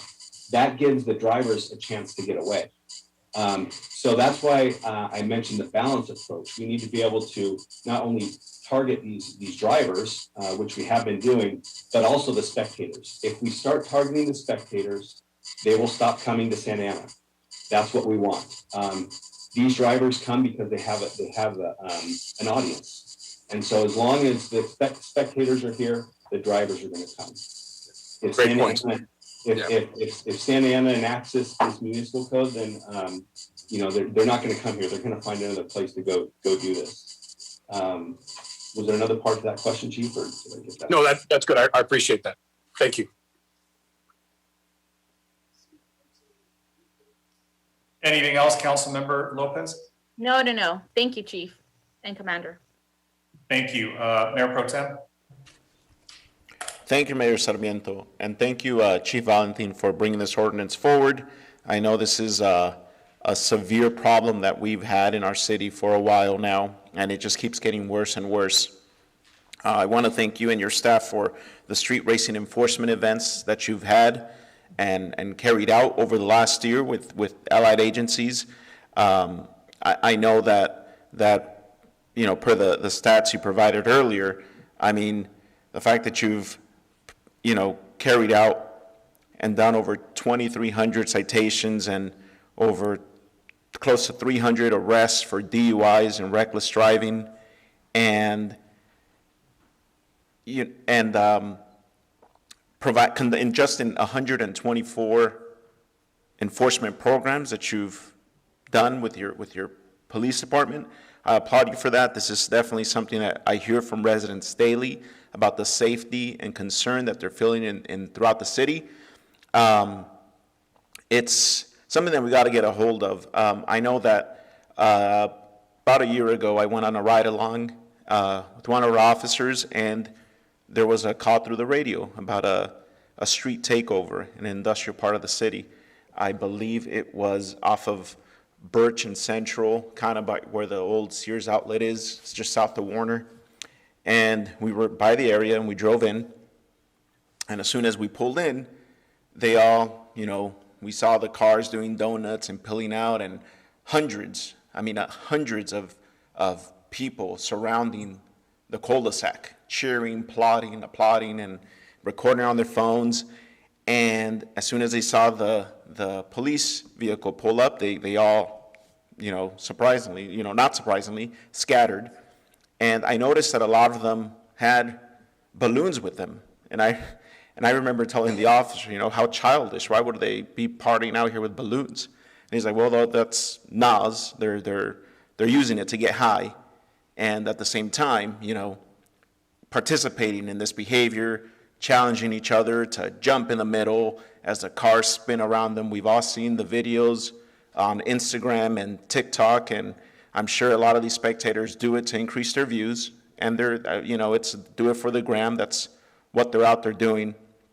And it's a problem because it's a huge safety concern for our city. So we end up following one vehicle that we zeroed in on. And yeah, there were 4 20-some-year-olds inside of the car. They all had, threw balloons out the window. We saw some threw beer cans out the window. And they were not out there, just being good members of society. They were out there drinking, driving, doing drugs, and participating in this. We've all seen the videos of fights, deaths happening, and it happens all the time. And I know I've heard from hundreds of residents throughout the city that this needs to stop. And I think this ordinance does serve as a deterrent. I definitely think that there should be a fine to anybody willingly participating and spectating into these events, because just a simple warning is not going to be a deterrent. Because like I said, there's hundreds of them usually at these intersections surrounding the cars doing donuts, and for one to get a second, citation or warning, that would probably be near impossible. So if there's a fine to it, I think that definitely would be a deterrent. I do appreciate the comments that came in about working with Public Works to limit the size of our streets, street diets, protected bike lanes, roundabouts at intersections that could prevent this type of activity. That's 100% what we should do. We should work with engineering and Public Works to not make our streets a desirable location for these street takeovers and street racing. The reason why they come and do that is because our streets are wide, our streets are empty, there's wide intersections, and that's, an area that we have a lot of work to do. I know Public Works has worked extensively over the last couple of years to narrow our streets, protected bike lanes, speed bumps, street roundabouts, and those are all helpful. But, the city is 27 square miles. I know that I'm not going to expect to see all these different changes come in overnight. I know the city manager doesn't like me repeating this, but Bristol Street has been under construction since I was a baby. So that, tells me these changes aren't going to happen overnight. So in the meantime, we do need a deterrent, and I think this is the right direction. If you're not out there, spectating, watching these, then you won't get in trouble. I mean, it's as simple as that. So with that said, Chief Valentin, if you're still on the line, what was the reason why we came up with the 200-foot? Because 200 feet is pretty, a large distance to me, if you're thinking of an intersection or whatnot. Is there a reason why we came up with the 200 feet? So I'm going to refer to my resident expert, Commander Elms. Are you still on? Yes, sir. So when we were creating the ordinance, we looked at what other cities that already had an ordinance in place, what their sections looked like. And 200 feet was pretty consistent across the board. It all plays into the size of, intersections, the different sizes of intersections, and how they, they're always going to be within 200 feet of where the activity has happened. And that was pretty consistent across the board with all the ordinances we looked at. Thank you for that, Commander Elms. I'll finish with the comment. If you think of people having illegal rooster fighting, when there's crowds there at illegal rooster fightings in backyards, I want everyone there accountable because they're there supporting the illegal activity. You think of somebody, fighting pit bulls. That unfortunately exists, and when they're doing this in the backyard, I want people there watching to be held accountable because that's illegal and you shouldn't be doing that. The people doing these street takeovers and drag racing, they're not doing it just for themselves to entertain themselves and it's them by themselves. It's because there's hundreds of people that come to be entertained. They like that high, that feeling of entertaining these people and being cheered on and getting these views on social media. And it's definitely very upsetting because they're putting lives in danger. And they're doing it because there's people to entertain and they have an audience. If that audience wasn't there, I don't think they'd be out there doing it. So with that said, I'll second Councilmember Mendoza's motion. And that's it, Mr. Mayor. Great, thank you for that. We have a motion and a second. I think everybody has had a chance to speak, so I'll go ahead and take my turn now. Boy, this is one of those simple things that come across our desk every once in a while. So let me take a crack at this. So I understand the intent and I appreciate the chief and the commander's points and even the city attorney's efforts, but because we know nobody here likes these street takeovers or reckless behavior in a vehicle or outside a vehicle. So I understand the efforts made to try to create some wobbler situations where these things can be issued as infractions or misdemeanors. But I just have an issue with this language being kind of arbitrary, on the 200 feet, even though other cities use that. And one example is, you're right, a lot of these street takeovers and street racing occurs on major arterials. I happen to live on one. And I think I told the chief about it, some cars doing donuts right in front of my house. Well, I didn't tell him that my son was out there and he was recording it because he wanted to show me what was going on. And he was definitely within 200 feet because it was right in front of our house. So, I know that that's probably an extreme case, but nonetheless, we do find, people that will do that. And it reminds me again of another incident where you have rubberneckers. There's an accident and people kind of stick their heads out and slow traffic down and prevents paramedics and other first responders from getting to that. So it does seem like we're punishing behavior that is maybe not completely culpable and not creating the situation, right? These are ones that are maybe, as I think was said, maybe more of a nuisance violation. But a lot of what I heard was people blocking it, obstructing, vandalizing, possibly, police cars that are there, and then maybe being, drinking alcohol at these incidents. But we already have crimes on the books that address those. So if you're blocking, access from a police car or another, responder coming in, there's obstruction of an investigation charge that could be issued. When you're vandalizing, a police car, you're obviously damaging public property. And when you're, drinking, you're drunk in public. So there's a lot of other, crimes on the books or penalties on the books for doing that. I just don't know how some of these cities have been able to survive challenges on their ordinances, just because to me, it just looks very overly broad the way it's written. To say it's knowingly present, I don't know what that means to be knowingly present.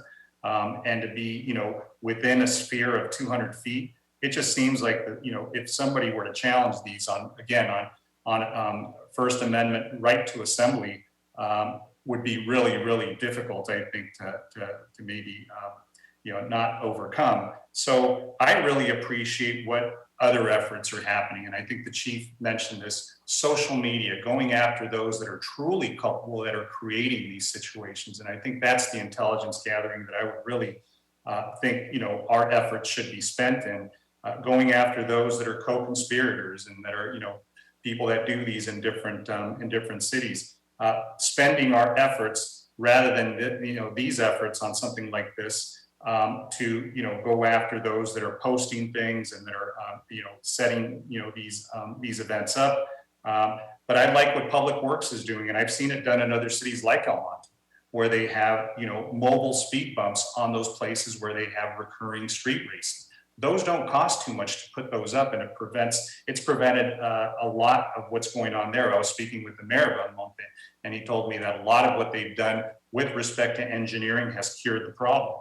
The street calming efforts that Public Works does with its roundabouts and other measures to slow things down, desynchronizing lights, all these efforts are really, really helpful. And I just think this subjective standard is really something that makes me uncomfortable, because I think that it just leaves too much room for subjectivity to be factored into this. And finally, what I would say is just the example of fireworks. So fireworks, we've increased, I think the fines were initially $100 and then we increased them to $1,000. Well, we didn't see any reduction in the use of fireworks in the city. If anything, they just became more elusive and more of them came around. And I'm talking about illegal fireworks. So, a lot of times when we, try to penalize things, deter through being heavy-handed on some of these things and being subjective, it just doesn't give us the results that we'd like. But I certainly do think that we can use these efforts to go after those that are organizing this, and I certainly applaud the efforts of the city attorney's office and the police chief's office to try to address this. But I just think this is energy misspent. We could spend it some other way, and I just think this is a slippery slope. I don't know what we lead to next. Maybe we start citing people who are contemplating going to an event like this. I don't know. It just makes me uncomfortable that we're going down a path that we don't want, and that is dangerous. So I will, respectfully, not support the motion. And I know my time is up. So I know there's a motion on the floor. I think it was by Councilmember Mendoza and a second by Mayor Pro Tem. So Madam Clerk, unless there's any other questions. Oh, I see Councilmember Fanza. Quickly, Mayor, may I do a sub-motion? Sure. A sub-motion to amend the draft ordinance to require that we issue a warning citation. And Councilmember, I had that drafted language. I'd asked if I could maybe be heard on that to offer you some. I'm sorry about that, Madam City Attorney. I forgot to call on you. Okay. So yeah, I think I drafted something just in response to Councilmember Fan's earlier comments, and also I think might address some other comments that were made. In sections 36-707 and 36-708, we could rewrite that section to say, those sections to say that a violation of this section may be cited under the city's administrative fines and penalties provisions, or may be punishable as an infraction or as a misdemeanor. If prior to filing a misdemeanor against an individual, the city shall demonstrate that it has previously issued an administrative citation or an infraction to an individual.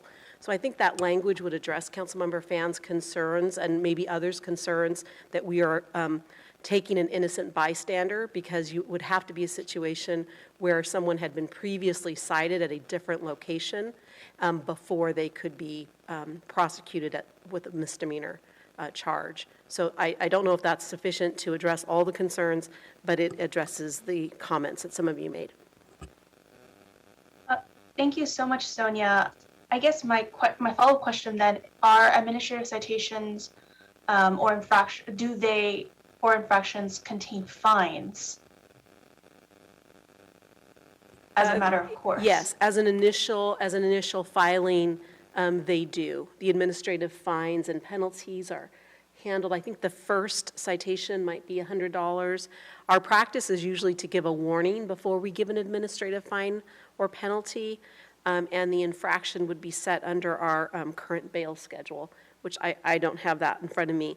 Now, in terms of then using that as a protection against the misdemeanor, if anything were filed with our office, I would then make sure that those previous citations were made before we would file the misdemeanor. Got it. So I would prefer a warning. So my motion is to amend it to require a warning prior to the issuance of an infraction or a written citation, administrative citation. I understand the desire to kind of throw down the hammer on something like this, but again, I know that these kinds of events often can also, they are young people. And as someone who, I know people who can't afford $100, parking ticket or infraction. And so to me, I would prefer an initial warning prior to anything that comes with a fine. So that would be my motion to amend. So I'm okay with what Sonia said, but instead of infraction, I would like to see a mandatory warning first. And we'll see if I get a second. Thank you, Councilmember Fan, and I really appreciate your efforts to try to find some balance with these interests that are both extremely important. So we have a substitute motion by Councilmember Fan. Is there a second to the substitute motion? Yes, I will second that motion. Great, thank you, Councilmember Mendoza. So we have a substitute motion by Councilmember Fan with a second to that substitute motion. Is there any further discussion? Seeing none. Mayor Sarmiento, just if we could Go get, if Madam City Attorney, since that motion did second it, can we get just, so it's just basically adding that it will be a warning before any other citations, right? Yeah, so because we are required to put into the record on a first reading of an ordinance specific language, I would put in that language that I'd read to you previously, and then I would say that before a administrative fine or penalty or an infraction could be filed, that there has to be proof of a warning issued to the individual. So it would set up a three-part process. So before you could even be subject to a misdemeanor, you will have to have shown that there was an admin fine or an infraction, and prior to having that, you'd have to show that you had a written warning. So anyone who was ever going to be prosecuted under misdemeanor, those two conditions would have to be met. They received a warning, they then received a fine or a penalty or an infraction, and then the misdemeanor. And anyone who's going to get a citation or an infraction, we would demonstrate that they've been given a written warning. Thank you for that. Great. Can somebody minimize, well, that sounded bad. I was going to say, can somebody minimize the city attorney? But the image of the city attorney. The image, I forgot to say that. So sorry, Sonia. Madam Clerk, go ahead and call roll on the substitute motion. Councilmember Becerra? Yes. Councilmember Hernandez? No. Councilmember Lopez? No. Councilmember Mendoza? Yes. Councilmember Fan? Yes. Mayor Pro Tem Peñalosa? Yes. Mayor Sarmiento? Yes, and I just want to say no. I'm a no on that. I just wanted to thank Councilmember Fan for making a really concerted effort to reconcile a very difficult situation, but I will be voting no on that. So please, Madam Clerk, please mark my no. Thank you, everybody. Let's move along to item number 23, which is the pension debt refinancing update. And I'll kick it over to the city attorney, the city manager. Mr. Mayor, really quick, can you, Madam City Clerk, can you read out the vote, please? Yes. Did the motion pass? Did it fail? Did it? Yes, I have 4. It passed. Yes, 4 yes and 3 no, with Councilmember Hernandez, Lopez, and Mayor Sarmiento saying no, voting no. Thank you for that. So it comes back for a second reading in 2 weeks? Correct. Thank you. Great. Moving along to item number 23, the pension debt refinance update. And I think I see Sergio on the screen. So. Yes, you do. Thank you, Mayor. We have a brief presentation for this item, and Sergio Vidal from the Finance Department will be presenting. Thank you, Madam City Manager, Mayor, members of the City Council, good evening. My name is Sergio Vidal, Assistant Director of Finance here with the city. The item before you this evening is the pension debt refinancing update and underwriter selection. And a housekeeping note before we begin, the revised staff report related to this item was posted on the City Council meeting agenda website, reflecting the updated or agreed upon proposed fee split between the three underwriting firms brought forward for consideration this evening. Next slide.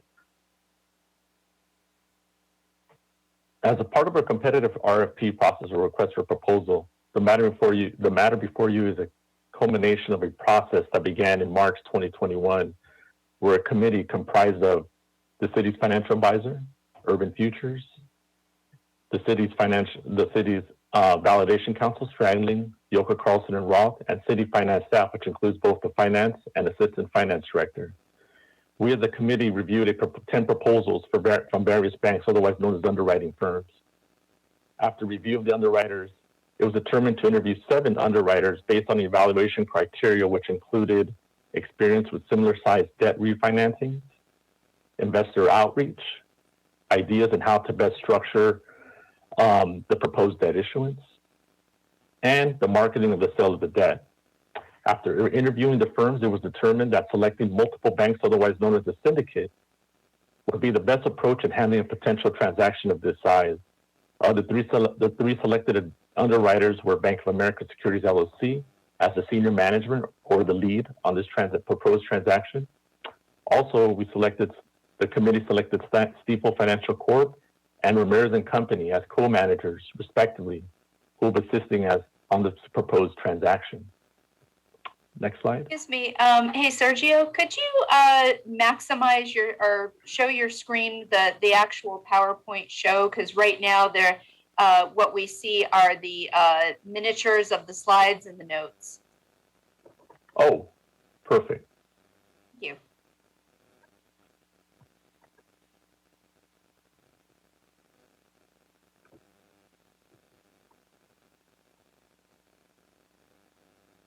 Is that better there? No, it's the same thing. It's the same.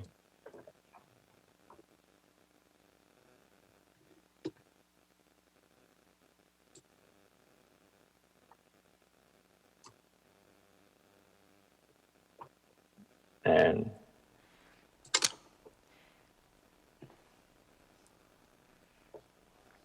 Sergio, if you want to try it again, you. it's the furthest to the right at the very bottom of your presentation. If you close the screen.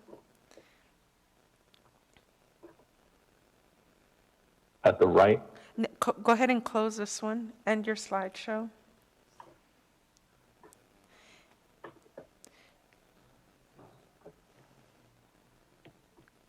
You can share your screen.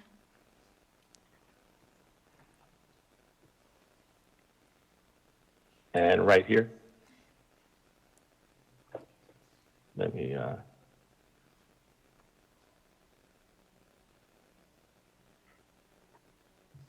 think we got it there, no? We don't see your image. Okay, so on the very, yeah, there you go. That's the one. Go ahead and click on that one. Oh. Sergio, we'll have Paul take over from here. Okay.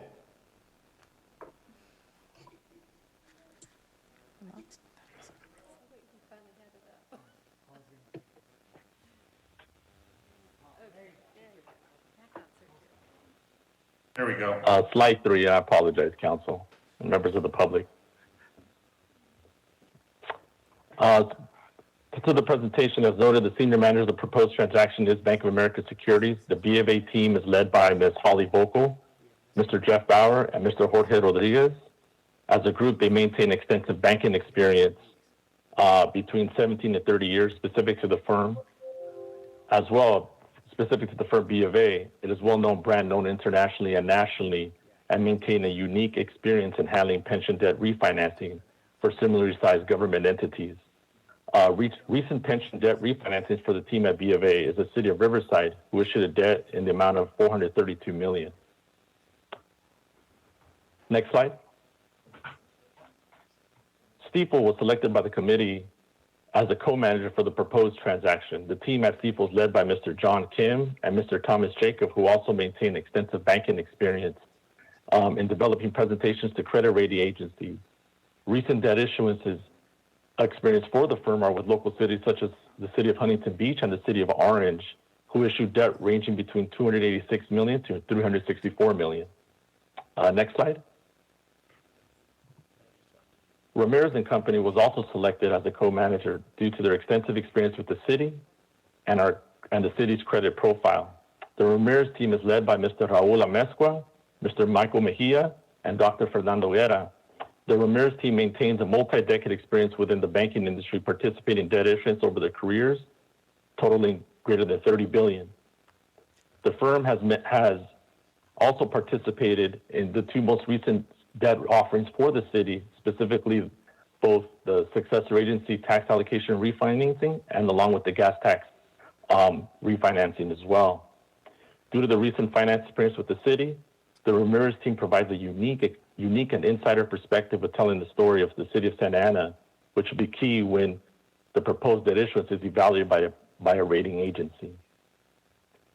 Recent debt offerings for the firm include approximately $220 million in pension refinances during 2020 for the city of Pomona. Next slide. Next steps.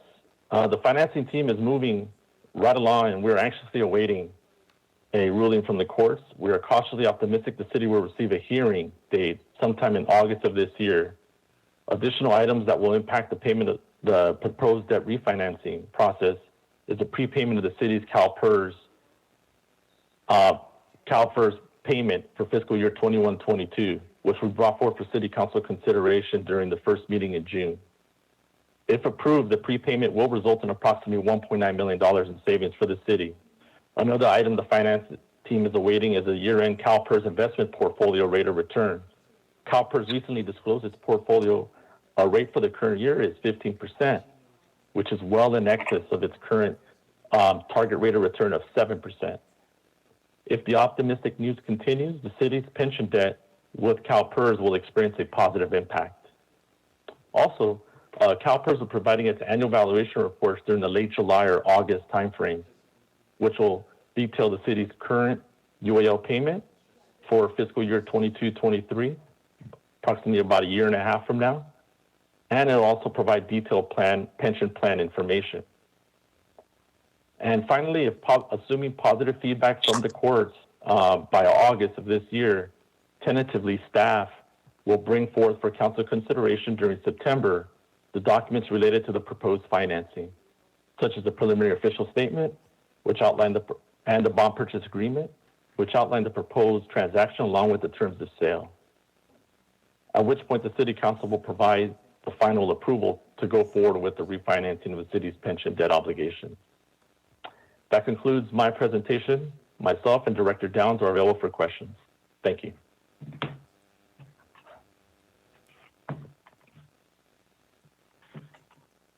Thank you.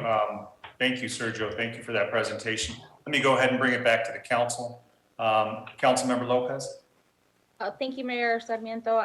Sergio, thank you for the presentation. Director Downs, thank you for the update. I really do appreciate it.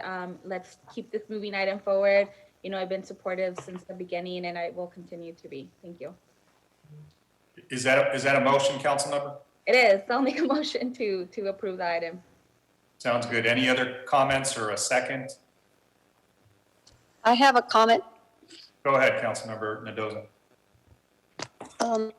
Ramirez, the firm has been with the city of Santa Ana for many, many years now.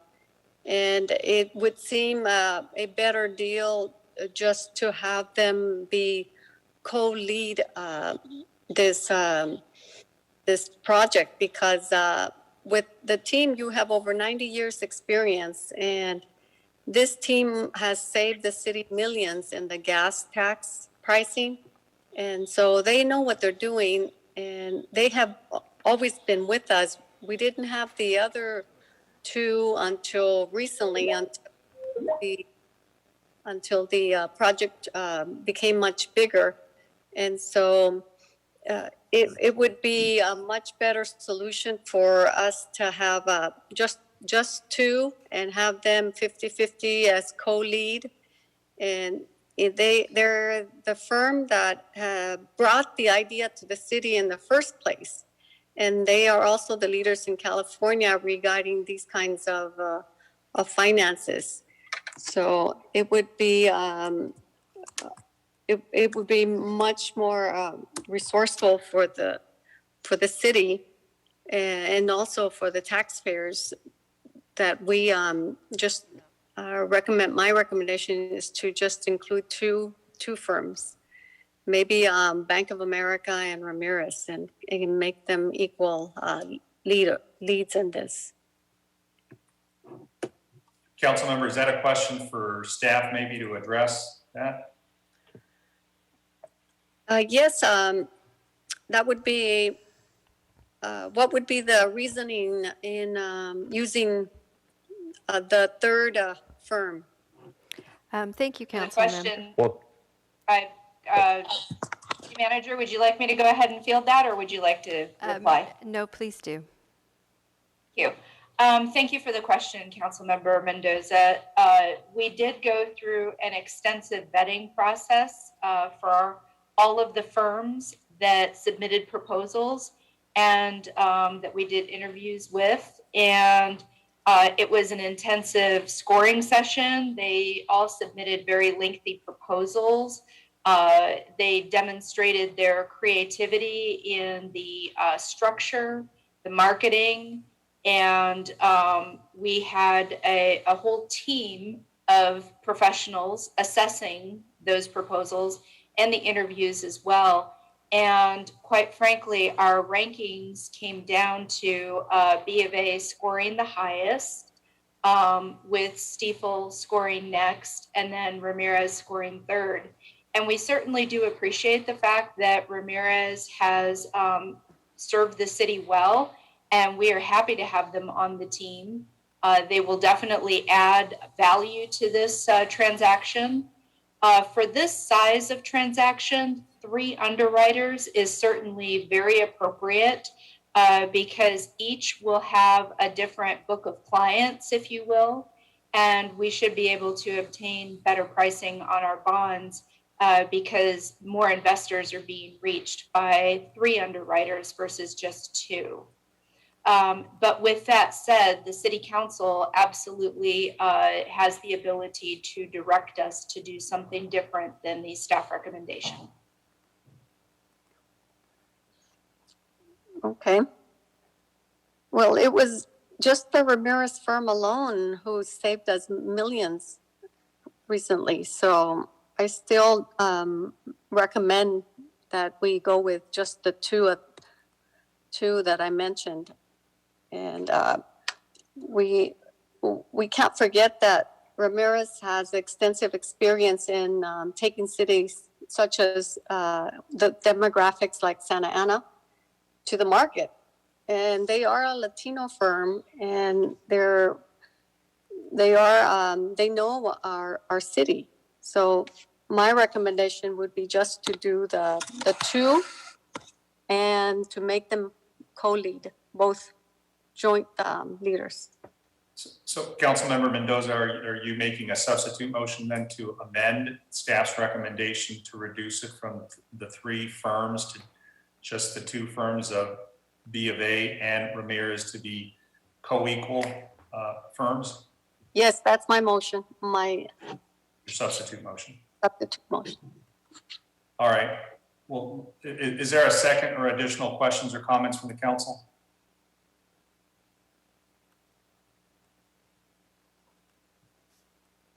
I'll go ahead and second that substitute motion just for purposes of discussion. Let me go ahead and bring it back and see if there's any further questions or comments? If not, I'll go ahead and ask the clerk to go ahead and call roll. Councilmember Becerra? No. Councilmember Hernandez?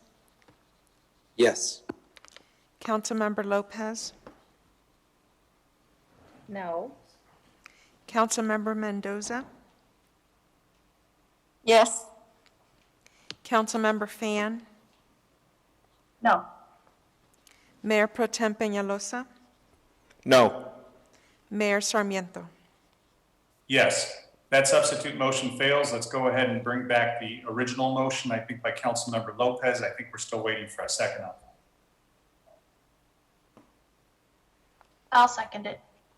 Great, we have a motion by Councilmember Lopez and a second by Councilmember Fan on the original staff recommendation. Madam Clerk? Councilmember Becerra? Yes. Councilmember Hernandez? Yes. Councilmember Lopez? Yes. Councilmember Mendoza? You're on mute, Councilmember. That's a no. Councilmember Fan? Yes. Mayor Pro Tem Peñalosa? Yes. Mayor Sarmiento? Yes. Great, thanks, everybody. Moving along to item number 24. This is a workshop on the 2021-22 budget. Mayor Sarmiento, point of order. Yes. I think just for because of the episodes we've had in the past with recordings of meetings, I think that the clerk should state the motion and the vote at the end of every vote. Just my suggestion. All right, well, look, I don't know, is there a reason why there's lack of clarity? Have we received anything that people are unclear about our votes? I mean, aren't they recorded and the minutes are taken? I think that the voting has been clear. Look, if you want to restate this one, we can go ahead and have the clerk. The reason we need to do it on every one. Yeah, Mayor Sarmiento, the reason why is because members of the public do not necessarily understand or know the rules on every type of votes. Some votes require 5, some votes require 4, some votes require, to pass or fail. And I think for transparency and to inform the public of what's going on, we should state whether a motion fails or passes after each vote and what the vote was, like we have done for years past. I mean, I know that we recently just started not just doing this and glossing over and moving on to the next item, but we should state the motion. Well, yeah. After it was Let done. me go ahead and when we take the vote, I'll say if staff recommendation has been adopted or if it's been approved. But yeah, we don't want to do this for every single vote. I think there's some that are mostly unanimous. Those that are a split vote, I'll announce whether the staff recommendation has been supported or if it's failed. Mr. Mayor, if I may just. Go ahead, Councilmember Becerra. Thank you. In the past, it's been my understanding that the clerk would usually read off the results of the vote. And I've heard it intermittently tonight, but not consistently. And I wanted to ask our city attorney, wasn't there a law at some point that required councils to read off the results of each vote? Yeah, so there's two potential rules that apply. Our teleconferencing rules have been suspended by the executive order of the governor, but normally if we do have people teleconferencing for transparency purposes, a good practice, a best practice is to read a motion and take the vote so that members can hear that clearly, particularly those who are not present in the council chambers. There was also, under the Brown Act, a requirement that we have a roll call vote, which you have been having the roll call vote, or that you have an electronic board to demonstrate those votes.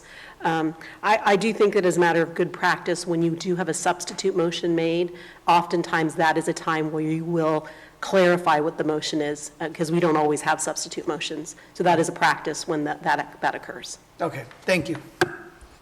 Great, so Madam City Attorney, so have we done anything that's violated any of those rules? No, we're not I heard the roll call vote, and that's what would be legally required at this point. But just to be for consistency purposes, what we may want to do if there's a substitute motion, just to read that out. All right, understood. Let me go ahead and move on to item number 24. Mayor Sarmiento, point of order. Item number 23, the staff recommendation was adopted on a Point of order, Mr. Mayor. Go ahead. I mean, I know that in the past, we've just, after every vote, the clerk of the council goes, motion fails 4-3 or 3-4, motion passes 4-3. If we talk a lot about wanting to be transparent and accessible to the public and make it easier for our residents to understand what's going on, we should get into the practice of doing this like we have in the past. Go back 15 years in the recorded meetings, and it's on there the way that the clerk reads off the record at the end of every vote. Just my opinion, and I'll end it at that. Thank you. Great. Point taken. Let's go ahead and move along to item number 24 for the third time, the 2021-22 budget workshop. Madam City Manager. Thank you, Mayor. So this item doesn't require an action from City Council, and there's two presentations, one to talk about the revised Santa Ana spending plan, and the one to present the draft fiscal year budget. It's just one more opportunity to receive direction, for staff to receive direction from you on things you'd like to see incorporated, changed, or more further explained. So I'm going to take the first half and talk about Revive Santa Ana. We'll continue our dialogue on helping our city and community recover from the COVID-19 pandemic. And since we last discussed this item, we have received the guidelines on how these anticipated federal dollars can be spent, although clarifications are continuing, and we also have the results of our community survey and other public outreach efforts. So the anticipated federal funding is the results of the $1.9 trillion American Rescue Plan Act of 2021. It was signed into law on March 11. It's commonly referred to as ARPA. Initially, we did believe that the city of Santa Ana would receive $142.9 million, but last week we did learn that our allocation will be $128.4 million. However, we are anticipating to receive an additional $21.5 million allocation that's specifically for housing. The ARPA interim final rule is a 151-page document. Our financial staff has been very busy thoroughly reviewing it, participating in webinars, and engaging in Q&A with the U.S. Treasury to ensure that any program or services that are ultimately approved by the City Council will comply with the requirements. We have identified priorities of focus for the initial budget appropriation of $75 million, about half the total allocation. The spending plan will have to evolve as we get more federal guidelines and adapt to new priorities. The overall guidelines, ARPA funds may not be used to match funding we receive from other federal programs. Other prohibitions include cities are not able to use that money to pay off pension debt. It did clarify it doesn't apply to ongoing personnel cost, but it would be a one-time payoff of a pension that's prohibited. It also does not allow cities to park revenue into reserves from the money. Some good news is, however, we will have more time to implement Revive Santa Ana than we previously thought. Funds must only be obligated by December 31st, 2024, but we do have until the end of 2026 to spend them and complete those programs and activities. And of course, with all of the funds from federal and state, there are a lot of reporting requirements and performance monitoring.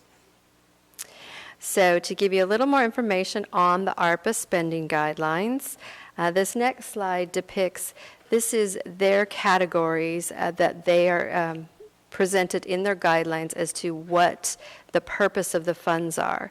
It is designed to respond to the public health emergency and the negative economic impacts caused by COVID-19. The federal guidelines group those allowed uses into three categories. The first one is responding to COVID-19. Items that are grouped under here are things that you might could easily recognize, and that is prevention, mitigation, medical expenses. This would be vaccinations, testing, those types of things.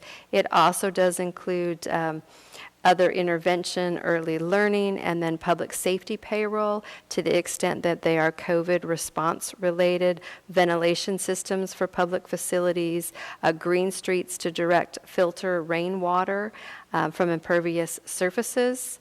The next bucket, according to the guidelines, is responding to the negative impacts.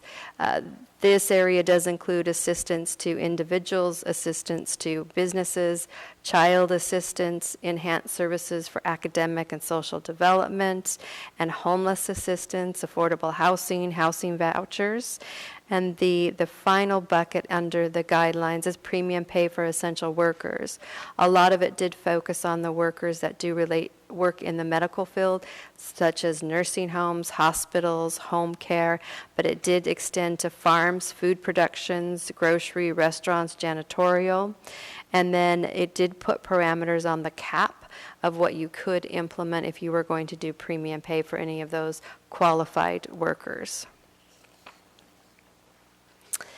On the next slide, diving in a little deeper into the guidelines, we did find they can be used for government services if there has been a reduction in general revenue due to COVID-19. They have specific definitions for what general revenue they consider, and this is good news because initially we were under the impression that for revenue loss or revenue replacement with these dollars, it would be just what you budgeted and then where you came in short.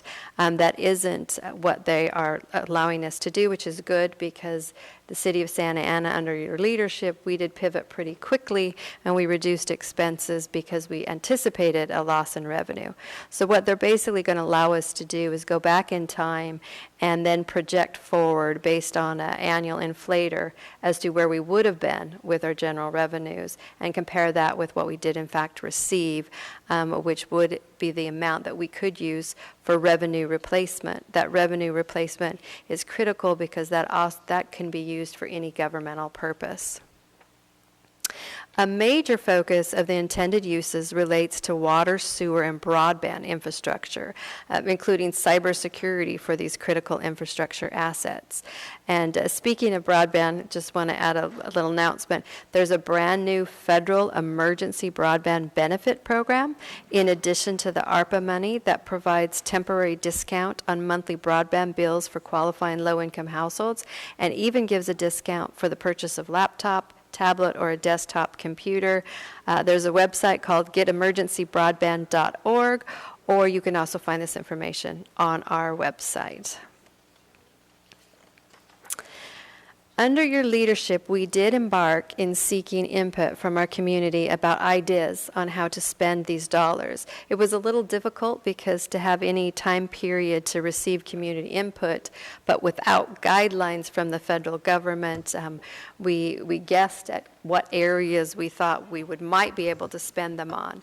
But about a month ago, we created Revive Santa Ana survey to get the public's input on the many ideas that had been brought forward by City Council and by City staff. We did our best to narrow down the questions to once again believe what we thought programs would be allowed. This survey was available online. It was promoted through social media, in the city manager's newsletter, on our website, and other platforms. It was also available in paper form at City Hall and at our libraries. Both the online and the paper versions were available in English, Spanish, and Vietnamese. The survey included 13 questions about Revive Santa Ana spending and COVID-related needs. In addition, there was a catch-all for any other comment that the public wanted to add. We also had an email account, Revive Santa Ana, where people could send in just any comments or ask questions.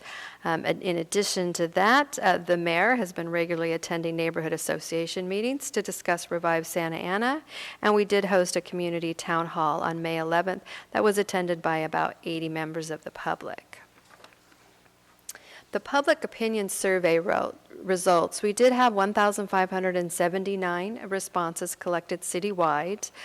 The survey period just ended 2 days ago, and we have a few demographics for you. More than half of the total respondents identified as Latino or Hispanic, and about 80% of the respondents identified as residents of Santa Ana. Others included were those that work here or visit here. And the age groups that we received the largest response were from 35 to 44 and 45 to 54. The image on this slide is basically a word cloud that created the size of the word, the larger, based on how many times it was mentioned in some of the comments of the surveys. I'm not going to walk you through all 13 of the questions. I've just polled a few of them to share with you some of the results. What we are going to be doing is we will provide to the full council the entirety of all the surveys plus any town hall comments, and we will also post it on our Revive Santa Ana webpage so that the public can see all of the comments. But just for an example, one of the questions we ask is which of these programs are the best ways to address public health. You can see from the chart that respondents were asked to pick 3 top answers for the questions, and for this one, most importantly, was housing and health services for homeless. The second one was health access for residents, and the third one, substantially lower than the second one, was investigate health hazards in Santa Ana. Another example of one of the questions that was asked was about public safety programs, and the highest rated one was of importance. It was removing trash and debris from streets, parks, and neighborhoods. It received the most votes as the most important public safety program, with the second most on providing quick housing from motel conversions, and the third was an interest in security cameras for our parks and community centers. Like I said, I'm not going to spend time walking through all 13 of those because you will receive a full record of the survey. But some of the other interesting ones, the highest rated response for assistance type programs included rental assistance, small business support, and affordable internet access. Some of the highest rated responses for city improvements included neighborhood safety streetlights, community center renovations, bike trail repair and add security lighting, and a main library early childhood reading and activity area. So shifting a little bit, and some of these slides will be familiar to you. The first time we presented, we did identify priority focus areas, and we certainly appreciate all of the public input, and we are developing those and rolling them into our priority areas. So I'll take you through these rather quickly. The 5 that were identified early on that we felt would be important to our community is recovery from the pandemic, which very much aligns with the federal guidelines, direct assistance programs in sync with federal guidelines, public health and safety, critical infrastructure, and city fiscal health. So starting with the recovery from the pandemic, what we did do is, since we anticipate funding coming in 2 tranches, and approximately half of the amount that we receive equates to about $75 million, we have earmarked or proposed amounts for each one of the 5 areas, and then the programs and services certainly will be developed in greater detail based on your input. For the first one, recovery from the pandemic, we're proposing an allocation of $6 million. I know we are all optimistic of full vaccinations and reopenings. We do believe there is still a lot to accomplish in this area. For vaccinations and educations, we do feel that there is a need to assist organizations to bring vaccinations further out into our community, and also education efforts to overcome vaccine hesitancy. On expansion of communication tools, recognizing that one method does not reach all segments of our community, investment is needed in this area. And with the reopenings and the individuals that cannot get vaccinated, there is a need for sanitation and prevention measures. Embarking on a study to determine about public Health Department is certainly in line with a lot of the comments we received. Public health was mentioned quite frequently by the community, so this would be doing a study to determine would the city have been better served if we had our own public health department, and is that something we want to implement in the future. The second recommended priority area is the direct assistance programs, and it includes a proposed allocation of $16 million. Programs such as resident stimulus programs. We did also hear a lot from the community on things such as funeral assistance as well, and survivor assistance. Assistance to businesses, that we heard requests from nonprofits, private businesses, large and small, arts and cultural business, as well as artists. Some of the council recommended items when we first discussed it was more programs for youth violence and sexual assault intervention, early childhood education programs, which is clearly also in sync with what the ARPA guidelines are, digital literacy education, and then food distributions. Our fabulous nonprofits that have been providing food, they're having a difficult time. Right now, I think people are thinking that we're over and out of the COVID pandemic, but there still is a great need for food distributions, and the nonprofits that have been doing this have noted that the donations have dramatically declined since the start of this calendar year. And then also continuation of our existing rental assistance programs and greater efforts in this area of assistance and housing for the homeless. The third recommended area was public health and safety, and we've allotted $14 million. One of the things that we heard loud and clear is the underlying health conditions of the individuals that made them more susceptible to COVID-19. Exercise is an important thing, so additional public green space would be needed. This one we are trying to determine more clarity on the guidelines. Healthy food accessibility, that's an area that was mentioned by some of the community members, and we believe that this will fit within the guidelines. And then increased homeless services by nonprofits. We certainly heard from city council members that this is an area that you want to further remove from law enforcement officers and let the nonprofits take a greater role in this. We are exploring a couple of different things in this area. One of the things that I think is very promising is a potential diversion of 911 calls from law enforcement directly to homeless service providers.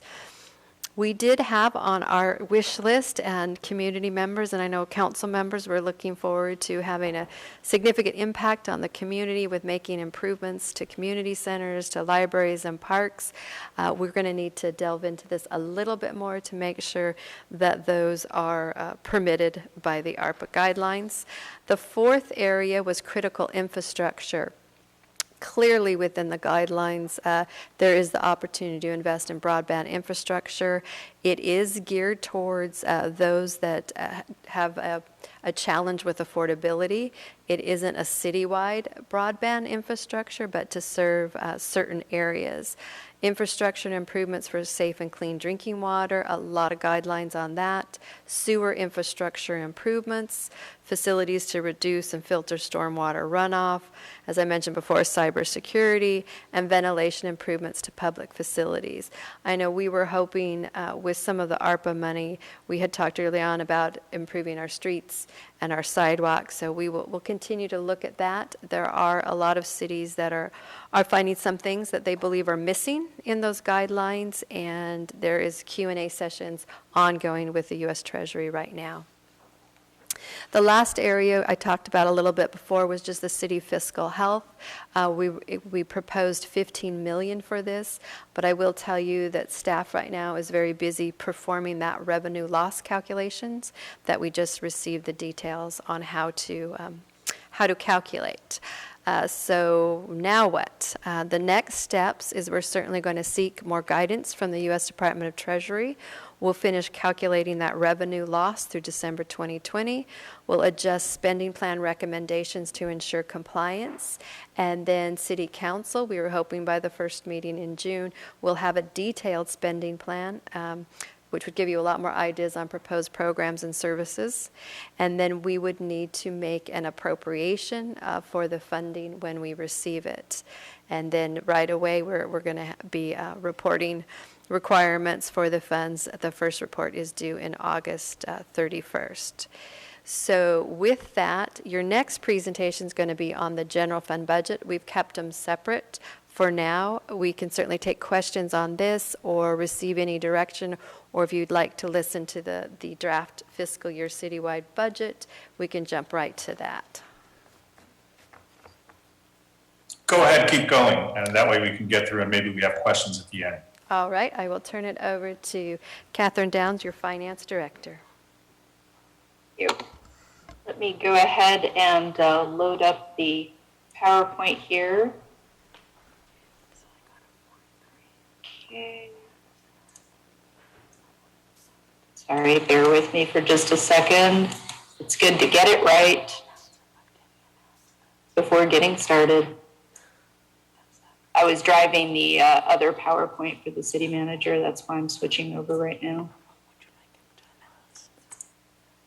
Okay.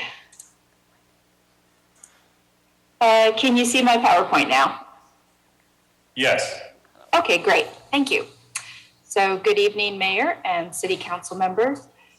Just as the City Manager mentioned, this portion of the presentation will focus on the draft budget.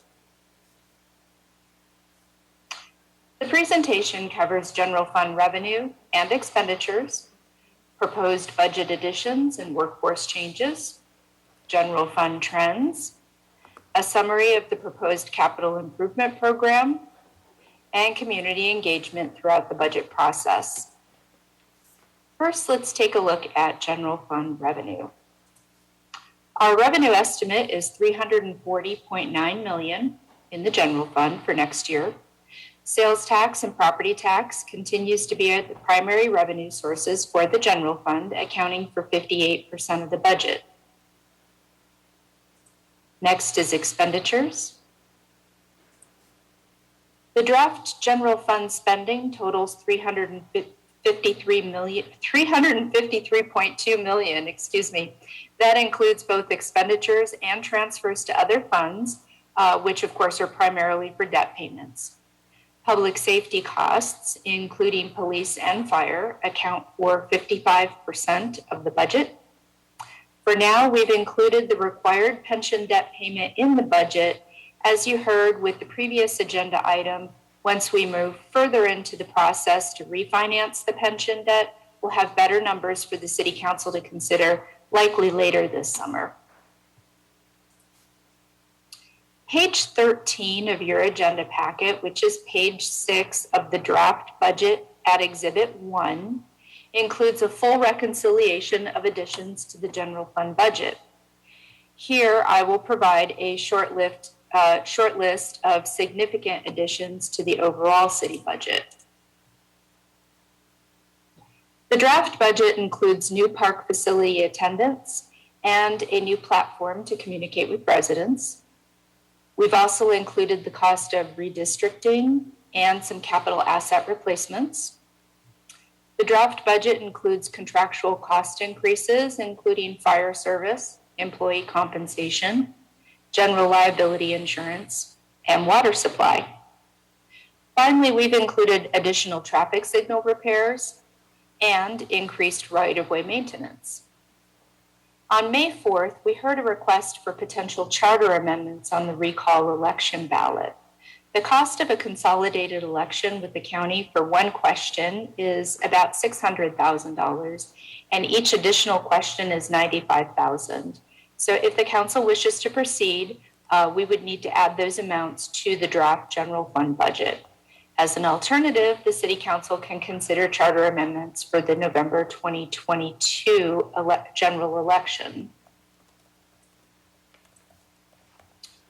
Next, we'll look at the proposed changes to staffing, including direction received from City Council on May 4th.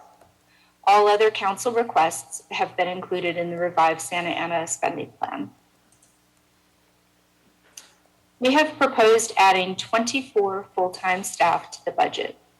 The table on the left lists the additions by department, and the table on the right lists the same additions, but by funding source. Only 3 would be funded by the general fund, and the remainder would be funded with restricted money. Full details are available in Exhibit 2 of your agenda packet. As requested by City Council during the May 4th budget work session, the draft budget includes more public works staff to improve service delivery. This slide focuses on full-time staff. The draft budget also includes part-time interns for the City Manager's office to support the City Council based on comments received from the May 4th budget work session. To help balance the current year budget, the city imposed a hiring freeze on 47 full-time positions funded by the general fund. Throughout the fiscal year, as departments have identified savings and a demonstrated need, we were able to remove several positions from the hiring freeze as reported at mid-year. To help balance the coming year's budget, we are proposing a hiring freeze of 32 full-time positions in the general fund. And you can see the comparison on this slide. Next, I want to cover some revenue trends. These trend charts include 4 years from pre-pandemic fiscal year 18-19 through the draft budget for fiscal year 21-22. This slide includes our 3 largest sources of revenue. The pandemic initially affected the Bradley Burns sales tax in fiscal year 19-20, which has since recovered. Measure X sales tax was effective for only 3 months in fiscal year 18-19, which is why you see the dramatic increase to fiscal year 19-20. Property tax has not been impacted by the budget or by the pandemic and steadily increases each year. We estimate a 3.2% increase for the coming year. The pandemic affected business tax in the current fiscal year as most of business tax collections look back at prior year activity. In fiscal year 19-20, the tax revenue was $13 million. The current year revenue estimate is $9.3 million, with recovery to $12 million expected in the coming year. Hotel visitors tax was hardest hit by the pandemic, and we do not expect much of a recovery in the near future. Normally, we would collect more than $9 million, yet our estimate for the coming year is only $5 million. Surprisingly, pandemic service charges, normally about $7 million, decreased during the pandemic. We expect a partial recovery to $6.4 million in the coming year. Similar to hotel visitors tax, we don't expect much recovery for permit and plan check fees at this time. We've increased the estimate for park and recreation fees, but depending on the pandemic's lingering impact, we may adjust both revenue and expenditures at mid-year, much like we did a few months ago. Next, I'll cover a broad overview of expenditure trends. Even with the hiring freeze, our employee-related costs continue to increase steadily. We start fiscal year 18-19 with $151 million. The cost increased to fiscal year 19-20 by $23 million, or 15%. Now, this was due to staff additions funded by Measure X, as well as other contractual increases. Fiscal year 2021 increased by $19 million, or 11%, due to the increasing debt payment and additional police officers added to the workforce. And the draft fiscal year 21-22 budget, or a draft budget, has increased by $14 million, or 7%, which reflects a more normal increase, including the pension debt payment and negotiated wage increases, and then finally normal step increases. It's interesting to see the trend of non-labor general fund expenditures. So what we did is we took general fund expenditures, carved out the labor portion, and this is what's left, the other expenditures. So we start fiscal year 18-19 with $110 million. The cost increased to fiscal year 19-20 by $26 million, or 24%, which was directly related to the expansion of services with Measure X. There were increases for contractual services such as park maintenance and purchases like trucks for right-of-way cleanup. Fiscal year 1920 also included the new 2/3 set aside of cannabis tax revenue, which totaled $9 million. The decrease to fiscal year 2021 by $3.6 million reflects the pandemic's impact on the city's finances. And the increase to the draft fiscal year 21-22 by $13.2 million reflects recovery from the pandemic, at least partially, a $5.8 million increase of the 2/3 set aside for cannabis tax, and a $2 million increase for fire services. Next is a summary of the capital improvement program. The detailed document is included at Exhibit 3 in your agenda packet. The proposed CIP includes $57.4 million of new spending funded with restricted money, $16.3 million for street improvements, $8.1 million for traffic improvements, $23.4 million for utility, drainage, and lighting improvements, and finally $9.6 million for facility improvements. Next, I'll cover community engagement during this year's budget process. In March, we provided early information and received initial direction from the City Council at their public meeting. We also had a community budget meeting in March, compliant with the Sunshine Ordinance. The public opinion survey just closed, and you heard some of the results in the City Manager's presentation. This is the second of 2 City Council budget workshops in May. The Planning Commission will review the proposed capital improvement program next week. And finally, the schedule includes the City Council's public hearing for the proposed budget on June 1st. The public opinion survey included an opportunity to rank 5 budget priorities. The survey was not scientific, and there were over 1,300 responses to this particular question. Increase public safety resources scored the highest. Restore staffing, increase the reserve, and competitive wages all scored very close, coming in 2nd, 3rd, and 4th. Refinance the city's pension debt scored lowest, with very few votes in comparison with the other choices. Our scheduled next steps include the public hearing, then adoption of the budget ordinance on June 15th, and the new fiscal year begins on July 1st. That concludes my prepared presentation, and we're ready to answer questions and take additional direction from City Council. Great, thank you for that presentation, Madam City Manager and Director Downs. A lot of information, right? And I know in the staff report, there's a lot of detail as well. You know what I was going to suggest, Madam City Manager, is given that we have, quite a few new council members, this is a very detailed budget.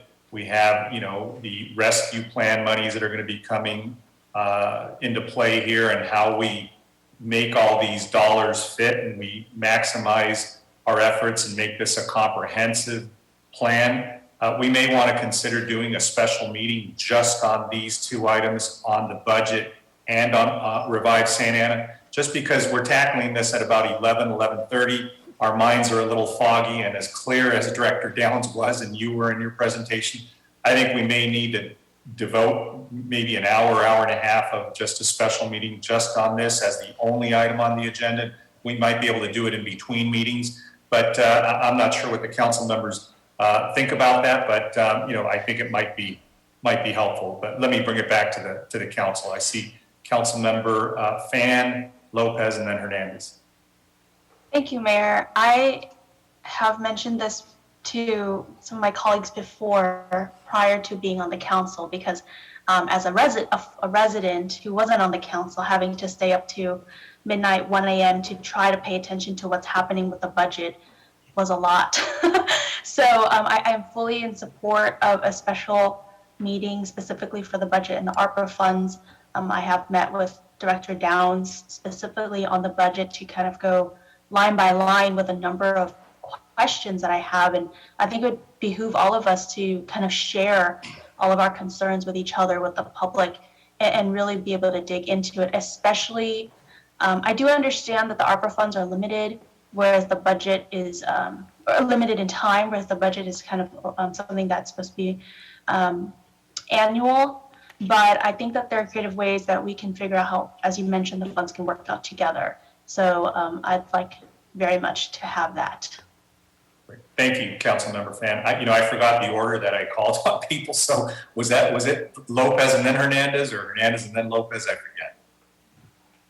Hernandez and then Lopez. There you go. Go ahead, Councilmember. Thank you, Mr. Mayor. I'm in agreement. I want to be able to see, our residents be able to be engaged in the discussions that we're having. I know it is 11:30. I think it would be great for us to have a special meeting so that we can have, an hour to two to be able to discuss this more in depth. So I do like that idea, and I would be happy to support that. Great. Councilmember Lopez. Thank you, Councilmember Hernandez. Councilmember Lopez, and then Councilmember Mendoza. Yeah, thank you, Mayor Sarmiento. I'm very supportive of the idea. This is like a 300-page document, and it's, a high overview. So I definitely do think that we need a special session for the budget and the ARPA money. And I also just want to thank, Director Downs for making herself always available to answer any of the questions, and for having patience, to talk about this with me as a new council member. So thank you. Perfect. Thanks, Councilmember. Councilmember Mendoza. Yes, I agree also.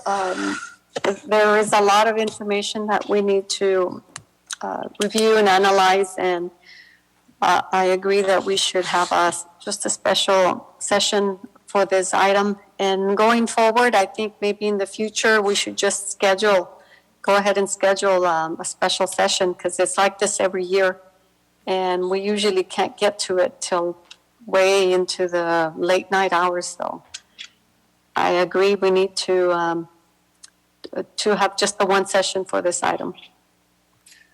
Great. Thank you, Councilmember Mendoza. I see Mayor Pro Tem, and then Councilmember Becerra.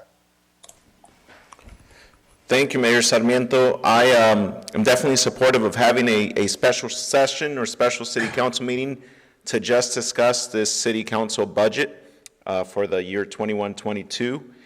One thing that I would also add to that is that we make that meeting, that special session, and make it open to the public.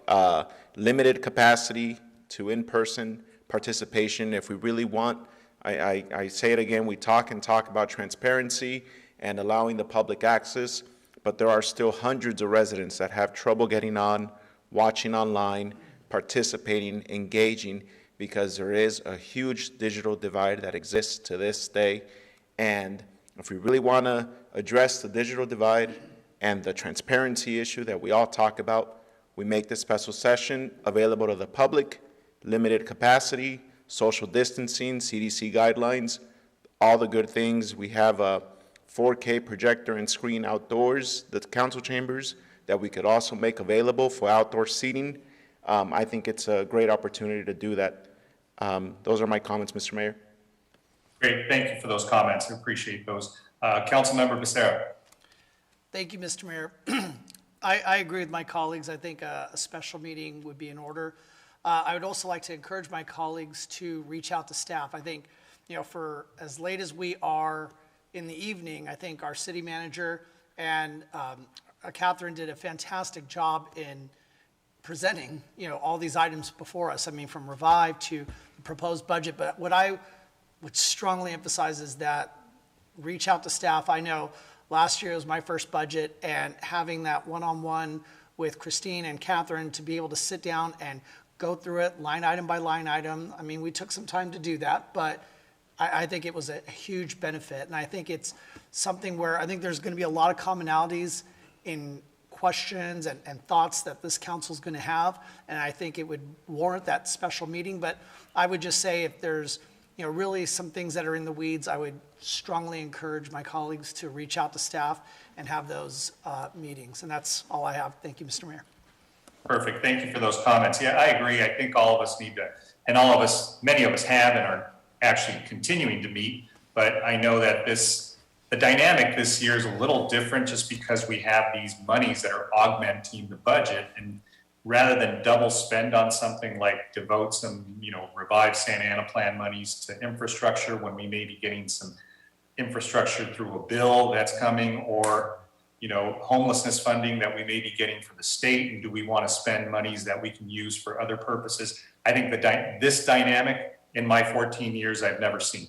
So that's why I think it makes it even more important that we take some additional steps to be intelligent and thoughtful about how we complement these monies and not spend on one area when we could be receiving money specifically for that purpose. And also just to make sure that the public is engaged in the discussion. So I appreciate all those comments. So I don't think that this is an action item. This was just simply to listen to the presentation.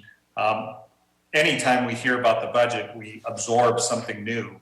And so I think all these, continual, workshops on this helps us all to become more familiar with the elements of the budget. So, I think these workshops are helpful, even if there isn't a robust discussion at the end. Go ahead, Mayor Pro Tem. Thank you, Mayor Sarmiento. I was going to ask, are we going to be able to ask any questions about the presentations that we just saw tonight, or are we? Sure, I think we can ask tonight, and then we can always, and we're going to, hopefully it sounds like there's a majority consensus to have a special in addition to tonight. So if there are any questions tonight, I'm sure staff would be happy to field them. Thank you, Mayor Sarmiento. I just had one minor question that, caught my eye. And in one of the slides, Director Downs, under the Parks and Rec, when you were talking about which staff, hiring freezes we had in 2021 to 21-22, Parks and Rec went from 6 hiring freezes in 2021 to 8 in 21-22.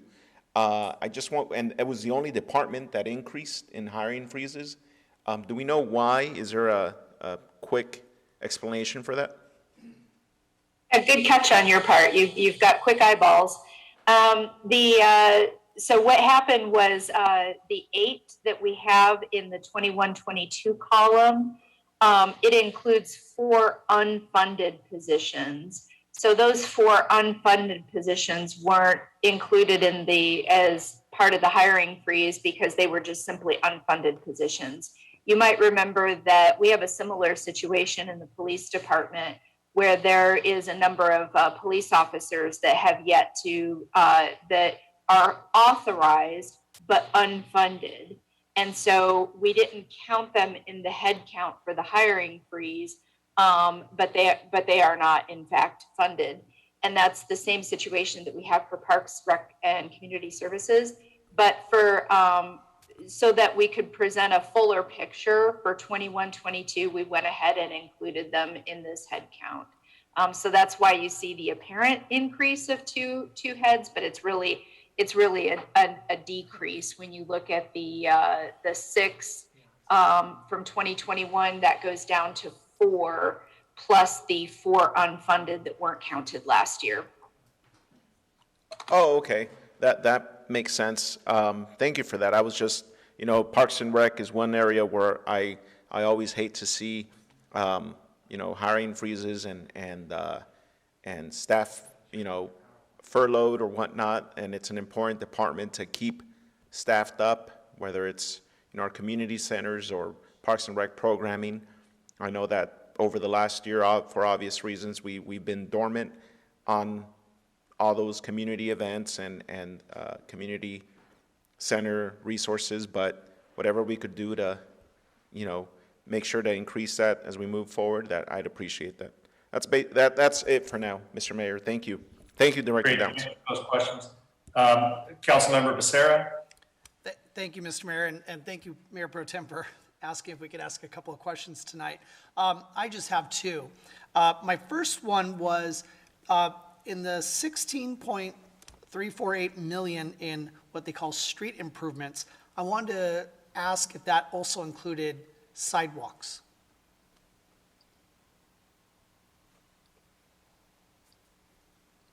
Don't all jump at once. I have it right here. And it's really tiny. Let's see. It's, we have alley rehabilitation, industrial street rehabilitation, arterial street rehabilitation, and then we have additional other street improvements. No, the street improvements do not include sidewalks. Director Saba, I don't know if he's on the line or not. He might be able to speak. I think that there are, oh, I see some pedestrian improvements under traffic improvements. So I think that might be the category where you'd find sidewalks or at least pedestrian improvements. No, those are probably safety improvements. Well, we're a city that has quite a few pedestrians. We're a walkable city. So I hope that the next time we see a draft budget, we don't have to dig into the appendix of the appendix to find where we're funding our sidewalks. So I hope it's a little more clear next time. And then my other question is, how did we project a decrease in permits and plan check fees? I know that we're seeing some construction take place here in town, especially after we amended the Housing Opportunity Ordinance last year. So we're seeing some cranes in the air. We're seeing things get built here in town despite the pandemic. So how are we projecting a decrease in in permits and plan check fees? Director Tai, do you want to answer that question?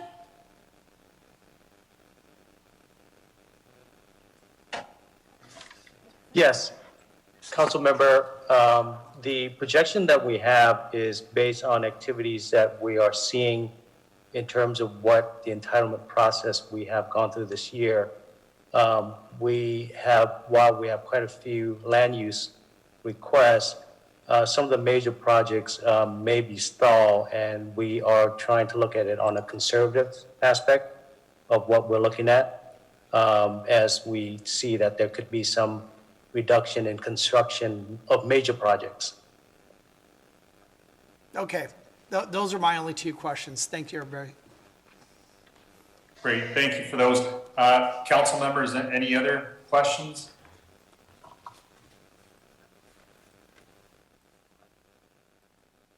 All right, hearing none, or Councilmember Fan, go ahead. I don't have a question on the budget. I'd like to save it for our special.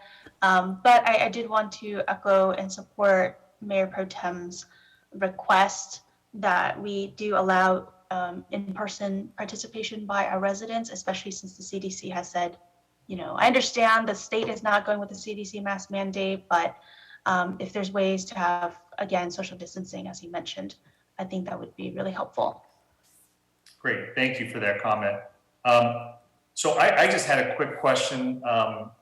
Director Dalens on the slide, and I forget which one it was. I think it was the budget additions. And I think you have a line item for redistricting. So I know we had spoken about, or I think I had mentioned in the past about there being a special election coming up for the imminent recall on the governor. So that may be an opportunity for the council to maybe put some item on that, on that election cycle. I don't know if we have time, because I think you have to go like 88 days from that election date back. The city clerk and the city attorney might know the exact timing on that, but we should maybe consider that if the timing is correct. We may be able to include some things on that, on that election cycle that I know we've considered in the past some amendments to the charter. So maybe that's something that you can maybe pencil out if the timing works out. If it doesn't, then, we missed that timeline, but we don't know when the election is scheduled for. At least I don't think we know yet. But that may be something for us just to consider and look at, as we move forward. The other one was, if we could get a better sense of, we know we're going to be getting more guidance from the Department of Treasury on how exactly we can expend some of the rescue plan monies. I just want to be able to see if we can have a little bit more definition on that, because I think we're still looking at it through a really broad lens. But I want to see, I guess, where those monies can offset what we already have line itemed in the budget, just so we can have a better idea of how we can supplement these monies, how they complement maybe some expenditures. But obviously there's a lot of detail that we need to go through. So that all those would be helpful. And as I mentioned before, just showing the delta of change between last year's budget to this year's budget, making sure that we see how certain line items have either increased, decreased, and you've done a good job in this PowerPoint to show some of the adjustments that have been made, whether we're going to be increasing some line items, whether they're going to be decreasing. So those are always helpful to just look at the year prior to see how we're doing on some of those things. So I know they're pretty high level, and I think what we need to do is we'll individually set some things up with you, but hopefully the clerk and the city manager will schedule some time for us to be able to have a mutually agreed upon date and time when we can meet to have a special meeting and make sure we notice the public and notice all the members of the council. Mayor Pro Tem. Thank you, Mayor Sarmiento. I just wanted to thank you for bringing up that election item. I had it on my notes and completely missed it, but I do have a council agendized item at the next council meeting to discuss and consider bringing back the potential charter amendments that we had. We tried to put on you and I believe, try to put on the election on the ballot last year, and it didn't happen, but I want our new colleagues to take a crack at them and see if there's an interest in input. So thank you for that. But just wanted to show my support for that. Thank you. Perfect. Thank you. And I think there are no other comments. So thank you, members of the council. We'll go ahead and move along to the council member requested items. And the first one is Council Member Hernandez's item to discuss and consider a resolution declaring the city's support for the transgender and gender nonconforming community. And I'll turn it over to Council Member Hernandez. Thank you, Mr. Mayor. I brought this item forth because last year and this year has taught us a lot about the importance of bringing people together and celebrating diversity and inclusion. And as we all know, the need for us to support and uplift and embrace the LGBTQ community is extremely important. And as a policymaker here with the city, I want us to be able to advance LGBTQ equality through local executive action. I want us to be intentional about celebrating the trans community and gender nonconforming community beyond just Pride Month. Because once Pride Month ends, these individuals don't cease to exist. They continue to experience discrimination in the workplace. They experience a lot of adversities in our community. And I think us as a governing body, it would speak volumes for us to be able to work together in ensuring that they are involved in policy discussions, that they're involved in the community, and that they have a seat at the table. I know that inclusion efforts is something that is important to everyone here with the Santa Ana City Council, and I hope that together we are able to create change. Thank you, Council Member. Thank you for that. Let me go ahead and bring it back to the rest of the council to see if they have any comments or questions. Members of the council, any questions on this? Councilmember Lopez? I don't have any questions. I just want to extend my support to you, Councilmember Hernandez, with this reso. So thank you. Great. Thank you, Councilmember Lopez. Any other members of the council?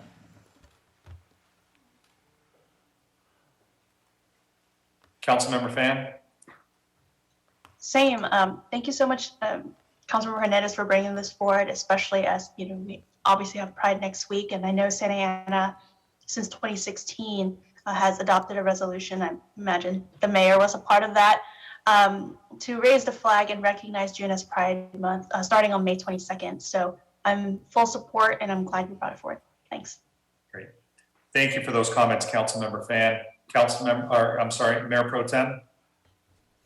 Thank you, Mayor Sarmiento. Just wanted to thank Councilmember Hernandez for bringing this item forward.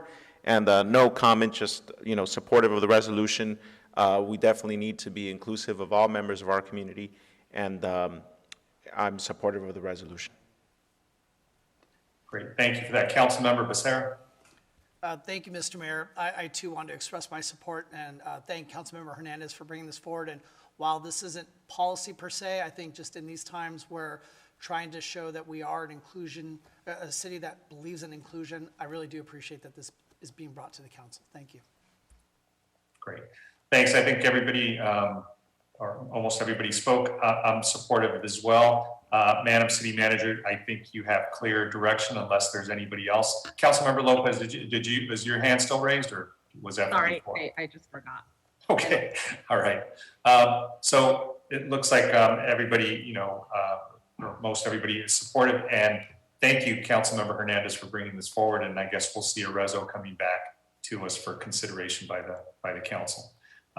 Let me move along to council recommended item number 26, and that one is by Councilmember Lopez, and this is the reso on the health emergency, Santa Ana climate and public health emergency. So Councilmember Lopez, I'll turn it over to you. Thank you, Mayor Sarmiento. So hi, everyone. You know, a little bit of background before we get into our discussion. I originally brought this forth in March, early March, and since then, I've worked with a number of different groups in the city and in the county. And I did ask that the reso be made public so people could have access to it and see the outcome of that collaboration.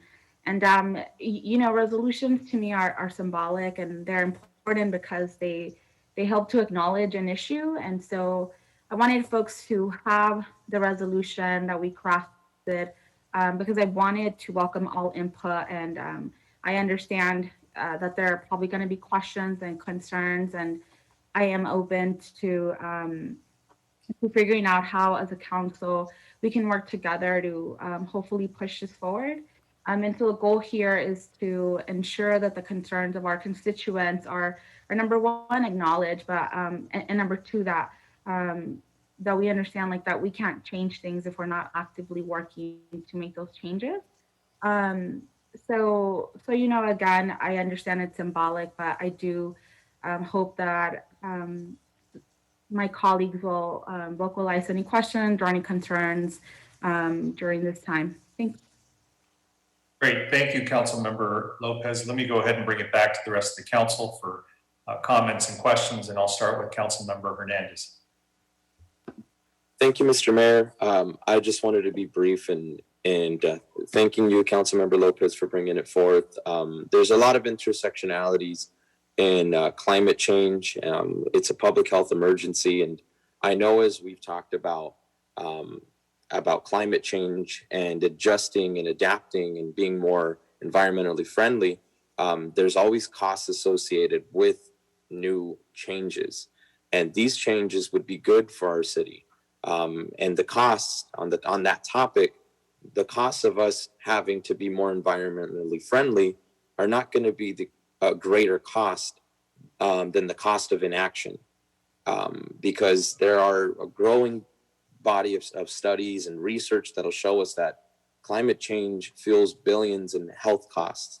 So I would rather be on the preventative side. And with that being said, I do think that this is something that we need to have more dialogue about. And thank you, Councilmember Lopez. Great. Thank you, Councilmember. Any other members of the council wish to comment or ask questions on this? Councilmember Fan.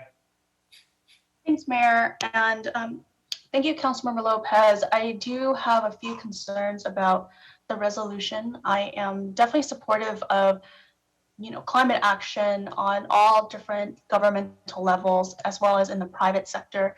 I think a lot of us millennials, at least in my family and my friends, many of us are even considering not having children, given the potential effects on the climate on our Earth. So, but I do have a few concerns, in particular, some of the language, while I do understand, the idea of reaching for the stars, I want to make sure that we are also, having deadlines or goals that are feasible. So for example, part of the resolution on page 26-4 mentions Santa Ana will achieve 100% of electricity power supply for municipal use, plus offer the same to all residents and businesses through clean, renewable, and zero carbon emission energy sources before the year 2025. Now, I understand that, but I think that, Santa Ana cannot in itself build 100% electrical power supply from renewable resources and whatnot. Therefore, I don't think that that's a realistic goal. And while I know that resolutions are meant to kind of talk about these goals, I want to make sure that we present to the public and our position in a way that is also feasible. So something like that, I would like to see that adjusted. The other thing I'd like to address is that our resolution, or the resolution, does not mention our climate action plan. The city has a climate action plan that was adopted, I believe, in 2015. Thank you to Daniel Soto for drafting the report on the state, federal, and local levels of climate action. But I think it could be, not consistent with our current adopted policy under the climate action plan. So I would like to see any type of resolution address that, or whether it's an update or something like that. I think that would be really helpful, or more helpful. And then finally, this is just a concern, which is I understand that there's some comments regarding development in the city, urban development and housing. And I, again, support, climate policies, whether it's to encourage green standards or, renewable energy, electricity, solar panels and whatnot. But I do think that, we do have issues with development in the city and housing. And I think the language there definitely, I think it's a rub between the two. So those are some of my comments and some of my concerns about it. I would like to see something that reflects some of those changes be brought back for consideration. Thanks. Thank you, Councilmember Fan. And just to your second point, the climate action plan is mentioned in page 5. And so just want to make that highlight. Thanks. Yeah, no worries. Oh, I see it. Thank you. Great. Thank you, Councilmember Fan. Any other questions or comments from the council? Councilmember Becerra. Thank you, Mr. Mayor. Absolutely, we're seeing CO2 levels at an all-time high. As we burn fossil fuels with driving, we're producing large amounts of carbon dioxide. The greenhouse effect that it's having on the earth, increasing climate, global sea levels. I mean, the threat is real, and we all need to do what we can at all levels to address it. But with that being said, this same or very similar resolution was brought to us back on March 2nd.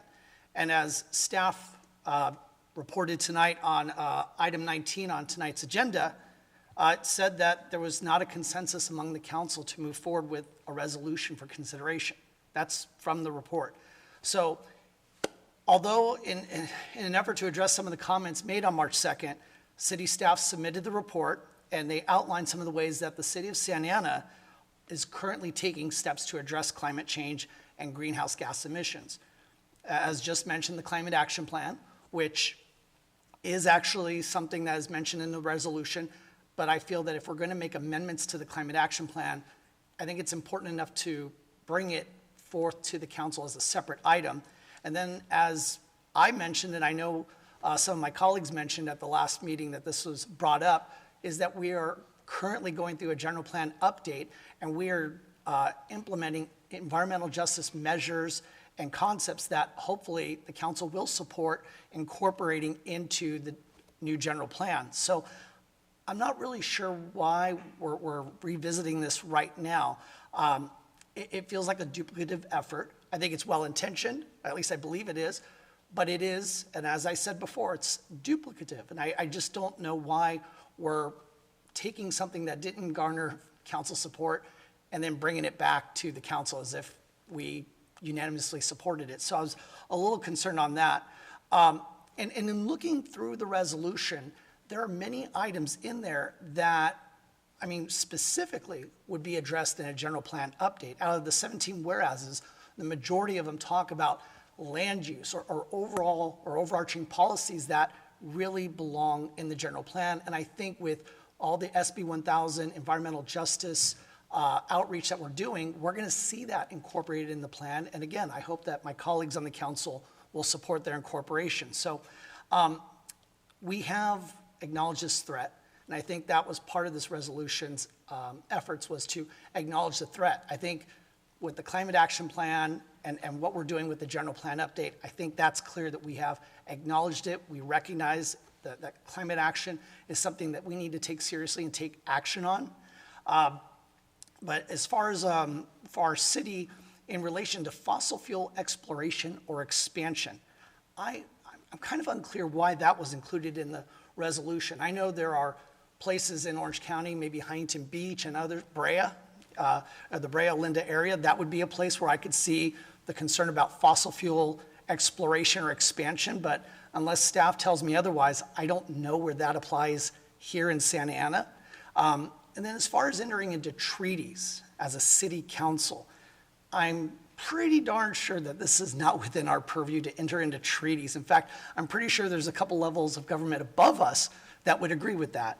But nonetheless, regardless of our ability to enter into treaties, being a government under the federal government, our federal government has already entered into a climate action-related treaty, which is the Paris Agreement.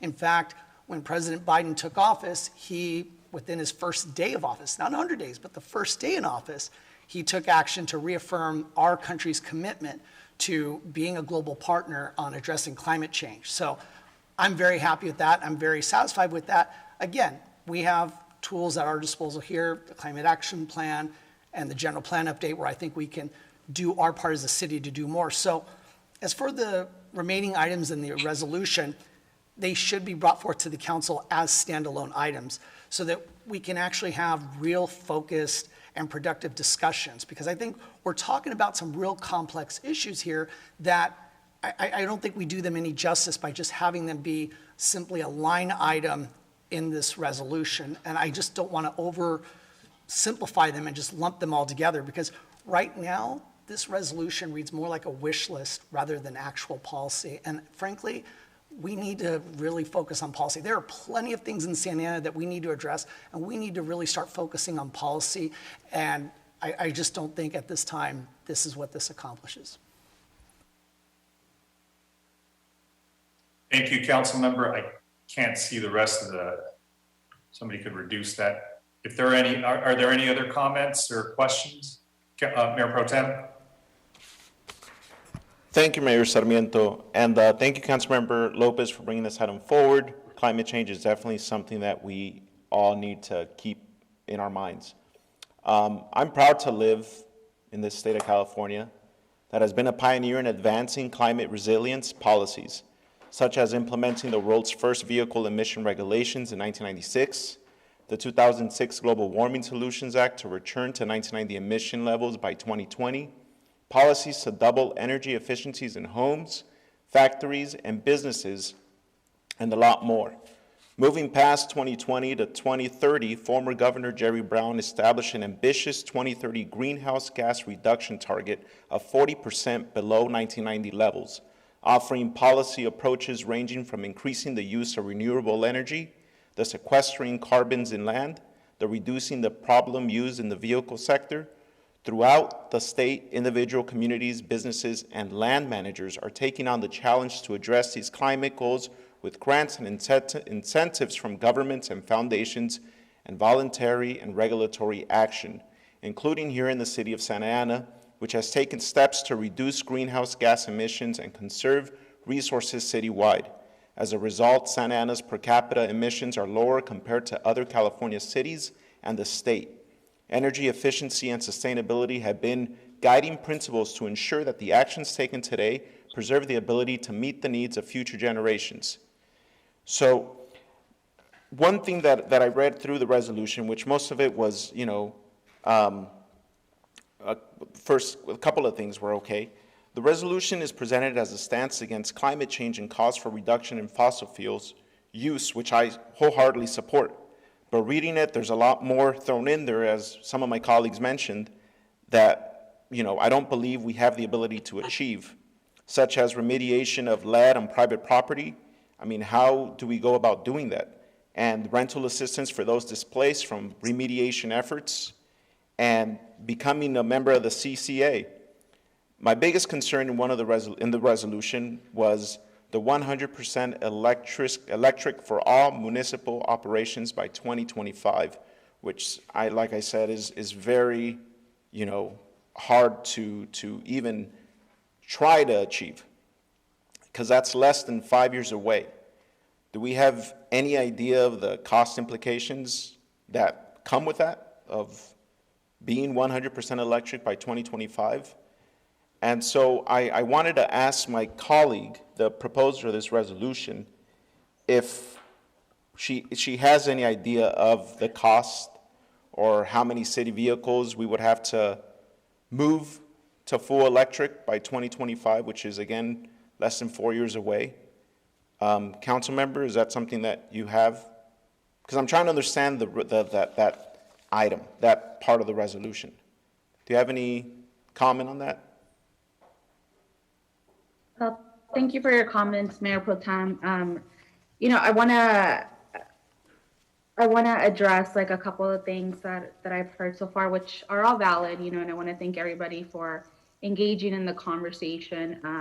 The city of LA actually endorsed this treaty back in March. So I think that as a city, we would be okay doing that if that was the wish of the council. And it did come back because in all fairness, I think that there was some confusion. I'm not trying to dupe anyone.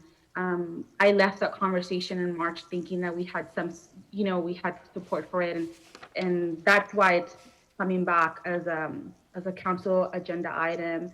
And so I actually don't know what whereas or what be it further resolved section you're referring to when you're talking about the cars. Can you point that out for me, please? Yeah, I think it's page 3. It says, be it further resolved, the city of Santa Ana will achieve 100% of electricity power supply for municipal use, plus offer the same to all residents and businesses through clean, renewable, and zero carbon emission energy sources before the year 2025. What exactly, and I'm trying to understand what that part of the resolution means, because, that people could interpret that in different ways. So I totally get, and that's not talking about vehicles. That's talking about 100% of electricity power supply for the city and the residents. So I hope that clarifies your question. Okay, because if a city for municipal use were to go to 100% electric, to me, I'm saying is 100% of all city operations need to be moved over to electricity, move away from fossil fuels. It's all in the resolution, which to me, that would mean we have, that comes with a lot of severe implications of trying to replace all our city municipal operations that use gasoline to 100% electric. That's how I'm interpreting that, and that's how it reads. Yeah, and I think to your point, and to Councilmember Phan's point, and to what I said earlier, I'm open about changing the language, and having this conversation continue if that's something that makes you uncomfortable. It's not that it makes me uncomfortable. Is this achievable, or are we just putting out word for these resolutions for political theater and sound bites? Because what I'm looking at is moving the city to be 100% based on electricity power by 2025, to me, that means exactly what that means is, what that states is moving over to all electric, which, I mean, in a perfect world, yeah, I'd be all down for all our police vehicles to be Teslas. I mean, I know they do it in some cities, but that's really expensive, which is why I was trying to understand exactly how we would achieve that as a municipal government. Yeah, and you know, I don't think we need to like talk about this as like political theater. It's something that so many organizations were a part of, and a lot of hard work has gone into it. And you know, we are at 50% renewable energy now, and so you know, and when I look at other cities that have modeled this, like LA, you know, their achievable date is 2035. So if we're talking about, you know, achievable roadmaps, can the date be changed? Yeah, it can be adjusted. And I think that's why we're having this conversation. And so thank you for your question. Great. Any other? Thank you for that, Councilmember Lopez. Those were my questions. I just, there's a lot of things in there that should be standalone items, as Councilmember Becerra mentioned, because there is a lot of it to digest and a lot of it that deserve their individual attention. So I'd be happy to see these items individually, but I'm not supportive of this resolution as it currently sits or stands. Understood. Thank you. Thank you. Councilmember Mendoza. Yes, thank you. I agree that the city should do its part in reducing carbon footprints, and we could do that by starting off slow and educating the residents in ways that they can contribute, so it's not just a burden on the city. However, I agree with my fellow council members that it is just too much on the plate to be something that is feasible, that our city can do with the amount of funds that we have. It's going to be very expensive and probably impossible to achieve exactly 100%. We've got to make it a more achievable results. But at this time, we have so many other things that we need to concentrate on that, for example, homelessness issue, that this could probably go back on the back burner, and we can take a look at it again in a year or so. Great. Thank you for your comments, Council Member. So I think everybody's had a chance to comment. Let me go ahead and just bring it back. So Madam City Attorney, if I could just have you answer just a couple of questions on this. You know, this is a reso, correct? I believe the request is for the preparation of a resolution. Right. So just procedurally, this would, the request of this council member requested item is that this reso or a version of this reso be brought back to the council for consideration? Yes. Okay. Now, are resos binding? So generally stated under California law, an ordinance is a legislative act. It's more permanent. It establishes a law. As we discussed tonight, there's usually penalties for its violation. Resolutions, on the other hand, generally deal with a specific or a special topic or something that's temporary in nature, and it's more an expression of opinion or policy and does not have enforcement provisions in it. So if maybe I could summarize, it more captures intent, correct? Yeah, again, yes, it's the statement of the desires of the legislative body, aspirations or goals. Goals or priorities. And so thank you for that. And have we ever supported anything that wasn't within our policy-making, ability? In other words, we've opined and commented through resos, proclamations in support of federal policies. Is that correct? Yeah, you've taken positions on federal and state issues over which you don't have direct jurisdiction. So for us to be supportive of some federal action, like let's say immigration reform, is no different than us supporting a treaty. That would be Through similar. It's just, through a again, res- it's, right, it's a majority, if you pass a resolution, it's a statement that a majority of the council supports the idea, the concept, or the policy. Right. That doesn't mean like on a federal action or a federal question like immigration reform, we're going to actually take a vote on that. We just can send a message to our federal representative or our federal delegation saying we as a city support you or would like to encourage you to support these federal questions or these federal issues. Yes, and that's generally what we do when you ask us to prepare a resolution to support a certain item. I think the resolution that is being presented, I think differs just slightly in that there are some specific, it appears to maybe require some specific mandates, and I think that's just slightly different from a normal of it, and requires you to monitor and oversee it, which I think those are the components of the proposed resolution that are slightly different than some of the others that you've asked us to prepare.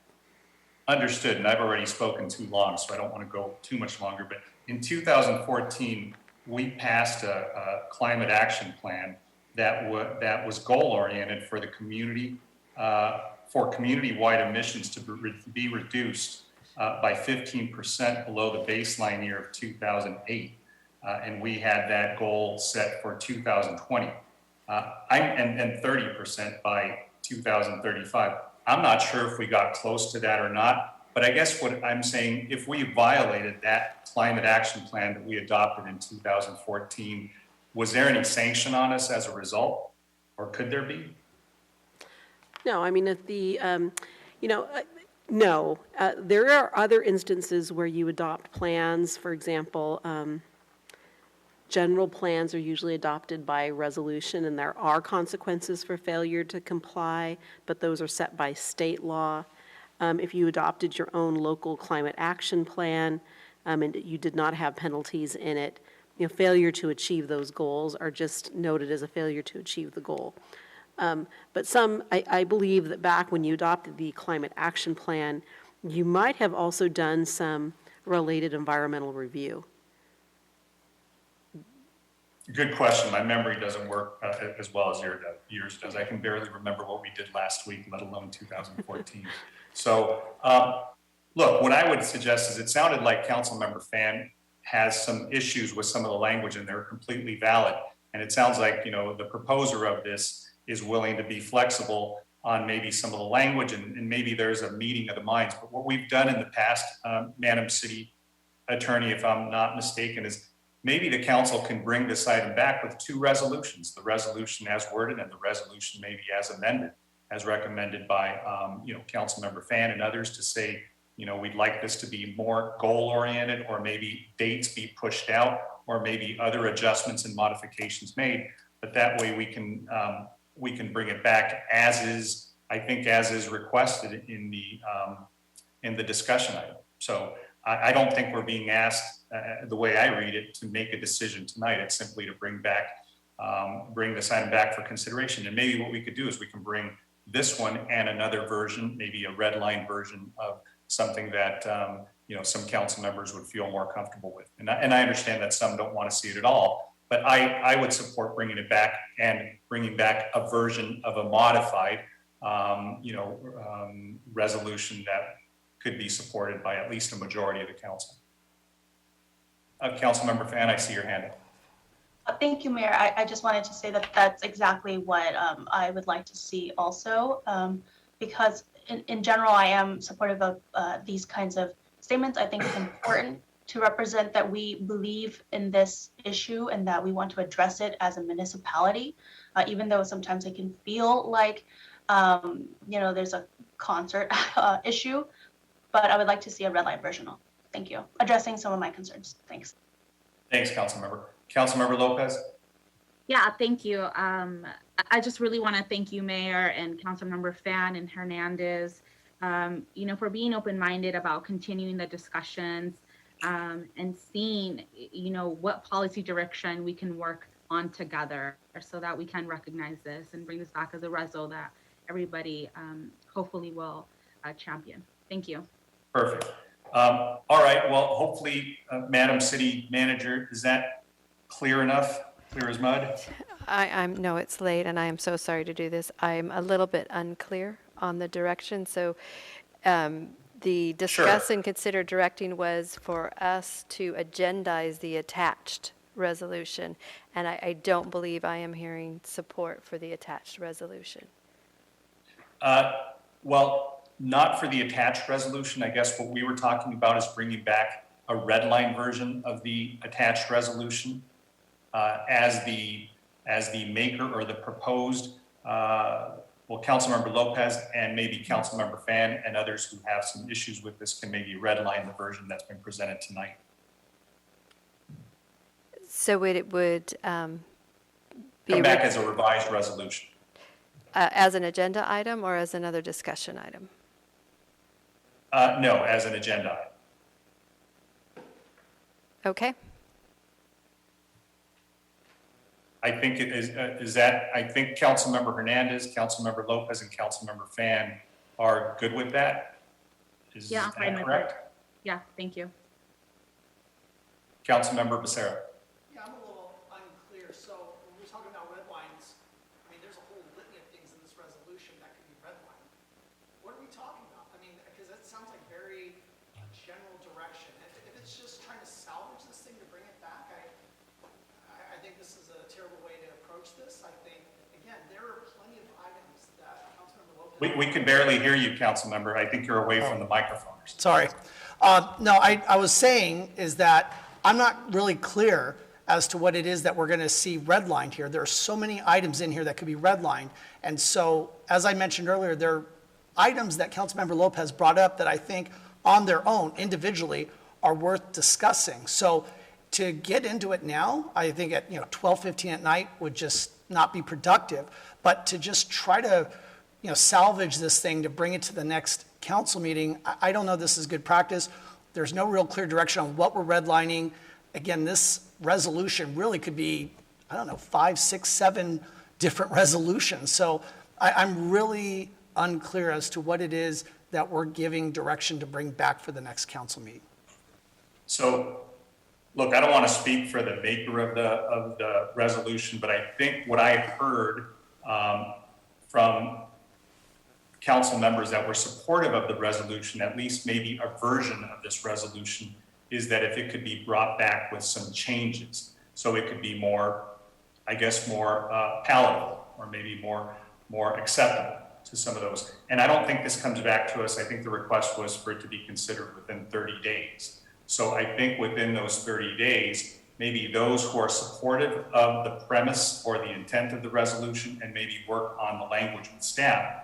I don't know if that's something that is that difficult. We've done those things before, but look, I'll leave it to the majority of those that are supportive of seeing a version. I think, again, I believe I heard Councilmember Fan saying that she would be supportive of a version of this resolution with some changes.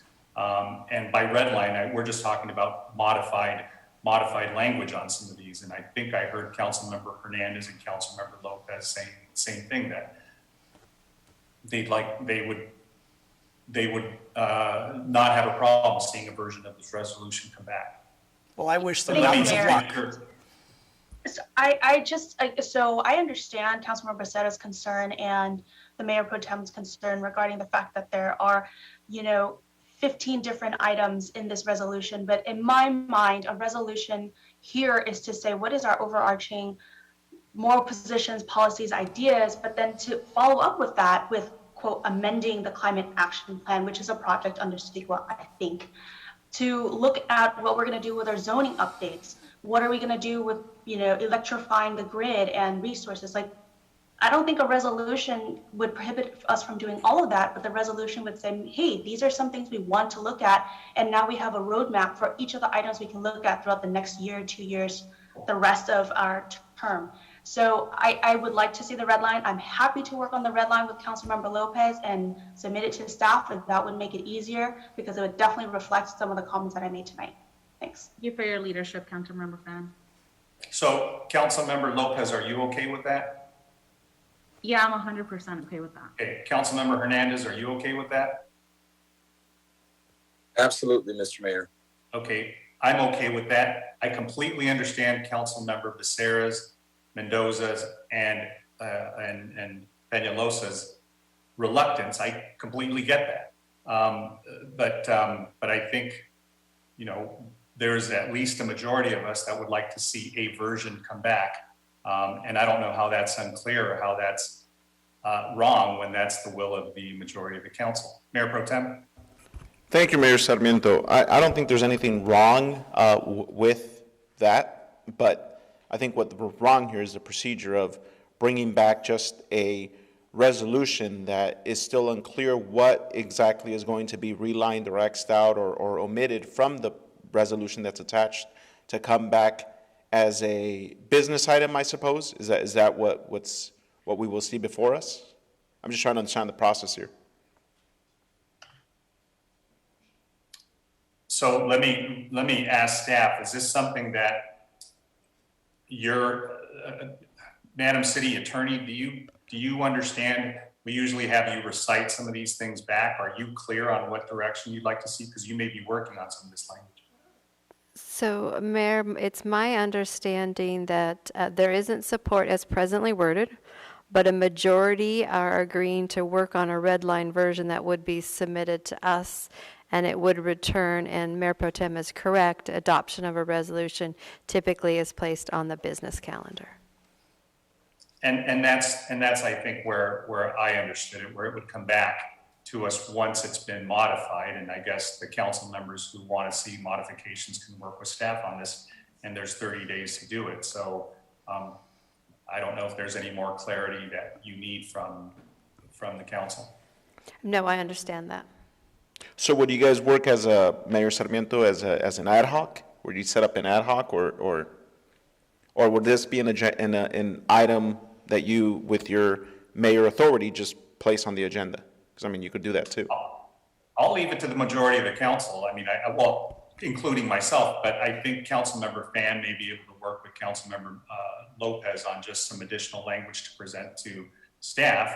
And again, that would be brought back to the council for its consideration. Yeah, so long as less than a quorum of you are working on it, that would work, but the majority can't work on it and have. So I'll leave myself off. Okay. Got it? Are we clear? Any additional questions? All right, seeing none, hearing none, let's move on to our last item, which is number 27, and that is Councilmember Becerra's amendments to implement the neighborhood-wide parking districts. Go ahead, Councilmember. Thank you, Mr. Mayor. As of right now, the city council can establish permit parking districts, and that's through the Muni Code, and to be specific, section 36-481. But permit parking is only implemented when 66% of the owners of a residential, or of residential lots, along an individual block actually sign the petition. So in a neighborhood down in my end of town on the south side, there's a segment of one street that out of this entire neighborhood that couldn't acquire the 66% for that street. And now, because all the other surrounding streets in that neighborhood enjoy an abundant amount of open parking, that one little segment of street has no parking because everybody seizes on the fact that it does not have, even though it's in the permit parking district, it was not able to secure enough signatures to get it implemented on that stretch of road. So to have that kind of impact on one street, it just should not be able to happen. So right now, and I've said this to many folks, what we have right now in Santa Ana is a Hunger Games style of trying to apply neighborhood parking policy. It's twisted. It's absolutely twisted. But to be clear, I am not in any way advocating for removing any of the existing permit parking from any streets or any areas here in Santa Ana that have already gone through this absolutely painful process. So what I'm asking my colleagues to support, and I'm hoping it's quite simple as far as the request tonight, is just to have city staff research and come back to us. And hopefully 60 days would be enough. So maybe at the July 20th city council meeting, to come back to us with recommendations on how we can improve the process in order to have the ability to implement parking permits on a neighborhood-wide basis, to actually go through with the implementation, just going beyond the council adopting the ability to implement, but to actually get into neighborhood-wide implementation instead of this piecemeal process that we endure today.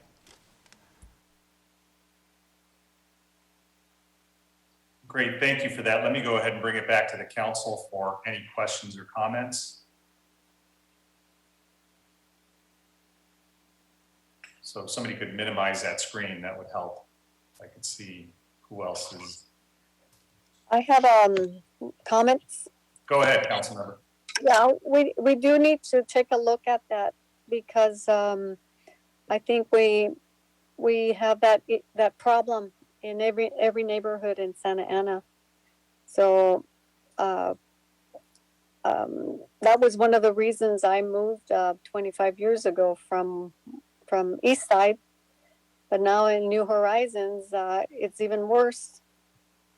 So I would like to see about having some kind of uniformity in parking, the parking situation to alleviate this. That's one of the main concerns that I hear from my constituents also, is that they don't have parking near their homes, and it's being taken up by apartment residents who has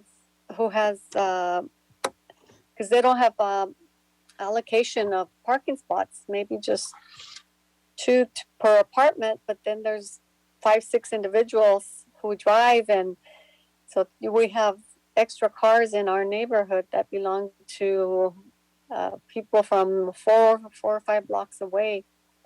And I've seen them. They come and drop off the driver, and then the driver takes off, and that's how they do it.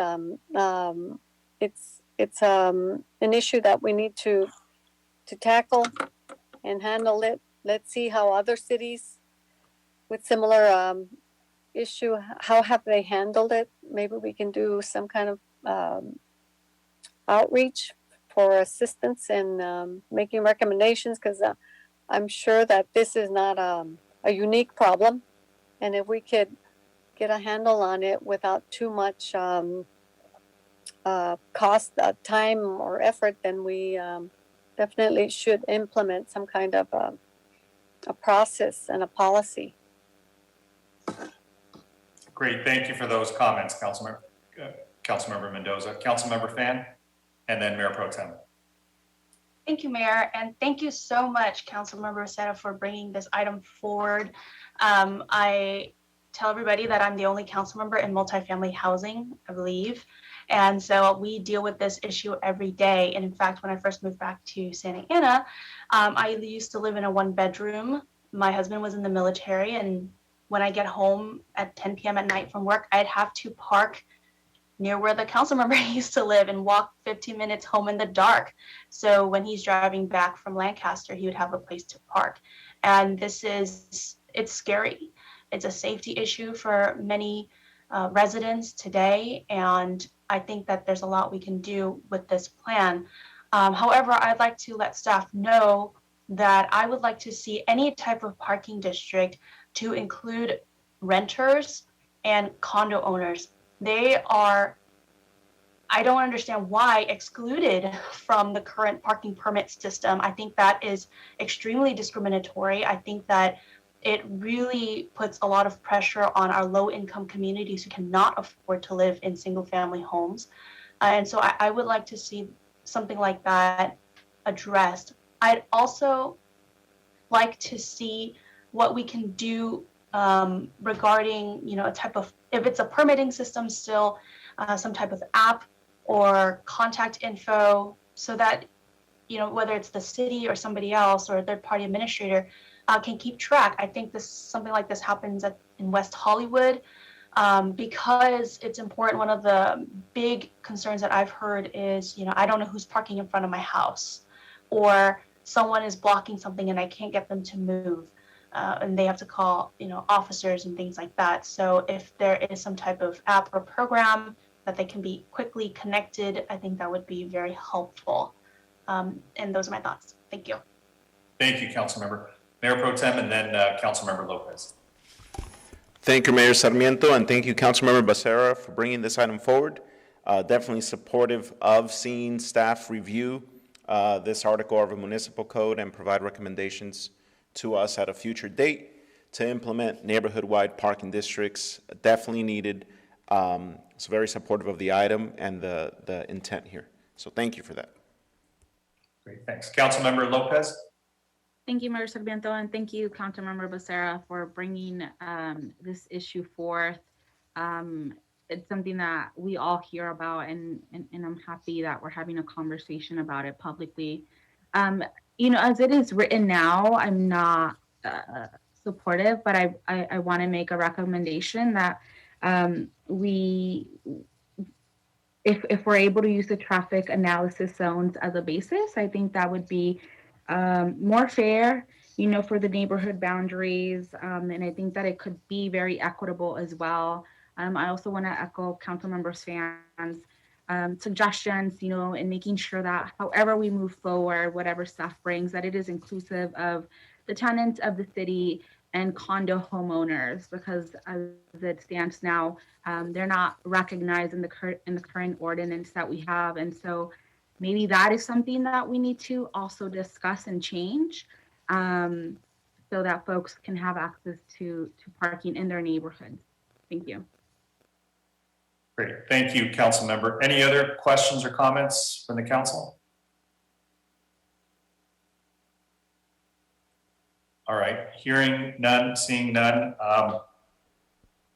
Madam City Manager, do you have enough direction from the comments? Yes, sir. I believe I am directed to research and make recommendations and return to council, incorporating also the comments that were made by Councilmember Fan and Councilmember Lopez. Yes. One last thing. I just remembered, didn't we commission, and this might have been before your time, I'm not sure, and Madam City Attorney may know this, didn't we commission a parking study to be done a while, maybe a year or two back? You did conduct a pilot parking study, and then to roll out a citywide parking study. The cost was substantial, and it did not move forward because at the time, I believe the thought was, we already know we have a parking issue. Okay, so that pilot study didn't have any recommendations or any suggestions on moving forward? I can ask the Public Works Director to weigh in, but he is moving forward with some procedures to improve the permit processing, so we certainly can roll this in with those efforts as well. You know what I was going to say is, if maybe, Director Saba can go ahead and dust that off and see if there's any recommendations that were in the pilot study, because this just seems like it's one part of a larger question. I mean, parking is a massive question, and I think it's, again, we're addressing a symptom and not really the cause. I think the cause of parking is really housing to me when it comes to, just having a lot of folks that are forced to live in overcrowded conditions because of the high cost of rent. That causes parking problems. You have more people with vehicles, and they're not intended to be, all on the street at the same time. But that being said, maybe, this is there should be a multi-element solution, or at least suggestions on something like this, which includes also things like using, stacked parking when any multifamily residential development is approved. Maybe having reciprocal parking arrangements with either commercial developments or maybe schools and campuses. There are certainly ways that we can maybe have a joint use agreement with some of the campuses in and around the neighborhoods and have parking lots and parking spaces on them, maybe during the evening when school isn't in session. So hopefully, when you bring it back, you can bring it back with some additional, options for us to consider, because I think this is well-intentioned, but it's kind of limited. We should be looking at a palette of different solutions, because I don't think this will solve the problem. I think complemented maybe with some of the others, we might be able to make a dent. But it's certainly, I think it's certainly something that we can start with as a discussion point. So, Mayor Sarmiento. I'm sorry. Go ahead. I wasn't sure if Councilmember Lopez, is your hand up from before, or is it up again? Sorry, I will lower it. Okay, go ahead, Councilmember Becerra. Sorry. Thank you, Mr. Mayor. I just want to be clear.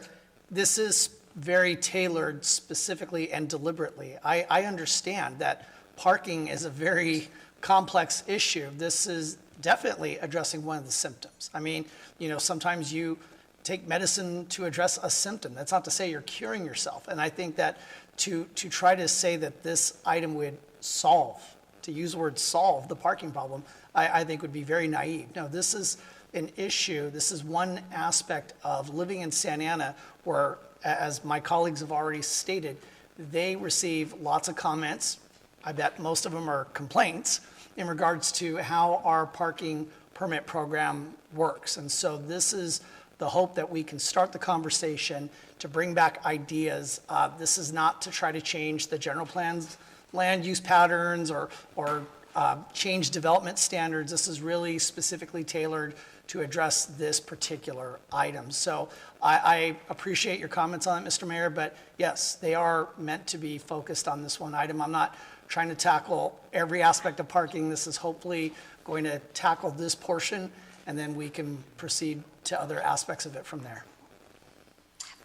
Thank you for that. And at the risk of sounding even more naive, so look, I don't think we can solve a problem that is so multifaceted. I guess to the extent that I am trying to recognize that if this is one element of it, we can consider some other recommendations that have been made in the past, especially if there's been a study that's been commissioned. So look, I think, if it's not too difficult, I see Nabil. Are you on? Did you want to say something, Nabil? Yes, I'd like to let the council know that we are contemplating conducting a code review for the parking district program itself and the rules that is governed by. And we plan to do that in the next 3 months or so. We have some funding allocated to hire a consultant to do what you're asking for, is to look to see what other cities are doing compared to their programs to our program, and then bring to you a recommendation on how we can improve on our rules for the parking districts. It is a very difficult situation, like Member Lopez has recently experienced. You try to accommodate one group and you will upset the rest, and so forth. So we need to really study what we have, look and find out what other cities are doing, and bring back to you the ideas and take it from there. Got it. Thank you for those comments, Director Saba. Yeah, and that's what my point was exactly. I think that this is such a large issue. Taking small bites out of it just doesn't seem like it moves a needle as much. But look, we can go ahead and take, baby steps on these things. I just think it needed a larger response. But let's go ahead and bring this one back for consideration. We can do it that way. So, Madam City Manager, you've got your direction on that? And, yes, yes, sir. Great. We'll bring it back actually to you, because you're the first one. Well, before you start, it looks like due to the late hour, why don't we go ahead and, if everybody's okay with that, moving closed session item number 1 and move that to the next meeting. It is already almost 1 a.m. So I think at the request of staff, that might be something that we will consider doing. Are you good with that, Madam City Manager? Yes, that's fine with staff. Okay. Mayor Pro Tem? Just a suggestion, Mayor Sarmiento, thank you. Since this item has been continued multiple times, I feel that if we can put it on the agenda, if we do have a special meeting from now until between the next couple of weeks for the budget, I think we could squeeze in this item as a special closed session item. That's My a good suggestion. I like it. I would support that. I think that's a good idea. And it's not too time sensitive, but to the extent that's been continued twice, we should address it and get it out of the way. All right, so I'll go ahead and turn it over to you, Madam City Manager, for your closing comments. Thank you, Mayor. Just one quick item. There is a vaccine clinic tomorrow at the Southwest Senior Center. It's hosted by Behavioral Health Center, and it's for everyone ages 12 and up, and walk-ins are welcome. That's all. Thank you, Madam City Manager. Let me go ahead and bring it back to the council and give me 1 second. Councilmember Becerra, go ahead. Thank you, Mr. Mayor. I wanted to begin tonight by thanking all the city staff that coordinated and participated in the cleanup of the unpermitted encampment over at El Centro last Thursday. Thanks to their efforts, 17 individuals were provided shelter with amenities that were not available to them at the El Centro site. And an additional 5 individuals were referred to the county healthcare agency's behavioral services. So thank you guys for all your work on that. I also wanted to, and I didn't do this earlier, I wanted to express my support for implementing the necessary measures so that we can actually offer in-person or an in-person option for the special meeting that's going to be focused on the budget. So hopefully we can do that. And then our next council meeting won't be until June 1st, which happens to also be the 135th anniversary of the actual incorporation of the city, not to be confused with the founding of the city. And since my wife's birthday is going to be coming up before then, towards the end of May, I wanted to wish my wife Wendy a very happy birthday. And with that, wish everybody a good night and hopefully a very safe and prosperous week.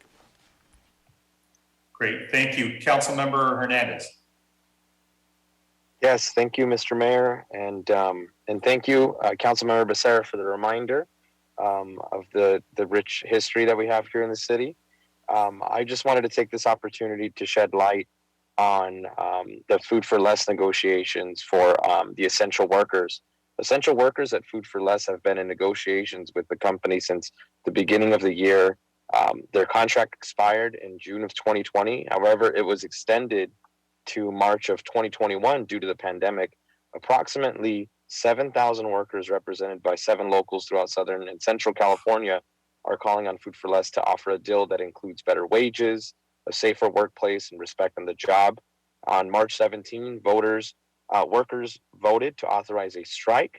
If necessary, pre-strike actions like boycotts are taking place now, where workers, community allies, and shoppers are calling on Food for Less to do the right thing. Food for Less workers have been essential during this pandemic. They never wavered. They continue to show up to work despite taking on all the risks, and workers are fighting for more. It's time that Food for Less show workers the respect that they deserve, and I was honored to stand alongside them and their picket last week. And with that being said, continue to wash your hands and follow the CDC guidelines. Thank you, Councilmember. Councilmember Lopez. Thank you, Mayor Sarmiento.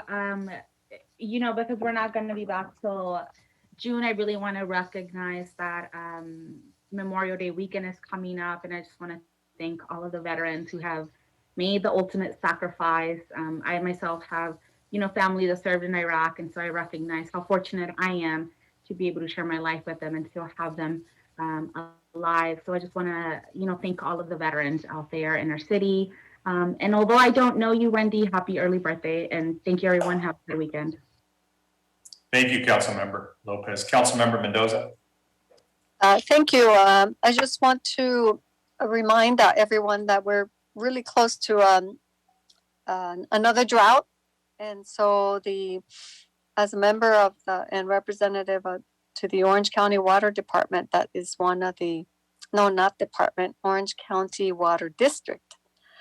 That is one issue that has been in the forefront, and we're trying to prepare for this drought. So we've got to begin in doing our part and encouraging your family members to be conservative with their water. And we may have to go back to alternating the watering of lawns and prohibiting washing driveways, etc. So just be conscientious of our water. And have a safe and wonderful weekend, and good night to everyone. Great. Thank you, Councilmember. Councilmember Fan.